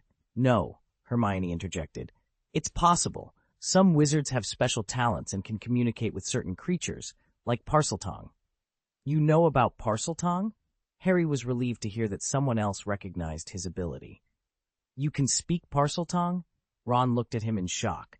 That's a talent only dark wizards have. That's just a prejudice, Harry argued. Uncle Wilson said Parseltongue is just a talent, and you can't judge a wizard's character based on it. You really know Parseltongue? And Uncle Wilson knows. Neville's eyes widened in surprise. Growing up in wizard families, they had heard stories about dark wizards who were proficient in Parseltongue, so they had an instinctive fear of it. On the contrary, Hermione, who was born to Muggle parents, didn't feel the same fear. She asked excitedly, Since you can speak Parseltongue and hear the monster's voice, does that mean the creature is a snake? Hermione's idea suddenly clicked with everyone. Even Harry realized. That's right. I didn't think of it, but I could only hear faint murmurs before. Could it be a snake creature? My brother Bill mentioned that Parseltongue can only respond to the sounds of snake creatures, Ron added, drawing from his knowledge. So, the monster is basically a snake? Then we can follow this clue and find out soon. Neville said excitedly. Shh, don't let others hear, Hermione warned, giving Neville a sharp look. But there are many magical snake-like creatures. We need to research carefully to confirm its identity. I'll leave the professional questions to you, Ron said with a smile, waving his hand dismissively. The three of us are still in charge of investigating the scene and finding a way to track its trajectory. Knowing the identity of the other party is useless if we can't locate the monster, Harry said, his voice firm. Remember to choose the tracking spell first. If you find traces left by the monster, such as hair, scales, or saliva, collect them. These are the best mediums for tracking magic, Hermione suggested, her tone practical. It's a pity we don't have tracking equipment. It would be great if we could have the tracking glasses used by Aurors. Ron shook his head regretfully. It's okay. We have other ways, Harry reassured. We can investigate more in the school, and I'll see if I can hear it again. It's a pity this is the first time I've heard the other party's voice. Otherwise, I should have realized the identity of the monster long ago, Harry added, a hint of frustration in his voice. The professor didn't offer a reward before, did he? Neville shrugged nonchalantly. Besides, earlier, we were all scared by the rumors of the Chamber of Secrets and didn't dare to act casually. How could we look for the monster so blatantly this morning? Indeed, Ron nodded in agreement. Then, as if thinking of something, he looked at Harry with wide eyes. By the way, you can speak Parseltongue. Is that why we lost the first battlefield dungeon? The group had been so focused on the monster in the Chamber of Secrets that they hadn't dwelled on Harry's ability to speak Parseltongue for long. Gradually, they began to realize its significance. This. Harry scratched his head in embarrassment, seeing that his little secret had been discovered. He replied hesitantly, "I didn't expect those exploding snakes to understand Parseltongue." "So it turns out we lost because of you." Ron laughed and playfully strangled Harry's neck, while Hermione gave him a disapproving look. Despite the tension, the group of four began their investigation, their camaraderie evident. Meanwhile, Harry didn't expect that his Parseltongue ability would end up being used for the search. At the same time, Anduin, carrying Lockhart, directly broke into the Defense Against the Dark Arts office. Anduin needed to interrogate Lockhart before handing him over to Dumbledore and the Ministry of Magic. In the heroic deeds Lockhart had heard from others, there were many details about dealing with dark magic creatures during his adventures. This wasn't something he could remember from memory. Lockhart must have kept the research materials of those wizards here. "Get up! Don't pretend to be unconscious!" Anduin threw Lockhart to the ground and shouted coldly. Lockhart trembled at the words. He had originally wanted to feign confusion, hoping to sneak away in the chaos. But Anduin had seen through his act long ago. Resigned, Lockhart got up timidly, not daring to continue his pretense. "Anduin!" Lockhart begged, his face contorted in fear. "Please let me go. As long as you don't report me to the Ministry of Magic, I'm willing to do anything. I can give you a share in the bird snake egg yolk shampoo, or all the royalties from my books." Lockhart was terrified. If someone discovered his secret, he might try to use his most proficient Oblivion curse to resist. But Anduin? Lockhart knew better than to underestimate him. Despite his bravado, Lockhart wasn't a fool. He had come into contact with some high-status wizards and had heard many rumors about Anduin. This young wizard wasn't just the owner of Silver Flash Trading Company. His real strength and the battles he had experienced were legendary. So, Lockhart racked his brains and realized he had no other solution but to beg for mercy. However, Anduin's cold smile showed he had no interest in someone with no principles. Anduin had once considered taking Lockhart under his wing, but quickly dismissed the idea. Lockhart was a pure narcissist, obsessed with deceiving people, and neither loyalty nor value could be guaranteed. Anduin glared at him coldly. "Whether I let you go or not depends on your performance. Now, tell me everything you've done since graduation, or don't blame me for being harsh." "Yes, yes, yes!" Lockhart stammered, terrified by Anduin's menacing gaze. He dared not refuse and immediately began recounting all his deeds and deceptions, including his encounters with an old Armenian wizard and a witch with a hairy chin. Initially, Lockhart had felt uneasy about his deceitful actions, but as he gained wealth and fame, he became addicted to the lies, weaving his entire life into an illusion. When he graduated, Lockhart was vain and narcissistic, but his magical abilities were decent. After all, he was a Ravenclaw graduate. However, as he grew accustomed to taking shortcuts, he increasingly relied on deception for personal gain, causing his spellcasting skills to deteriorate. Now, aside from the forgetting curse, he had forgotten all other spells. After hearing Lockhart's confession, Anduin realized the man was beyond redemption. He had transformed from a narcissist into a successful and pure liar. Anduin demanded that Lockhart hand over all the information he had swindled from wizards worldwide. Lockhart, too frightened to refuse, complied. As Anduin reviewed the thick stack of materials, letters, and personal notes, he understood the extent of Lockhart's deceit. The man had likely stolen more from other wizards than he had published in his books, including some unpublished works. Among the materials, Anduin found manuscripts detailing the lifelong efforts of many wizards. One old Armenian wizard had developed a spell to transform into a werewolf. There were also spells for long-term pest expulsion, protection against black magic creatures, and resistance to extreme cold environments. Additionally, the materials recorded the lives and experiences of numerous wizards, offering valuable insights such as how to tell time without magic in the wild, how to find food and water sources, and how to identify magical animals near a camp. These were all incredibly useful life and adventure experiences, and many of them greatly benefited Anduin.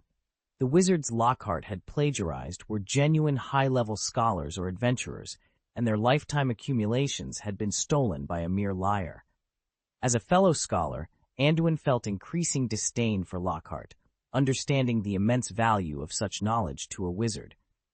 When you were in contact with those wizards, did you ever hear them mention a place that induces fear after prolonged exposure? Anduin had already decided to hand Lockhart over to the Ministry of Magic, with Azkaban as his final destination. But before doing so, he casually asked a question related to Hypor, hoping to make the most of the situation. He didn't expect much. After all, he had searched for so long without finding any clues. What could a liar possibly know? To Anduin's surprise, Lockhart's next answer was unexpected. A place that induces fear? I do recall an adventurer mentioning something like that, Lockhart said, puzzled by Anduin's question. Anduin's mind raced as he processed Lockhart's words. He had initially asked the question out of routine, not expecting any substantial lead. But now, a potential clue had surfaced. Really? Anduin's voice held a note of surprise. His casual inquiry had unexpectedly borne fruit. His expression grew serious as he pressed for more details. Where exactly? Did that wizard mention anything else? Lockhart, struggling to recall, hesitated before responding. It's a witch with a hairy chin. When I spoke with her, she mentioned experiencing something similar while traveling on an ice sheet, like a small island in northern Russia. He paused, trying to piece together the fragmented memory. At the time, she thought she had encountered a creature like a migrating witch bird, but later, she realized it wasn't. Given her instincts as an adventurer, she didn't linger and quickly left the area. Lockhart continued.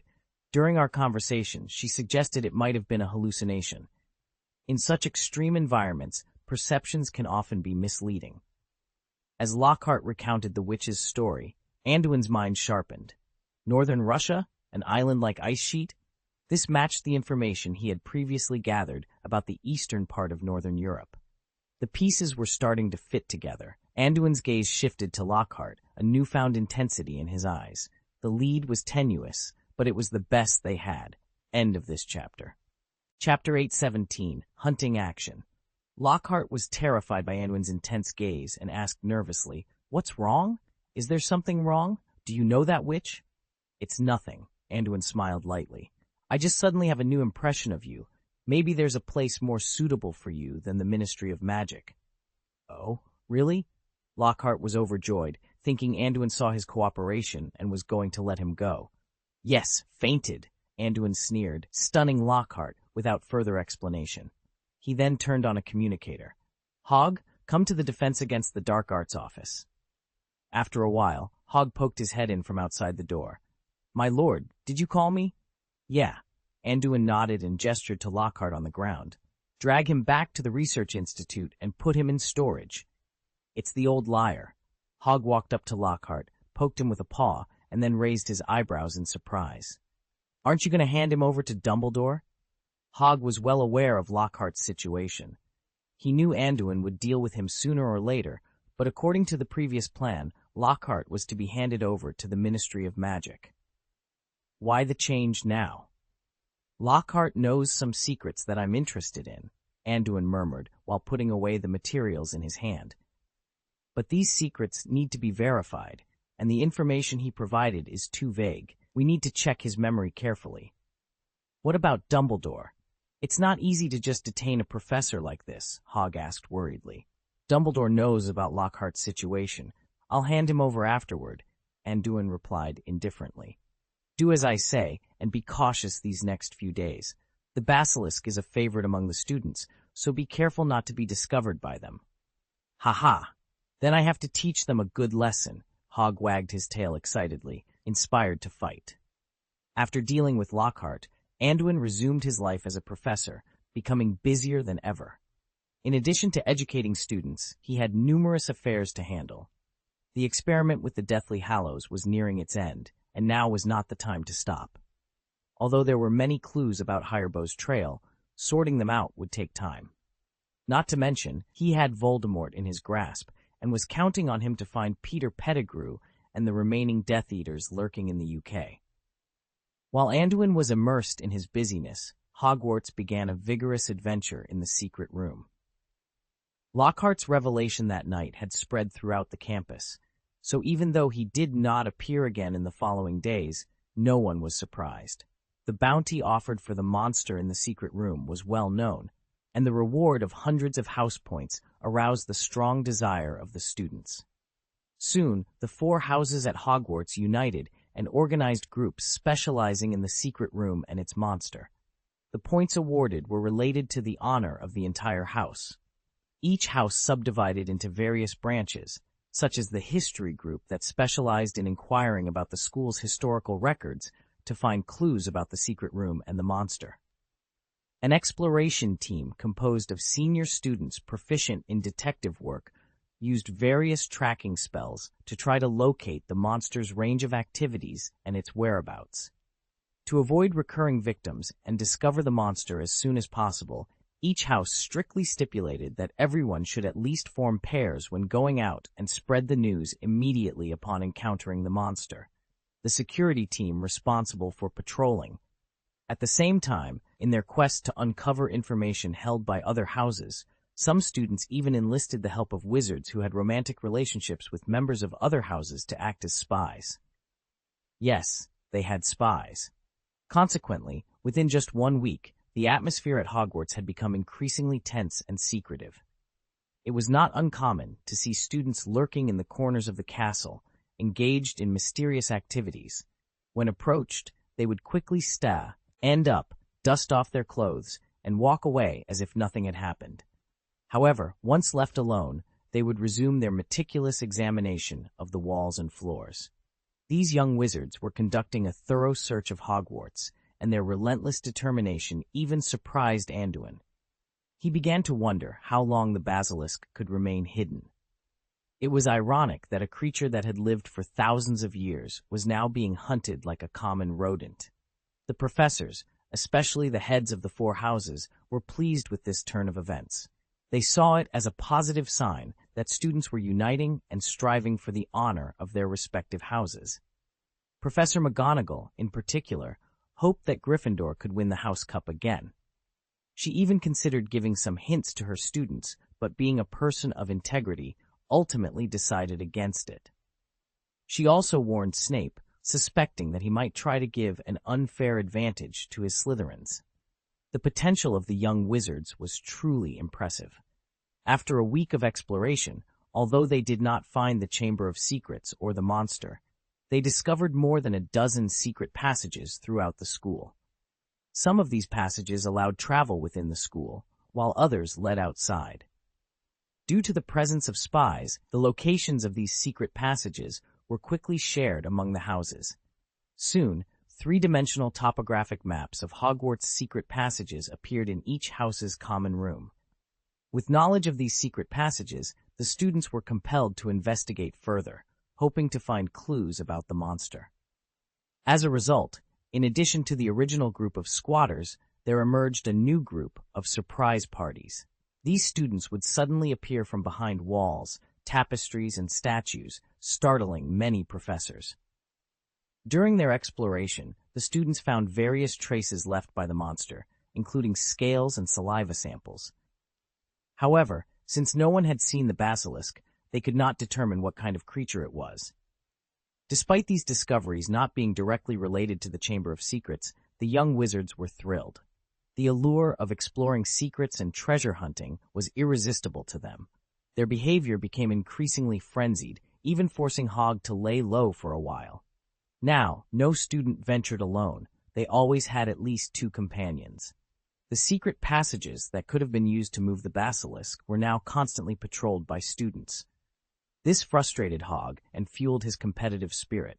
In response, Hog orchestrated 2 more attacks over the next 2 weeks. The first attack caught 2 young wizards by surprise, incapacitating them. However, this only intensified the students' resolve. The search teams organized by the young wizards nearly caught the fleeing basilisk, much to Hog's fury. He had a basilisk at his command, yet he found himself being pursued by a determined group of students. However, there was really no way around this. As far as the young wizards at Hogwarts were concerned, in terms of combat effectiveness alone, whether it was skills, experience, or will, they were exceptionally good. They were all very courageous. Let alone a basilisk, even if a fire dragon appeared, they might still hold their ground. Due to the tactical training courses, the tactical literacy of these students was extremely high. Not only were their scouting and tracking skills top-notch, but they also formed capture formations when chasing their targets. Hogg, who was humiliated by this, was naturally not to be outdone. In retaliation, he quickly planned another attack. However, this time, the effect was even less successful than the last. The students had become more sophisticated and had even learned to set traps. They would arrange for a wizard volunteer to wander alone in a remote part of the school late at night, while the rest used the disillusionment charm to hide around and wait for the monster's attack. Fortunately for Hogg, before preparing for the attack, he discovered a few students who had failed to renew their disillusionment charms due to mistakes. Otherwise, he would have walked right into their trap. Therefore, the second attack had to be terminated halfway through, leaving behind a large number of traces of the basilisk. Because of these traces, the young wizards were certain that the monster from the Chamber of Secrets had almost stepped into their trap. This realization made them even more determined to catch the basilisk, as they found that the once terrifying monster was actually scared. The monster that had once terrified everyone was now frightened, which made the young wizards feel extremely excited. Their mentality towards the monster underwent a dramatic change. After this setback, Hogg became more cautious and let the basilisk hide in the Chamber of Secrets for a while. But although the basilisk didn't move, the young wizards got closer and closer to discovering its location. The turning point came from the Harry foursome. Knowing that the monster responded to his parcel tongue, it only took Hermione a short time to identify the monster as a basilisk. Initially, Hermione and the others were hesitant about this guess because, according to records, the sight of a basilisk would kill people. However, all the victims so far had only been petrified. Despite this, the various behaviors of the monster made the group more certain that it was a basilisk. As for why the basilisk's lethality had declined, Hermione naturally suspected Anduin. That's right, not long after the reward for the basilisk was issued, Hermione and the others realized that the basilisk might be related to Anduin. After all, the professor had asked Harry to learn Parseltongue, and the basilisk appeared not long after. It seemed too coincidental. However, they didn't expose this suspicion because they also longed for the reward for catching the basilisk. The trouble was that although their intelligence was ahead of many other houses, they were completely outmatched in strength when it came to the actual search. The reason Hermione and the others did not share their information with the rest of the school, but chose to investigate independently, was mainly due to the constant internal conflicts within the school. No matter how strict the secrecy, the other three houses would always get the information within 2 days. Of course, Gryffindor would also receive information obtained by other houses immediately. It could only be said that in the current Wizarding Society, the flow of information was incredibly fast. Everyone had a communicator, and it was impossible to know who was leaking secrets. Therefore, Hermione and the others decided to keep their findings to themselves. The students did not dare to collaborate with other colleges, fearing that their information might be leaked. However, a turning point soon emerged. Following a failed attack, the Lion House, led by Percy, managed to obtain a scale left behind by the basilisk. This discovery was significant, as it allowed the students of Lion Academy to confirm that the monster in the secret room was indeed a basilisk. Thanks to this crucial clue, the persistent squatters and ghosts managed to locate the entrance to the secret room in the bathroom on the 2nd floor. Although the serpentine pattern on the sink was subtle, it was not entirely invisible. The final confirmation came from Myrtle in the bathroom, who, due to previous threats from Anduin, revealed that she had died from the basilisk's attack when questioned by the young wizards. The students were shocked by this revelation. They had not only confirmed the existence of the secret room, but also identified the basilisk as the true culprit behind the murder that occurred 50 years ago. This news even reached the professors, as the murder was also linked to Hagrid. Consequently, Professor McGonagall and Dumbledore took Hagrid to the Ministry of Magic, seeking to reopen the investigation and clear his name. With the two principals away from Hogwarts, the stew Dents began devising plans to open the secret room and capture the basilisk. Their initial idea was rather crude, to blast the entrance open with spells and force their way in. However, this plan was quickly dismissed, as damaging school property would result in penalties and detentions. They were searching for the secret room to earn extra points, so such a reckless approach was counterproductive. At this juncture, Harry and his friends approached Percy, who was organizing the hunt for Gryffindor College. "What? You say you know how to open the Chamber of Secrets?" Percy asked, looking at the four of them with suspicion. End of this chapter. Chapter 818, Anti-Routine. "That's right," Harry nodded, then explained his ability to speak Parseltongue to Percy. They trusted the Weasley brothers more than the rest of Gryffindor House. Percy's eyes widened in shock at the revelation. After a moment, he suddenly realized, "I see, so although this Chamber of Secrets is real, it was orchestrated by the professor from the beginning?" Percy wasn't slow-witted. From Harry's narration and the recent events, he quickly connected the dots to Anduin. "We thought so too," Hermione agreed, nodding slightly. "It seems the basilisk might be under Professor Wilson's control, significantly reducing the danger. Otherwise, there's no reason for the professor to be so relaxed about us investigating the Chamber of Secrets." "That makes sense," Percy concurred with Hermione's assessment. "And besides Professor Wilson, I suspect Professor McGonagall and Professor Snape are also involved. It seems they're playing everyone for fools." In fact, from the start of the Chamber of Secrets incident, many were skeptical. After experiencing various crises caused by Anduin over the past 2 years, the students had developed a higher tolerance for such situations. The escalation of the attacks, along with the involvement of Professor McGonagall and Professor Snape, had made the students nervous. Now, it seemed they were still caught in the middle of Anduin's elaborate scheme. Initially, they didn't believe it, then they did, and only now did they understand the truth. The group felt exasperated by the layers of deception Anduin had constructed.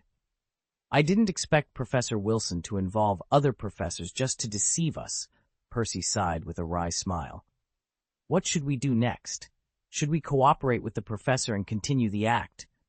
"Of course, we should," Hermione replied with a nonchalant smile. "After all, the grades promised by the professor are real. This is likely a test the professor has set for us. Since that's the case, we need to complete this challenge. Now we have key information." "You mean Parseltongue. It seems to be the key to the Chamber of Secrets," Percy nodded, then added, "But according to the professor's script, the challenges we face might not be small." "Huh?" The group of four were stunned by his words. Hermione couldn't help but ask, "What do you mean?" "Think about it. How can earning 250 points be so easy?" Percy grinned and teased. "Besides the basilisk in the Chamber of Secrets, there might be many other challenges waiting for us. Other houses are also watching the entrance to the chamber. I fear that in addition to the basilisk, we might face the combined efforts of the other 3 houses. Then let's act in the middle of the night and move quickly. I don't believe the entire school can't handle a basilisk," Ron said disdainfully. "You know nothing." Percy shot Ron a disapproving look. "Don't you realize that information in the houses is basically transparent now? As soon as we start recruiting people, the other houses will get wind of it immediately. Quick action is out of the question." "Is the problem really that serious?" Harry asked, his mouth agape. Then he suggested, "How about temporarily confiscating the communicators from the other houses so they can't pass messages?" "That's not realistic at all."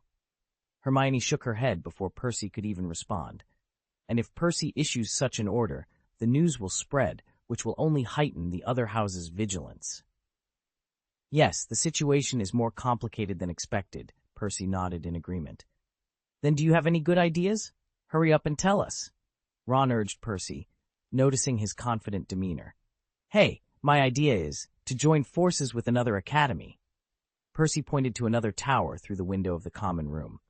"Like Ravenclaw." "Working with them?" Harry was puzzled. "Why would Ravenclaw Academy want to join forces with us? And what about the points for collaborating? It seems like there's no way to share the points, right?" "Ravenclaw doesn't care much about house points. They actually want to explore the knowledge left by Salazar Slytherin in the Chamber of Secrets. But judging from the current situation, there's probably nothing left in the chamber. Even if there was, the professors likely took it all, Percy explained. As for whether they are willing to cooperate with us, Percy shrugged with a smile. I have a good relationship with Penelope. I'll discuss it with her, and it shouldn't be a big problem. A good relationship? Ron's expression turned mischievous. I heard from George and Fred that you seem to be in love recently. Could it be? Hey, don't spread the word, especially don't tell Mom. Percy scratched his head, looking slightly embarrassed. Okay. Hermione glared at Percy with her hands on her hips. So, it turns out that the most hidden spy in the academy is you. No wonder they know everything. I'm sacrificing my personal life for the sake of the academy, Percy said, now more relaxed and less rigid than before. That's nice. You're clearly using the information collected by the academy to please your lover, you traitor. Ron teased, pouncing on Percy and messing up his hair. Percy, feeling guilty, didn't fight back and kept begging for mercy. The three others couldn't help but cover their mouths and snicker. They were secretly applauding in their hearts. Who would have thought that Percy, with his thick eyebrows and serious demeanor, would actually betray the revolution? After the two brothers had a good exchange of feelings, the group started to talk about business again. My idea is that after we enter the Chamber of Secrets, we ask people from Ravenclaw Academy to help guard the entrance and block people from other academies. Hufflepuff doesn't have a strong desire for points, so the main concern is Slytherin, Percy said, arranging his hair and clothes. Afterwards, we can share a batch of equipment produced by Despair Town as a reward. What do you think? It sounds pretty good, Hermione said after thinking for a while. Percy's approach seemed quite appropriate. Okay, everyone get ready, and I'll contact Penelope, Percy decided. Wait, just as the group was preparing to act, Neville suddenly interrupted. Haven't you thought about starting from other breakthroughs? Other breaches? What do you mean? Percy frowned, confused. Think about it. Although it's inferred that this Chamber of Secrets incident should be caused by Professor Wilson, which proves that the basilisk is under control, the professor is too busy to handle it himself. Neville, usually taciturn and seemingly dull, was more profound and thorough than many thought. So, who do you think is responsible for controlling the basilisk, the one who always scares and attacks us? After Neville's reminder, the other four's eyes lit up, and they said in unison, Hog! Yeah! Neville nodded. This guy wouldn't miss an opportunity to clean up the students, so why don't we start with him? I think I understand what you mean, Percy grinned knowingly. Indeed, if we can get this guy Hog, we'll have an easier time dealing with the basilisk. But the problem now is that we don't know Hog's location, Hermione said worriedly. If we can't find him, we can't stop him from controlling the basilisk, can we? Several people frowned at these words. Indeed, without locating Hog, there was no way to break his control over the basilisk. In the end, the only option seemed to be to go straight into the secret chamber. Leave this kind of thing to us. Just as they were deep in thought, a familiar voice interrupted them. When the five turned their heads, they saw the twins, George and Fred, standing beside them. Why are you two here? Did you hear our conversation just now? Percy asked, surprised. George, with a teasing smile, replied, I'm afraid you forgot what we are best at. With this telescopic ear, we can hear your plans clearly from a distance. Hey, especially the part about your affair with Penelope, we heard it all, Fred added, rubbing his hands with a grin. Percy rolled his eyes, but then surrendered. All right, you've got us. But we're busy with serious matters now, not the time for jokes. We know, George said, squeezing into the group. We're here to talk business. You were just wondering how to find Hog, right? We have a way. Oh? The group was stunned, and Percy eagerly asked, What can we do? Use this, Fred said, pulling out a worn parchment from his pocket. What's this? What's the use of an old parchment? Harry asked, leaning over to inspect it and finding it blank. It's a Marauder's map, Fred explained. It marks the location of everyone in the school. When you use it, you have to do it like this, George said, drawing his wand and pointing it at the parchment. I solemnly swear that I am up to no good. As the spell was uttered, lines of ink began to spread across the parchment, revealing the words, Messrs. Mooney, Wormtail, Padfoot, and Prongs are proud to present the Marauders map. Immediately, a detailed map of Hogwarts, including secret passages, appeared, showing the location of everyone in the school. "Wow! This is Hogwarts!" Harry exclaimed, watching the moving ink dots on the map. George and Fred exchanged proud smiles. "With this, we can track everyone's movements, including Hog's." "There he is. He's in the tactical training office now." Harry pointed at the map excitedly. Then, curiously, he asked, "But why isn't the secret chamber shown? And why can't we see Professor Wilson? Could he be out of school?" "This map can't display everything. Otherwise, we would have found the secret chamber long ago," George explained with a shrug.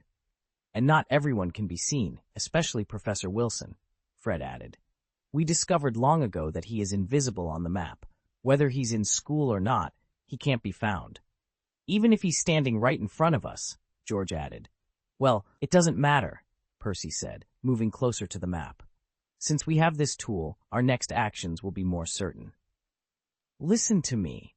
Our main force will follow the predetermined plan and enter the secret chamber from the front with Harry. But that will definitely alert Hog," Percy continued, pointing to Hog's location on the map. "So we need to arrange another small team to follow Hog quietly and interrupt him when he is ready to act. Hog should also enter the secret chamber by then. Should we wait for him to enter before starting?" Ron suggested. "No." Hermione shook her head vigorously. "Hog is the professor's direct subordinate. You should know their methods. At that time, Hog will likely use any means to move, maybe even directly from the office. Let's head to the secret room. We can't wait for him to enter the Chamber of Secrets," I decided firmly. "Exactly," the twins chimed in. "The Marauder's map doesn't show the Chamber of Secrets. Once he enters, we might lose track of him." "But Hog is in Professor Wilson's office right now. Who would dare to break in?" Harry asked, glancing worriedly at the map. "It's impossible to break in, but we can deceive him," George suggested, a spark of mischief in his eyes. "Fred and I will handle Hog. Don't act hastily. Wait for our signal." "Yes," Fred added excitedly. "Once we deceive Hog, you can open the secret room and catch him by surprise." "Good plan," Harry agreed, feeling more confident. He then looked at Percy for his opinion. "All right," Percy nodded after a moment of thought, a sneer forming on his lips. "Usually, it's that bastard Hog who tricks us. This time, we'll turn the tables and show him what we're capable of." "That's right. I've wanted revenge for a long time," Fred said through gritted teeth, his face dark with determination. "They used to cheat us. Now it's our turn." End of this chapter. Chapter 819, Uncle Hog is going crazy. After dark, Hog was idly fiddling with the remote control that operated the basilisk in Anduin's office. He had heard that Professor McGonagall and Headmaster Dumbledore had rushed to the Ministry of Magic earlier that day. Hog knew that once the Ministry intervened, the basilisk in his possession might not be safe for long. Determined to act quickly, he planned to unleash the basilisk on the students within the next couple of days, turning Hogwarts upside down. Hog wasn't particularly worried about the Chamber of Secrets. From his observations, the only person who could open it, Harry, had been preoccupied with Hermione, Ron, and Neville recently. Even if they did attempt to enter the chamber, Hog would be alerted immediately and could trap them easily. As he pondered various mischievous plans, a sly smile crept across his face. Suddenly, there was a knock on the office door. Who could it be at this hour? Hog wondered aloud. Is it for the adults? No, the teachers and students know that the adults conduct experiments every night and have no time for interruptions. Curious but cautious, Hog opened the door. Standing there were the Weasley twins, looking anxious. "Where's Professor Wilson? There's a big problem in the training ground," they exclaimed. "Why are you two in such a hurry?" Hog asked calmly, though he was on guard. "Professor Wilson isn't here right now. Why didn't you use a communicator if something went wrong?" The twins were momentarily taken aback by Hog's vigilance. They had expected him to ask what the problem was, not question their urgency. However, their goal was to lure Hog out of the office, so they didn't dwell on it. They exchanged a quick glance and then lunged at Hog, pulling him out of the room. George swiftly pulled out a net from his pocket and threw it over Hog. "What are you doing?" Hog shouted, struggling frantically. He wasn't wearing the tactical suit Anduin had given him, so he couldn't use any spells to resist. "Stop talking nonsense. We know your secret. You're controlling that basilisk, aren't you?" George said as they pressed Hog to the ground, trying to secure him with the net. Hog's heart sank. He didn't know how his secret had been discovered, but he realized that if the twins were here, there must be trouble in the Chamber of Secrets. Just then, the siren on his body went off, indicating that someone was breaking into the chamber. "Curse it! You little devils won't get away with this!" Hog roared. "Physical fitness, steel bones." A surge of strong magic coursed through Hog's body. The twins felt his body become hard and heavy. With a powerful leap, Hog threw them off, breaking free from their grasp. George and Fred were shocked. They hadn't expected Hog to possess such strength. As they scrambled to their feet, they realized they were in for a much tougher fight than anticipated. Hog grinned at the twins. Faced with this situation, the two did not hesitate at all and immediately drew their wands to fight back. Expelliarmus! Stupefy! The twins knew their limits and did not use particularly powerful spells. However, their attacks were as ineffective as tickling Hog, who had activated his fitness technique. Hog effortlessly withstood the spells, broke through the twins' attack, and rushed towards them without any hindrance. "You think you can fight, Uncle Hog? You're still too green," Hog yelled, delivering a powerful blow to George. The force of the impact sent George flying through the air. When he landed, he was unconscious and in need of medical attention. Fred, startled, had never seen Hog in such a form before. Although he and George had always been at a disadvantage in their battles with Hog, they had assumed that using their wands would give them the upper hand. Instead, Hog had transformed from an ordinary husky into an invulnerable iron dog. Hog had called out the bodybuilding technique. Could this be the power of bodybuilding magic? At this critical moment, Fred couldn't help but antitheses. After all, their fight with Hog wasn't truly life-threatening. As Hog turned to face Fred, he shouted, "Don't! I surrender! Uncle Hog, you're amazing. My brother knows he's wrong. I surrender." Fred raised his hands above his head, admitting defeat. "Humph. Just because you dare to attack this uncle, I can't let you go so easily," Hog sneered, continuing to advance towards Fred. "Isn't it okay to surrender? You?" Fred was exasperated by Hog's rogue attitude. Gritting his teeth, he cast a transfiguration spell at Hog's feet. The stone ground beneath Hog turned into a pool of sticky mud, trapping his limbs. "Small tricks, fitness technique, aftershock." Hog curled his lips in disdain. A surge of magic erupted from his body, causing his limbs to vibrate violently and scatter the mud. "Are you kidding me?" Fred muttered in disbelief as Hog broke free from the restraints. The next second, Hog headbutted Fred in the abdomen, knocking him unconscious. After dealing with the twins, Hog clapped his hands smugly. "I didn't expect these brats to be so clever. They realized the basilisk is controlled by me and dared to attack. But next, I have to teach you a good lesson," he muttered, turning to search for the basilisk controller that had fallen to the ground. However, after searching every corner, he realized the controller was missing. Hog's heart sank. "Oops, it's not just the twins who came here. Is there someone else lurking around?" Hog raised his nose and sniffed.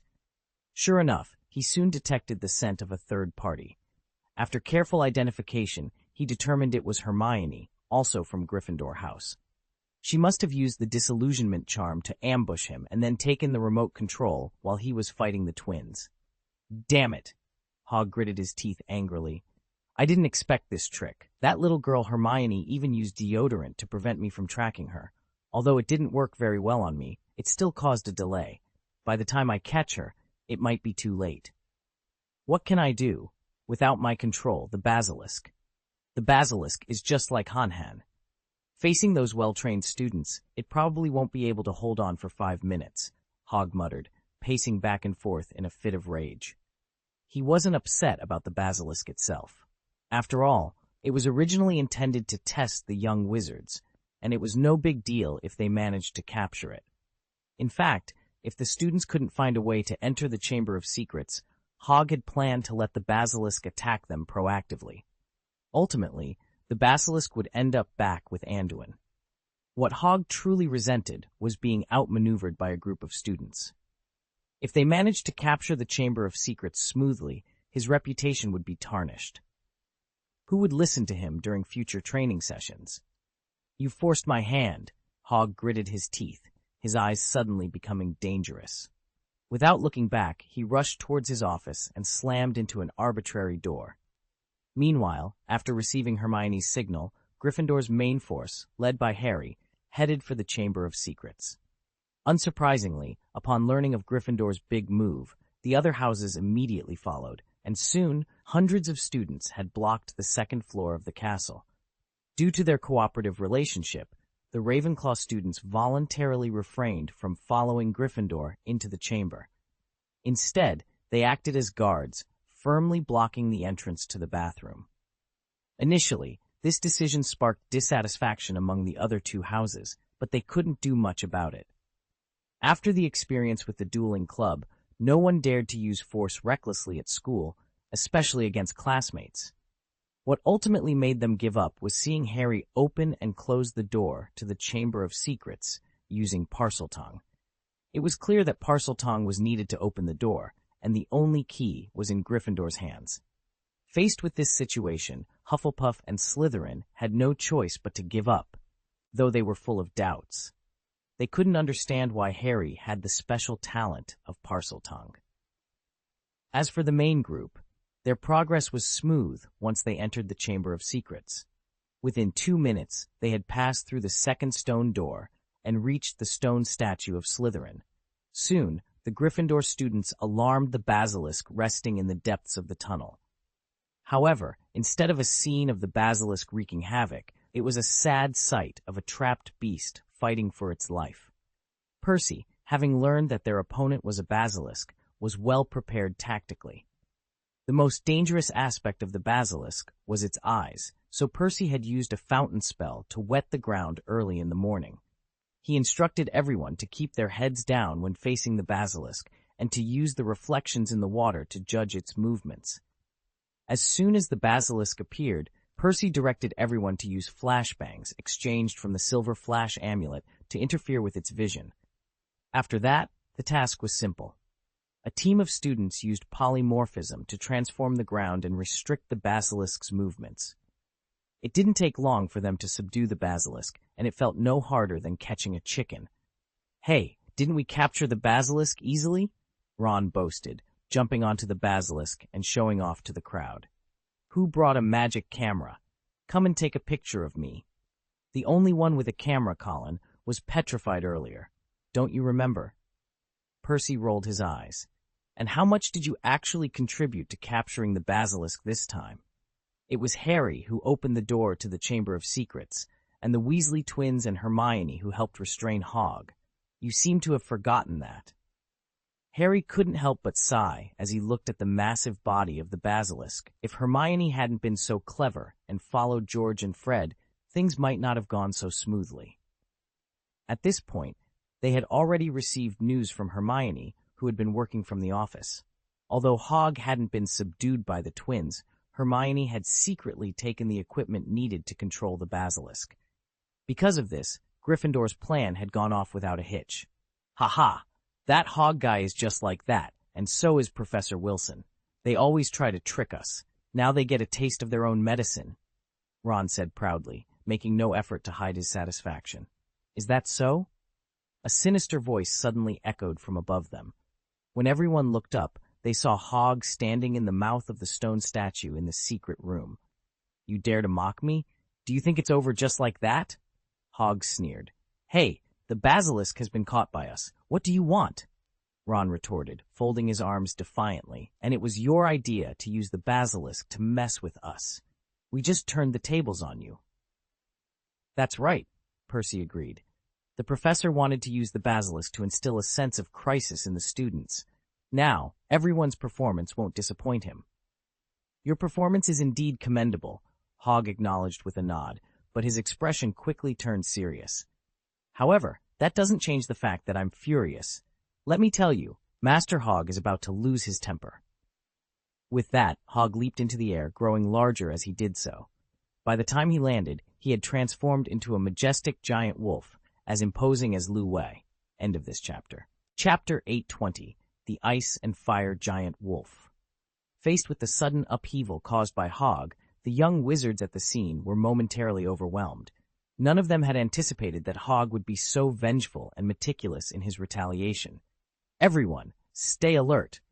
Fortunately, there were still some clear-headed individuals among them. Percy shouted sharply, pulling Harry and Ron behind a stone pillar for cover. The rest of the group was not slow to respond either. Having endured extensive training in the dungeon, they quickly prepared for battle as Hog landed. However, contrary to their initial panic, the realization that their opponent was Hog filled them with excitement. "I've wanted to deal with this bastard Hog for a long time. I can't believe he dared to attack us," one of the wizards exclaimed. "Let's take down this dead dog and show him what we're made of," another chimed in. "Exactly. He won't get away with bullying us anymore. Today, we take our revenge." The young wizards had suffered under Hog for too long. Now, with a chance to fight back, their eyes gleamed with determination, as if they had been injected with adrenaline. "Revenge?" Hog sneered after landing, his tail swishing as he scanned the crowd. "You think you can take me down? Today, if I don't make you regret this, I'll write my name backward." Physical fitness, steel bone, agile and fast, strengthened limbs, elemental shell. With each technique Hog activated, a surge of magic erupted from his body. When the elemental shell was fully engaged, his body began to emit a frosty mist, transforming him into a giant frost wolf. "Merlin's beard, what kind of magic is this?" Ron gasped, unable to close his mouth in shock as he watched Hog's transformation. "This isn't an ordinary spell," Percy said, equally stunned. "He's using his body to cast spells directly. Is this the physical fitness recorded in the Silver Flash amulet?" "Forget what it is," Harry said anxiously. "What do we do next? If Hog defeats us, we'll never be able to hold our heads high again." "Ordinary spells won't work against him in this form," Percy shook his head. "Everyone, listen up. Ignore Professor Wilson's ban for now. It's time to use advanced Silver Flash magic spells. We need to suppress Hog first." "Humph. Suppress me?" Hog's entire body radiated cold, pale air, and his eyes glowed with an eerie blue light. His mocking expression made him even more terrifying than the previous basilisk.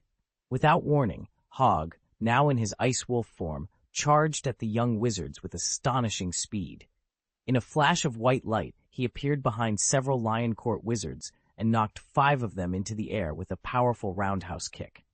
Fortunately, the rest of the group was quick to respond. Under Percy's command, they launched a counterattack. "Burning flames! Blast the lava! Fire spirit! Yan Yang Suo!" Recognizing Hog's ice wolf state, they wisely chose fire-based spells. Streams of fire, lava balls, flame clusters, and ropes of flame shot from their wands towards Hog. "Smart, but not enough," Hog sneered, stomping on the ground. "Element transformation." As he spoke, the frost-covered fur on his body vaporized. The pale fur, as if doused in gasoline, transformed from ice to flames in an instant. Within moments, Hog had morphed from a giant frost wolf into a giant flame wolf. In this new form, he looked even more menacing, and the fire spells cast by the young wizard seemed to have no effect on him. One by one. "Are you kidding me?" Even Percy, who was usually calm, couldn't help but curse. "This Hog doesn't even have a wand. It's one thing to cast spells directly with his body, but to change elemental forms at will? That's just absurd. He doesn't have any weaknesses. How are we supposed to fight him?" Harry stood there, speechless. "Use a compound attack." Percy quickly regained his composure. "Don't focus on Hog's elemental form. Use whatever spells you have. One of them is bound to work." Following Percy's advice, everyone and Ched a counterattack. This time, they didn't rely on single-attribute elemental magic, but used a variety of spells. However, Hog ignored the barrage of attacks and charged at them with curses. When the spells hit him, they either melted from his body's high temperature or made a dull popping sound. His body, enchanted by physical fitness, had great resistance to direct attack magic, transformation, or control spells. Hog's assault on the young wizards was like an adult beating up kindergarten children, utterly destructive. With each charge, he could take down several students. His speed was so fast that many couldn't escape even if they reacted in time. Fortunately, Hog was mindful of his strength. He mostly knocked people out and restrained the flames on his body to avoid burning the students. Despite the one-sided nature of the battle, the students' will to fight remained tenacious. Whether it was honed in the dungeon or fueled by their hatred for Hog, they kept attacking. Hog, though highly resistant to spells, was not completely immune. The senior wizards among them cast powerful spells, more potent than many adult wizards. Even Hog couldn't withstand being hit multiple times. The efficiency of each charge is still too low. Let's see Uncle Hog give you a ruthless wave. Hog glanced at the students hiding behind the stone pillars and smiled coldly. He suddenly stood still and transformed into the form of the frost giant wolf, taking a deep breath. Physical fitness, magic power, frost breath. A gust of icy cold air blew out from Hog, spreading to every corner of the chamber. The ground and walls were soon covered in hoarfrost. The students hiding behind the bunkers shivered from the cold, their faces, eyelashes, eyebrows, and hair covered with ice crystals. The cold wind made it difficult for them to move, let alone fight back. Their expressions grew uglier as they looked at Hog. Was this still the husky they knew? How could he be so terrifying? Ahem. Damn, I might have overdone it. Hog coughed non-stop, clearly strained by his large-scale attack. After calming down, he put on a smug expression and slowly approached the remaining students. What's the matter? Not so brave now? Didn't you want to take revenge on Mr. Hog? Hog wagged his tail mockingly. Now I'll give you a chance to apologize to your uncle, or you'll suffer. Bah! If you want to kill, kill. Why so much nonsense? Ron, who was the first to respond, was defiant. However, Percy, Harry, and Neville next to him gave him a blank stare. It was easy for him to talk tough, but they were actually fighting with the school assistant. To put up a good fight, they were ultimately overpowered. I had to intervene to prevent any serious injuries. Thankfully, no one was hurt, but it was a close call. Anduin stepped forward, his eyes scanning the room with a mixture of concern and curiosity. Hog, you did well to protect the students, but this situation is far more dangerous than we anticipated. We need to ensure that no one else attempts something so reckless. Dumbledore nodded in agreement, his expression grave. Indeed, the presence of a basilisk in the Chamber of Secrets is a matter of utmost seriousness. We must take immediate steps to secure the area and ensure the safety of all students. McGonagall, her face stern, turned to the group of students. You all showed bravery, but this was not the way to handle such a threat. From now on, any information regarding the Chamber of Secrets or the basilisk must be reported directly to a professor. Is that understood? The students, still shaken from their encounter, nodded solemnly. Percy, his face pale, managed to speak up. We understand, Professor. We just wanted to help, but we realize now how dangerous it was. Amelia, still examining the scene, added, We will need to conduct a thorough investigation to understand how the basilisk came to be here and ensure it poses no further threat. Hog, your quick thinking prevented what could have been a disaster. Hog, still in his pugfo, RM, gave a modest nod. I only did what was necessary to protect the students, but we must be vigilant. The Chamber of Secrets holds many dangers. Anduin, sensing the gravity of the situation, addressed the group. Let's move the students to a safe location and begin our investigation. We need to understand the full extent of the threat and take appropriate measures. As the group began to organize and move out of the chamber, the tension in the air was palpable. The encounter with the basilisk had been a stark reminder of the dangers that lurked within the walls of Hogwarts. The students, though shaken, had learned a valuable lesson about courage and caution. As they exited the chamber, Dumbledore placed a reassuring hand on Hog's shoulder. You did well today, Hog. Your actions saved lives, but we must remain vigilant and prepared for whatever may come next. Hog, reverting to his human form, nodded. Thank you, Headmaster. I will do everything in my power to protect the students and ensure their safety. With that, the group made their way back to the castle, the weight of the day's events heavy on their minds. The Chamber of Secrets had been opened, and the presence of the basilisk was a threat that could not be ignored. But with the combined efforts of the professors and the bravery of the students, they were determined to face whatever challenges lay ahead. To take down the basilisk smoothly, we still faced a lot of disturbances. But don't worry, the students lying there are just unconscious, and none of them are seriously injured. After that, Hogg stretched out his short legs and kicked Percy next to him, while trying his best to wink at him. If the Ministry of Magic and the school find out that we were fighting, no one will escape unscathed, so we must cover for each other.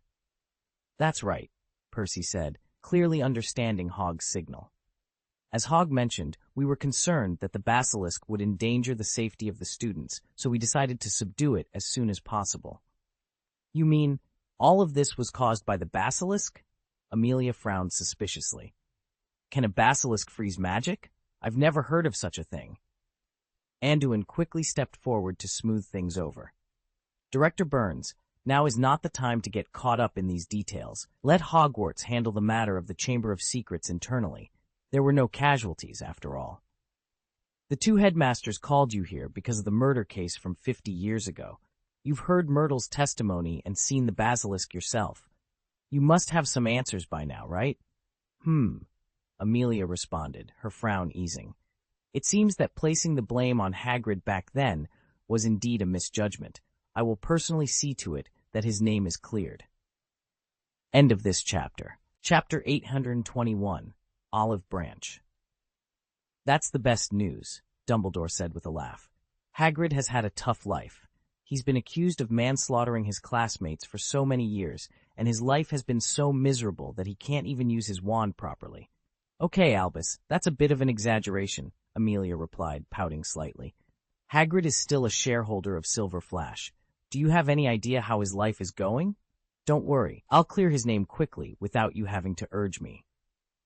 After discussing Hagrid, Amelia and a few others went to visit the basilisk. However, due to Dumbledore and Anduin's refusal, she dismissed the idea of transporting it back to the Ministry of Magic. According to Dumbledore, how to deal with the basilisk was a matter for Hogwarts. After all, it was a relic of the founder Slytherin. In essence, both Dumbledore and McGonagall knew that the basilisk now belonged to Anduin, and even they had no right to intervene. Dumbledore was grateful for this. If Anduin hadn't been able to find the secret room, even he might not have known that such a dangerous creature was lurking in the school. This resolution was acceptable to both the school and the Ministry of Magic. After getting a general understanding of the situation, Amelia left Hogwarts. After sending Amelia away, Anduin hurriedly returned to the secret room. By this time, the basilisk had been taken away by Shaltir, and the room was still full of senior students. They weren't there to visit, but to help deal with the aftermath, such as treating the wounded, under Professor McGonagall's orders. As soon as Anduin returned to the secret room, he grabbed Hogg by the neck and picked him up like a puppy. He then looked at Percy, who was standing nearby. "Come with me," he said. With that, he left the room, dragging Hogg along. Hogg, who was being strangled by the back of his neck, didn't dare to say a word. "Hey, did you see the professor's reaction? That guy Hogg is probably going to be out of luck." Ron, who was helping out, nudged Harry with his elbow and laughed with schadenfreude. "That's what he deserves," Harry said angrily, watching Hogg's retreating back. "I'm sure the professor didn't expect that this guy would come down and fight us in person. But Hogg's strength is incredible," Neville muttered with lingering fear. "There were dozens of us, but we couldn't do anything to a dog. No one would believe us if we told them. If the professor and the others hadn't arrived in time, we might have been the ones carried out on stretchers." "Indeed, what kind of magic do you think that bodybuilding technique is? It's so magical, and Hogg, who turned into a giant frost wolf, looked so cool," Ron said, clearly fascinated by the topic. Judging by Hogg's performance, this kind of magic seems to act directly on the body, enhancing strength and speed, Harry said, washing a frost-covered ground with clear water like a fountain and staring at the evaporating cold air. In the end, he could even use his body to cast magic. The breath was like an enhanced version of ice mist, even more powerful than casting spells without a wand. "Do you think if we learned physical fitness, we could become as strong as Hogg?" Ron asked, opening the Silver Flash amulet interface with a look of longing. "Unfortunately, physical fitness is too expensive. We were only concerned with exchanging other spells before." "It's not that easy to reach Hogg's level," Neville sighed. "I always feel that it's more complicated than it seems. Didn't you read the magic introduction? At least 2 levels of physical fitness are required to develop a new copy, which proves that there are levels of fitness. According to this, the new battlefield dungeon is probably a dungeon that focuses on close combat, Ron said, his eyes widening in realization. Harry also realized the crux of the problem. It's too early to think about this. The most important thing now is to clean up the secret room. Ron angrily rolled up his sleeves. Otherwise, we'll have to go to the morning exercise with dark circles under our eyes. After complaining, the 3 continued their cleanup project. On the other side, Anduin returned to his office and slapped Hog to the ground. "Tell me, what's going on?" Anduin gave Hog a stern look. "But don't take me for an idiot. The commotion in the secret room was caused by you using physique." Seeing that Anduin was really angry, Hog shrank back like a quail, unable to say a word for a long time. "Professor, it's not all Hog's fault," Percy interjected, trying to defend Hog. "Before we entered the secret room, we guessed that all of this was... You made it, so we took the initiative to find Hog and wanted to prevent him from controlling the basilisk. As a result..." Percy scratched his head in embarrassment. "As a result, we and Hog got into a fight and finally got angry, and then... Is that so?" Anduin glanced at Percy, then at Hog. Hog didn't know why Percy was defending him. The previous fight was obviously his own doing, but now he just went along with it. "Yes, my lord, it's my fault. I was too impulsive." "It's nonsense." Anduin snorted in dissatisfaction.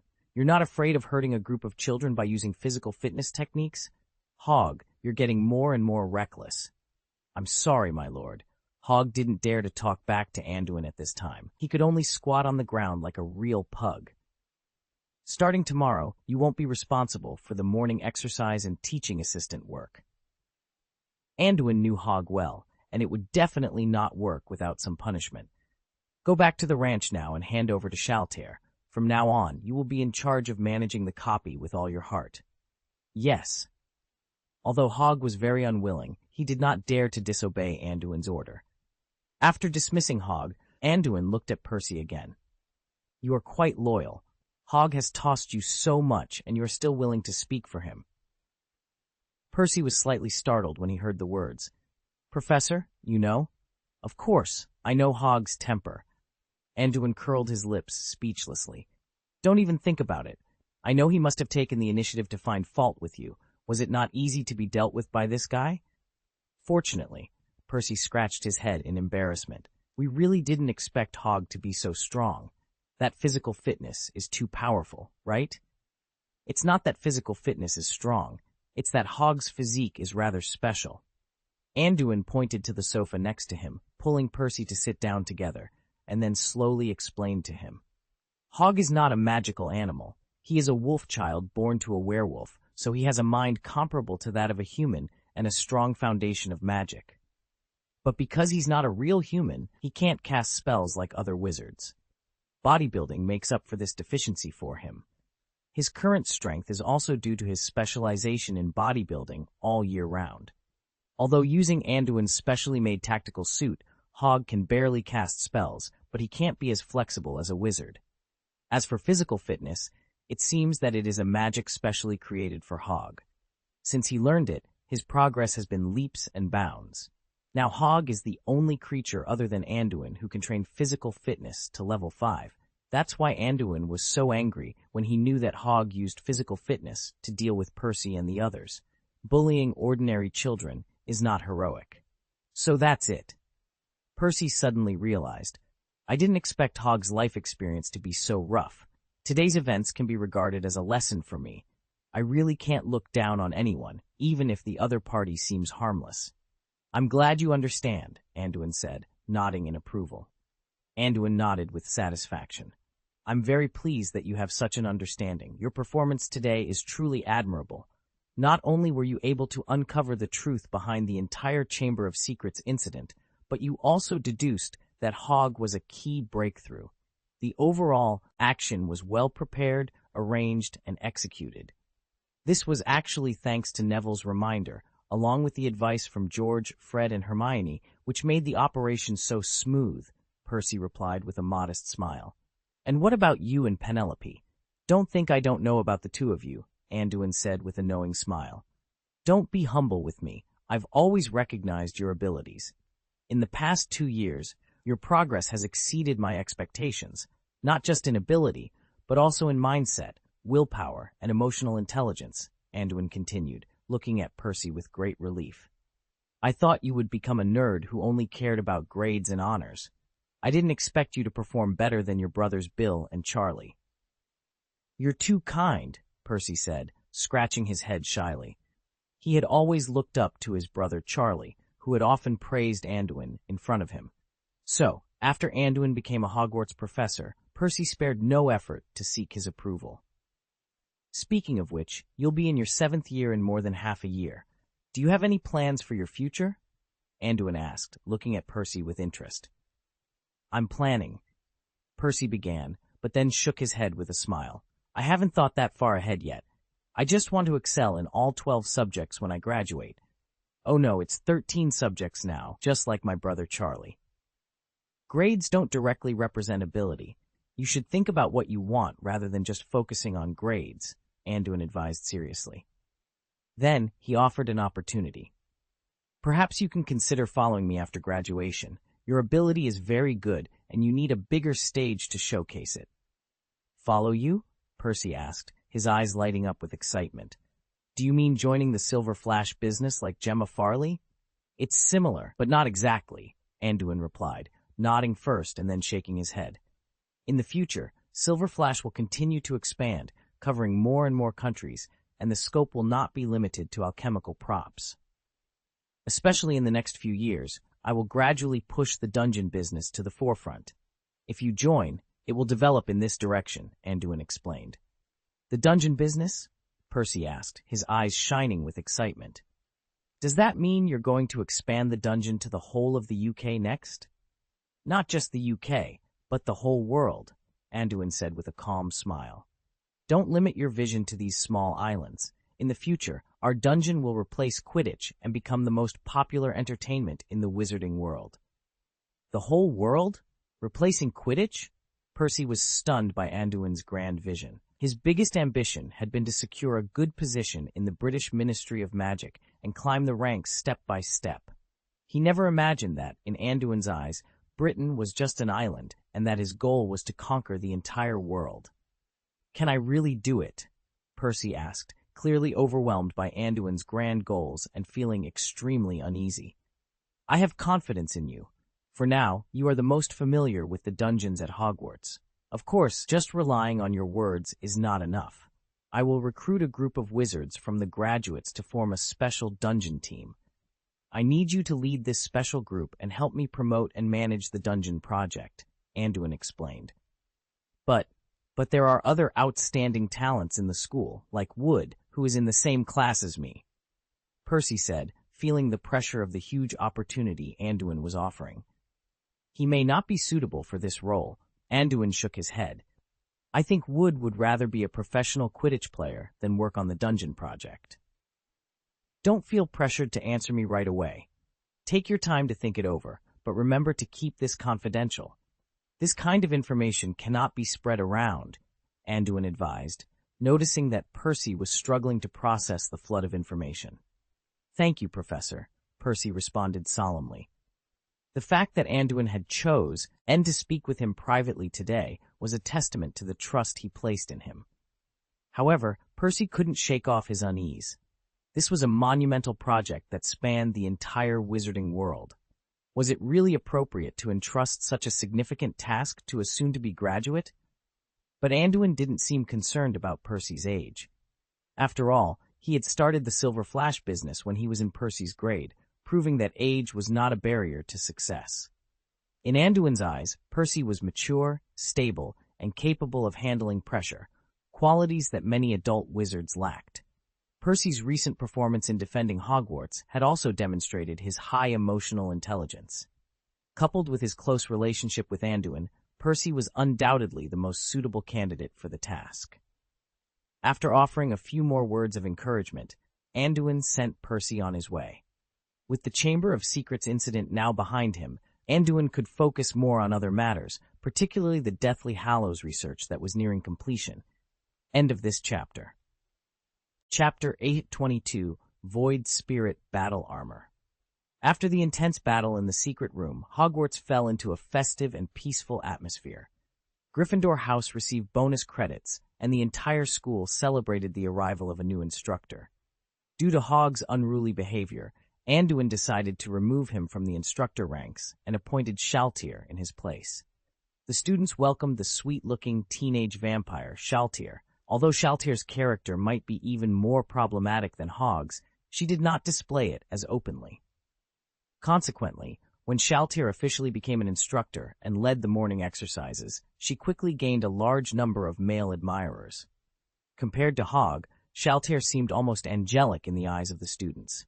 Her sweet demeanor and even the way she administered punishment were seen as beautiful.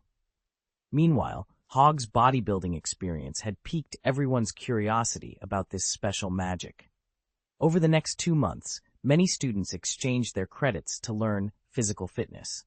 However, they soon discovered that physical fitness was different from ordinary spells. Its principle involved infusing one's own magic power into the body through a special method to strengthen it. To achieve this, a wizard needed to have good physical fitness to withstand the fusion of magic power and body. Additionally, strong magical control was required to mobilize the magic power effectively. Therefore, learning physical fitness had high requirements for various attributes of the wizard, making it difficult to master. As a result, many students found that physical fitness was not a magic that everyone could learn, which directly filtered out a large number of aspiring wizards. However, those who met the learning standards cherished the opportunity even more and dedicated more time to mastering this magic. Once they got started, they realized that physical fitness was actually a series of magic. What they had learned was only the foundation, and there were still many combat skills to master. For them, it was like building a house. The part they learned was just the foundation. To make this magic more powerful, they needed to build more rooms, which represented the corresponding combat skills. Otherwise, it was just the basic version of bodybuilding, with no other effects except slightly enhancing physical fitness. This realization made the practice even more challenging, and many students who initially wanted to learn fitness skills gave up. Eventually, only a small group of dedicated students continued to persist at Hogwarts. While the school was enveloped in the anti-Hog joy and the enthusiasm for learning physical fitness, Anduin remained in his laboratory, engrossed in his research. After more than half a year of testing, his research on the Deathly Hallows was finally nearing completion. The entire set of rune formations centered on the 3 holy artifacts had been repaired, and after recent fine-tuning, the experimental body had achieved a long-term and stable state of void spirit. Now, it was finally time for further testing. In the ranch laboratory, Hog, who had replaced Shaltir as the experimental assistant, was wearing a white lab coat and meticulously adjusting several experimental instruments. "Sir, the equipment debugging is complete, and the status of the void battle armor is normal." After checking off items on his memo, Hog turned and called out to Anduin. "Okay, prepare to conduct the first practical test and make a record of the experiment." Anduin's voice echoed from the center of the laboratory. At this moment, he was dressed only in a set of tights, devoid of any other clothing or accessories. In front of him stood a full-body armor with a simple design, reminiscent of the Iron Man suit. The front of the armor featured 2 grooves, one large and one small, and there were 2 buckles on the shoulders. After calling out to Hog, Anduin approached the back of the armor and pressed a specific spot near the heart. Instantly, the entire T of metal armor split open, revealing its inner space. He stepped inside, and the armor closed around him. Once fully suited, Anduin stretched his limbs to test the armor's agility and coordination. He then picked up the 3 holy artifacts of death from a nearby shelf. He placed the Resurrection Stone and the Elder Wand into the grooves on the chest of the armor, donned the invisibility cloak, and secured it with the shoulder buckles. "Attention! I'm going to start releasing my magic. Don't miss any details and be careful. If there's any accident, use the teleportation amulet to escape immediately and don't worry about my safety." Anduin's voice, now muffled by the armor, instructed firmly. He then moved to the center of the circular experimental bench. "Yes, my lord," Hogg responded loudly, then added with a hint of humor. "But you don't need to worry so much, sir. We've checked the rune array on the armor many times. It should be fine." "It's always better to be cautious," Anduin replied casually. "Enough chatter, I'm starting now." With that, Anduin began to channel his magic, concentrating it at his navel, where the resurrection stone was embedded in the armor. As the magic flowed in, the armor began a familiar transformation, shifting from a solid state to a ghost-like phantom state. In the past, Anduin had observed this transformation from a third-party perspective, but experiencing it firsthand was entirely different. It was difficult to describe the sensation. Anduin felt as if the parts of his body that had transformed into the ethereal state had shed their skin, muscles, and bones, leaving only the sensitive nerves exposed to the air. This made his abdomen, now in the ethereal state, as sensitive as the tips of his fingers, acutely aware of even the faintest air currents and the dispersed magic in the space around him. As the ethereal state spread throughout his body, this sensation intensified. Once Anduin was fully transformed, he felt as if he had shed a heavy burden and was now in contact with the most real version of the world. "Sir, can you hear me?" Hogg's voice boomed in Anduin's ears, amplified 100-fold, as if someone were shouting through a loudspeaker right next to him. Surprisingly, despite the volume, it didn't cause discomfort. It was as if Anduin's capacity to endure had also been magnified. "Yes, I can hear you clearly. Let's proceed with the test," Anduin responded, his voice steady as he quickly acclimated to his new state. "Understood," Hogg nodded and noted on the scoreboard. "Hearing is normal in the ethereal state, and the voice is clear. Next, let's begin testing the 5 senses," Hogg continued, ready to document the results. "First, we'll test the constant sound to ensure it's normal. Then, we'll move on to low-frequency and overclocked sound waves," Hogg explained as he adjusted the instruments around him. One of the devices began emitting sound waves of varying frequencies, from low to high. Each time the frequency changed, Hogg paused to ask Anduin about his sensations and meticulously recorded his responses. After completing the auditory tests, they proceeded to visual and olfactory assessments. Hogg presented Anduin with light sources of different colors and brightness levels, as well as various items and foods with distinct smells, recording Anduin's reactions in detail. Through these tests, Anduin discovered that in his ethereal state, his physical sensory abilities were significantly heightened. His hearing, sight, and smell became extremely sensitive. However, testing his sense of touch proved challenging. Anduin realized that in his ethereal state, he was entirely immune to physical interactions, making it impossible for him to touch objects. "The sensory tests are complete," Hogg announced, summarizing the results. In the ethereal state, hearing ability increased by 530%, 560%, visual acuity by 400%, visual sensitivity by 307%, and sense of smell by 360%. Tactile sense, however, is reduced to 0. Since there's no tactile ability, we'll cancel all B-sequent physical tests and proceed directly to the magic tests, Hogg said, tearing a page from his recording board. He pressed a button on the test bench, and a high-quality humanoid target emerged from the ground. "Let's start with spellcasting, my lord. Since you don't have a wand in your ethereal state, you'll need to cast spells without one," Hogg instructed. "No problem," Anduin replied, extending his hand towards the humanoid target. Recording. The first spell is a basic shock spell, level 4, consuming 2 units of magic power. The expected power without a wand is 50 points. Boom.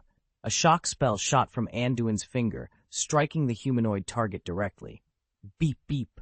After a brief pause, a series of numbers appeared on the target. 60 points?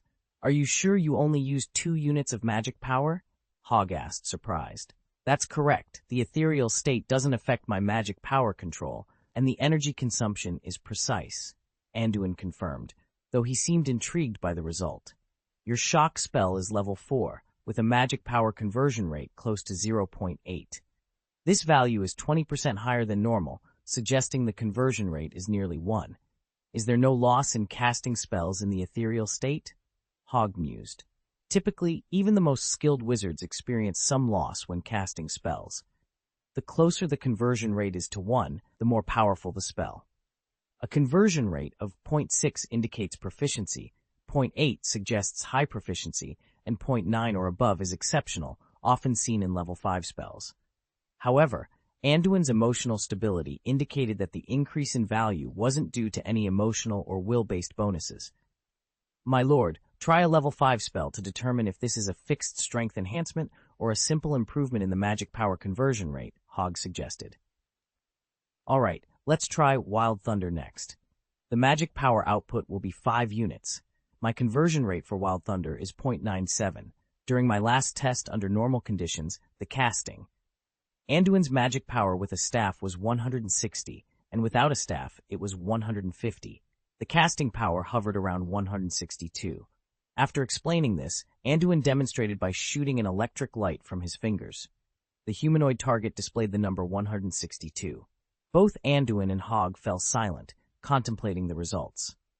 It was clear from the test that the effect of the ethereal state on spellcasting wasn't merely a power boost. Instead, it directly optimized the magic power conversion rate. Regardless of the spell's level or whether a wand was used, the conversion rate of magic power when casting a spell in this state was nearly perfect, close to 1-1. This result was astonishing because it implied that in the ethereal state there would be no loss in casting spells. Sir, do you think this effect applies to everyone? Hogg asked nervously. Probably, Anduin murmured, still staring at the numbers on the target. He understood why Hogg was concerned. If all wizards could achieve the same effect in the ethereal state, it would mean that anyone could cast spells with the power of a level 5 curse without any loss of magic power. Master, you have to be careful. Don't let those young wizards learn how to enter the ethereal state. Otherwise, you might create a bunch of terrorists with explosive strength, Hogg warned. The thought of low-grade students suddenly becoming super wizards with power comparable to Dumbledore and every spell they cast being extraordinarily powerful made him shudder. It's not that simple, Anduin reassured him. The power of a spell isn't determined solely by the conversion rate of magic power. Sometimes the influence of emotions and will can surpass the magic power. But it's still terrifying, isn't it? Hogg replied, exasperated. If this ethereal state becomes widespread, who will bother practicing spells? Everyone will just enter the ethereal state and become a master spellcaster. It's not that straightforward, Anduin explained. The runes that form the ethereal state aren't something ordinary pure play can easily learn. Moreover, casting the ethereal state requires the Deathly Hallows as a medium. We'll discuss this further once I successfully find or create their replacements. End of this chapter.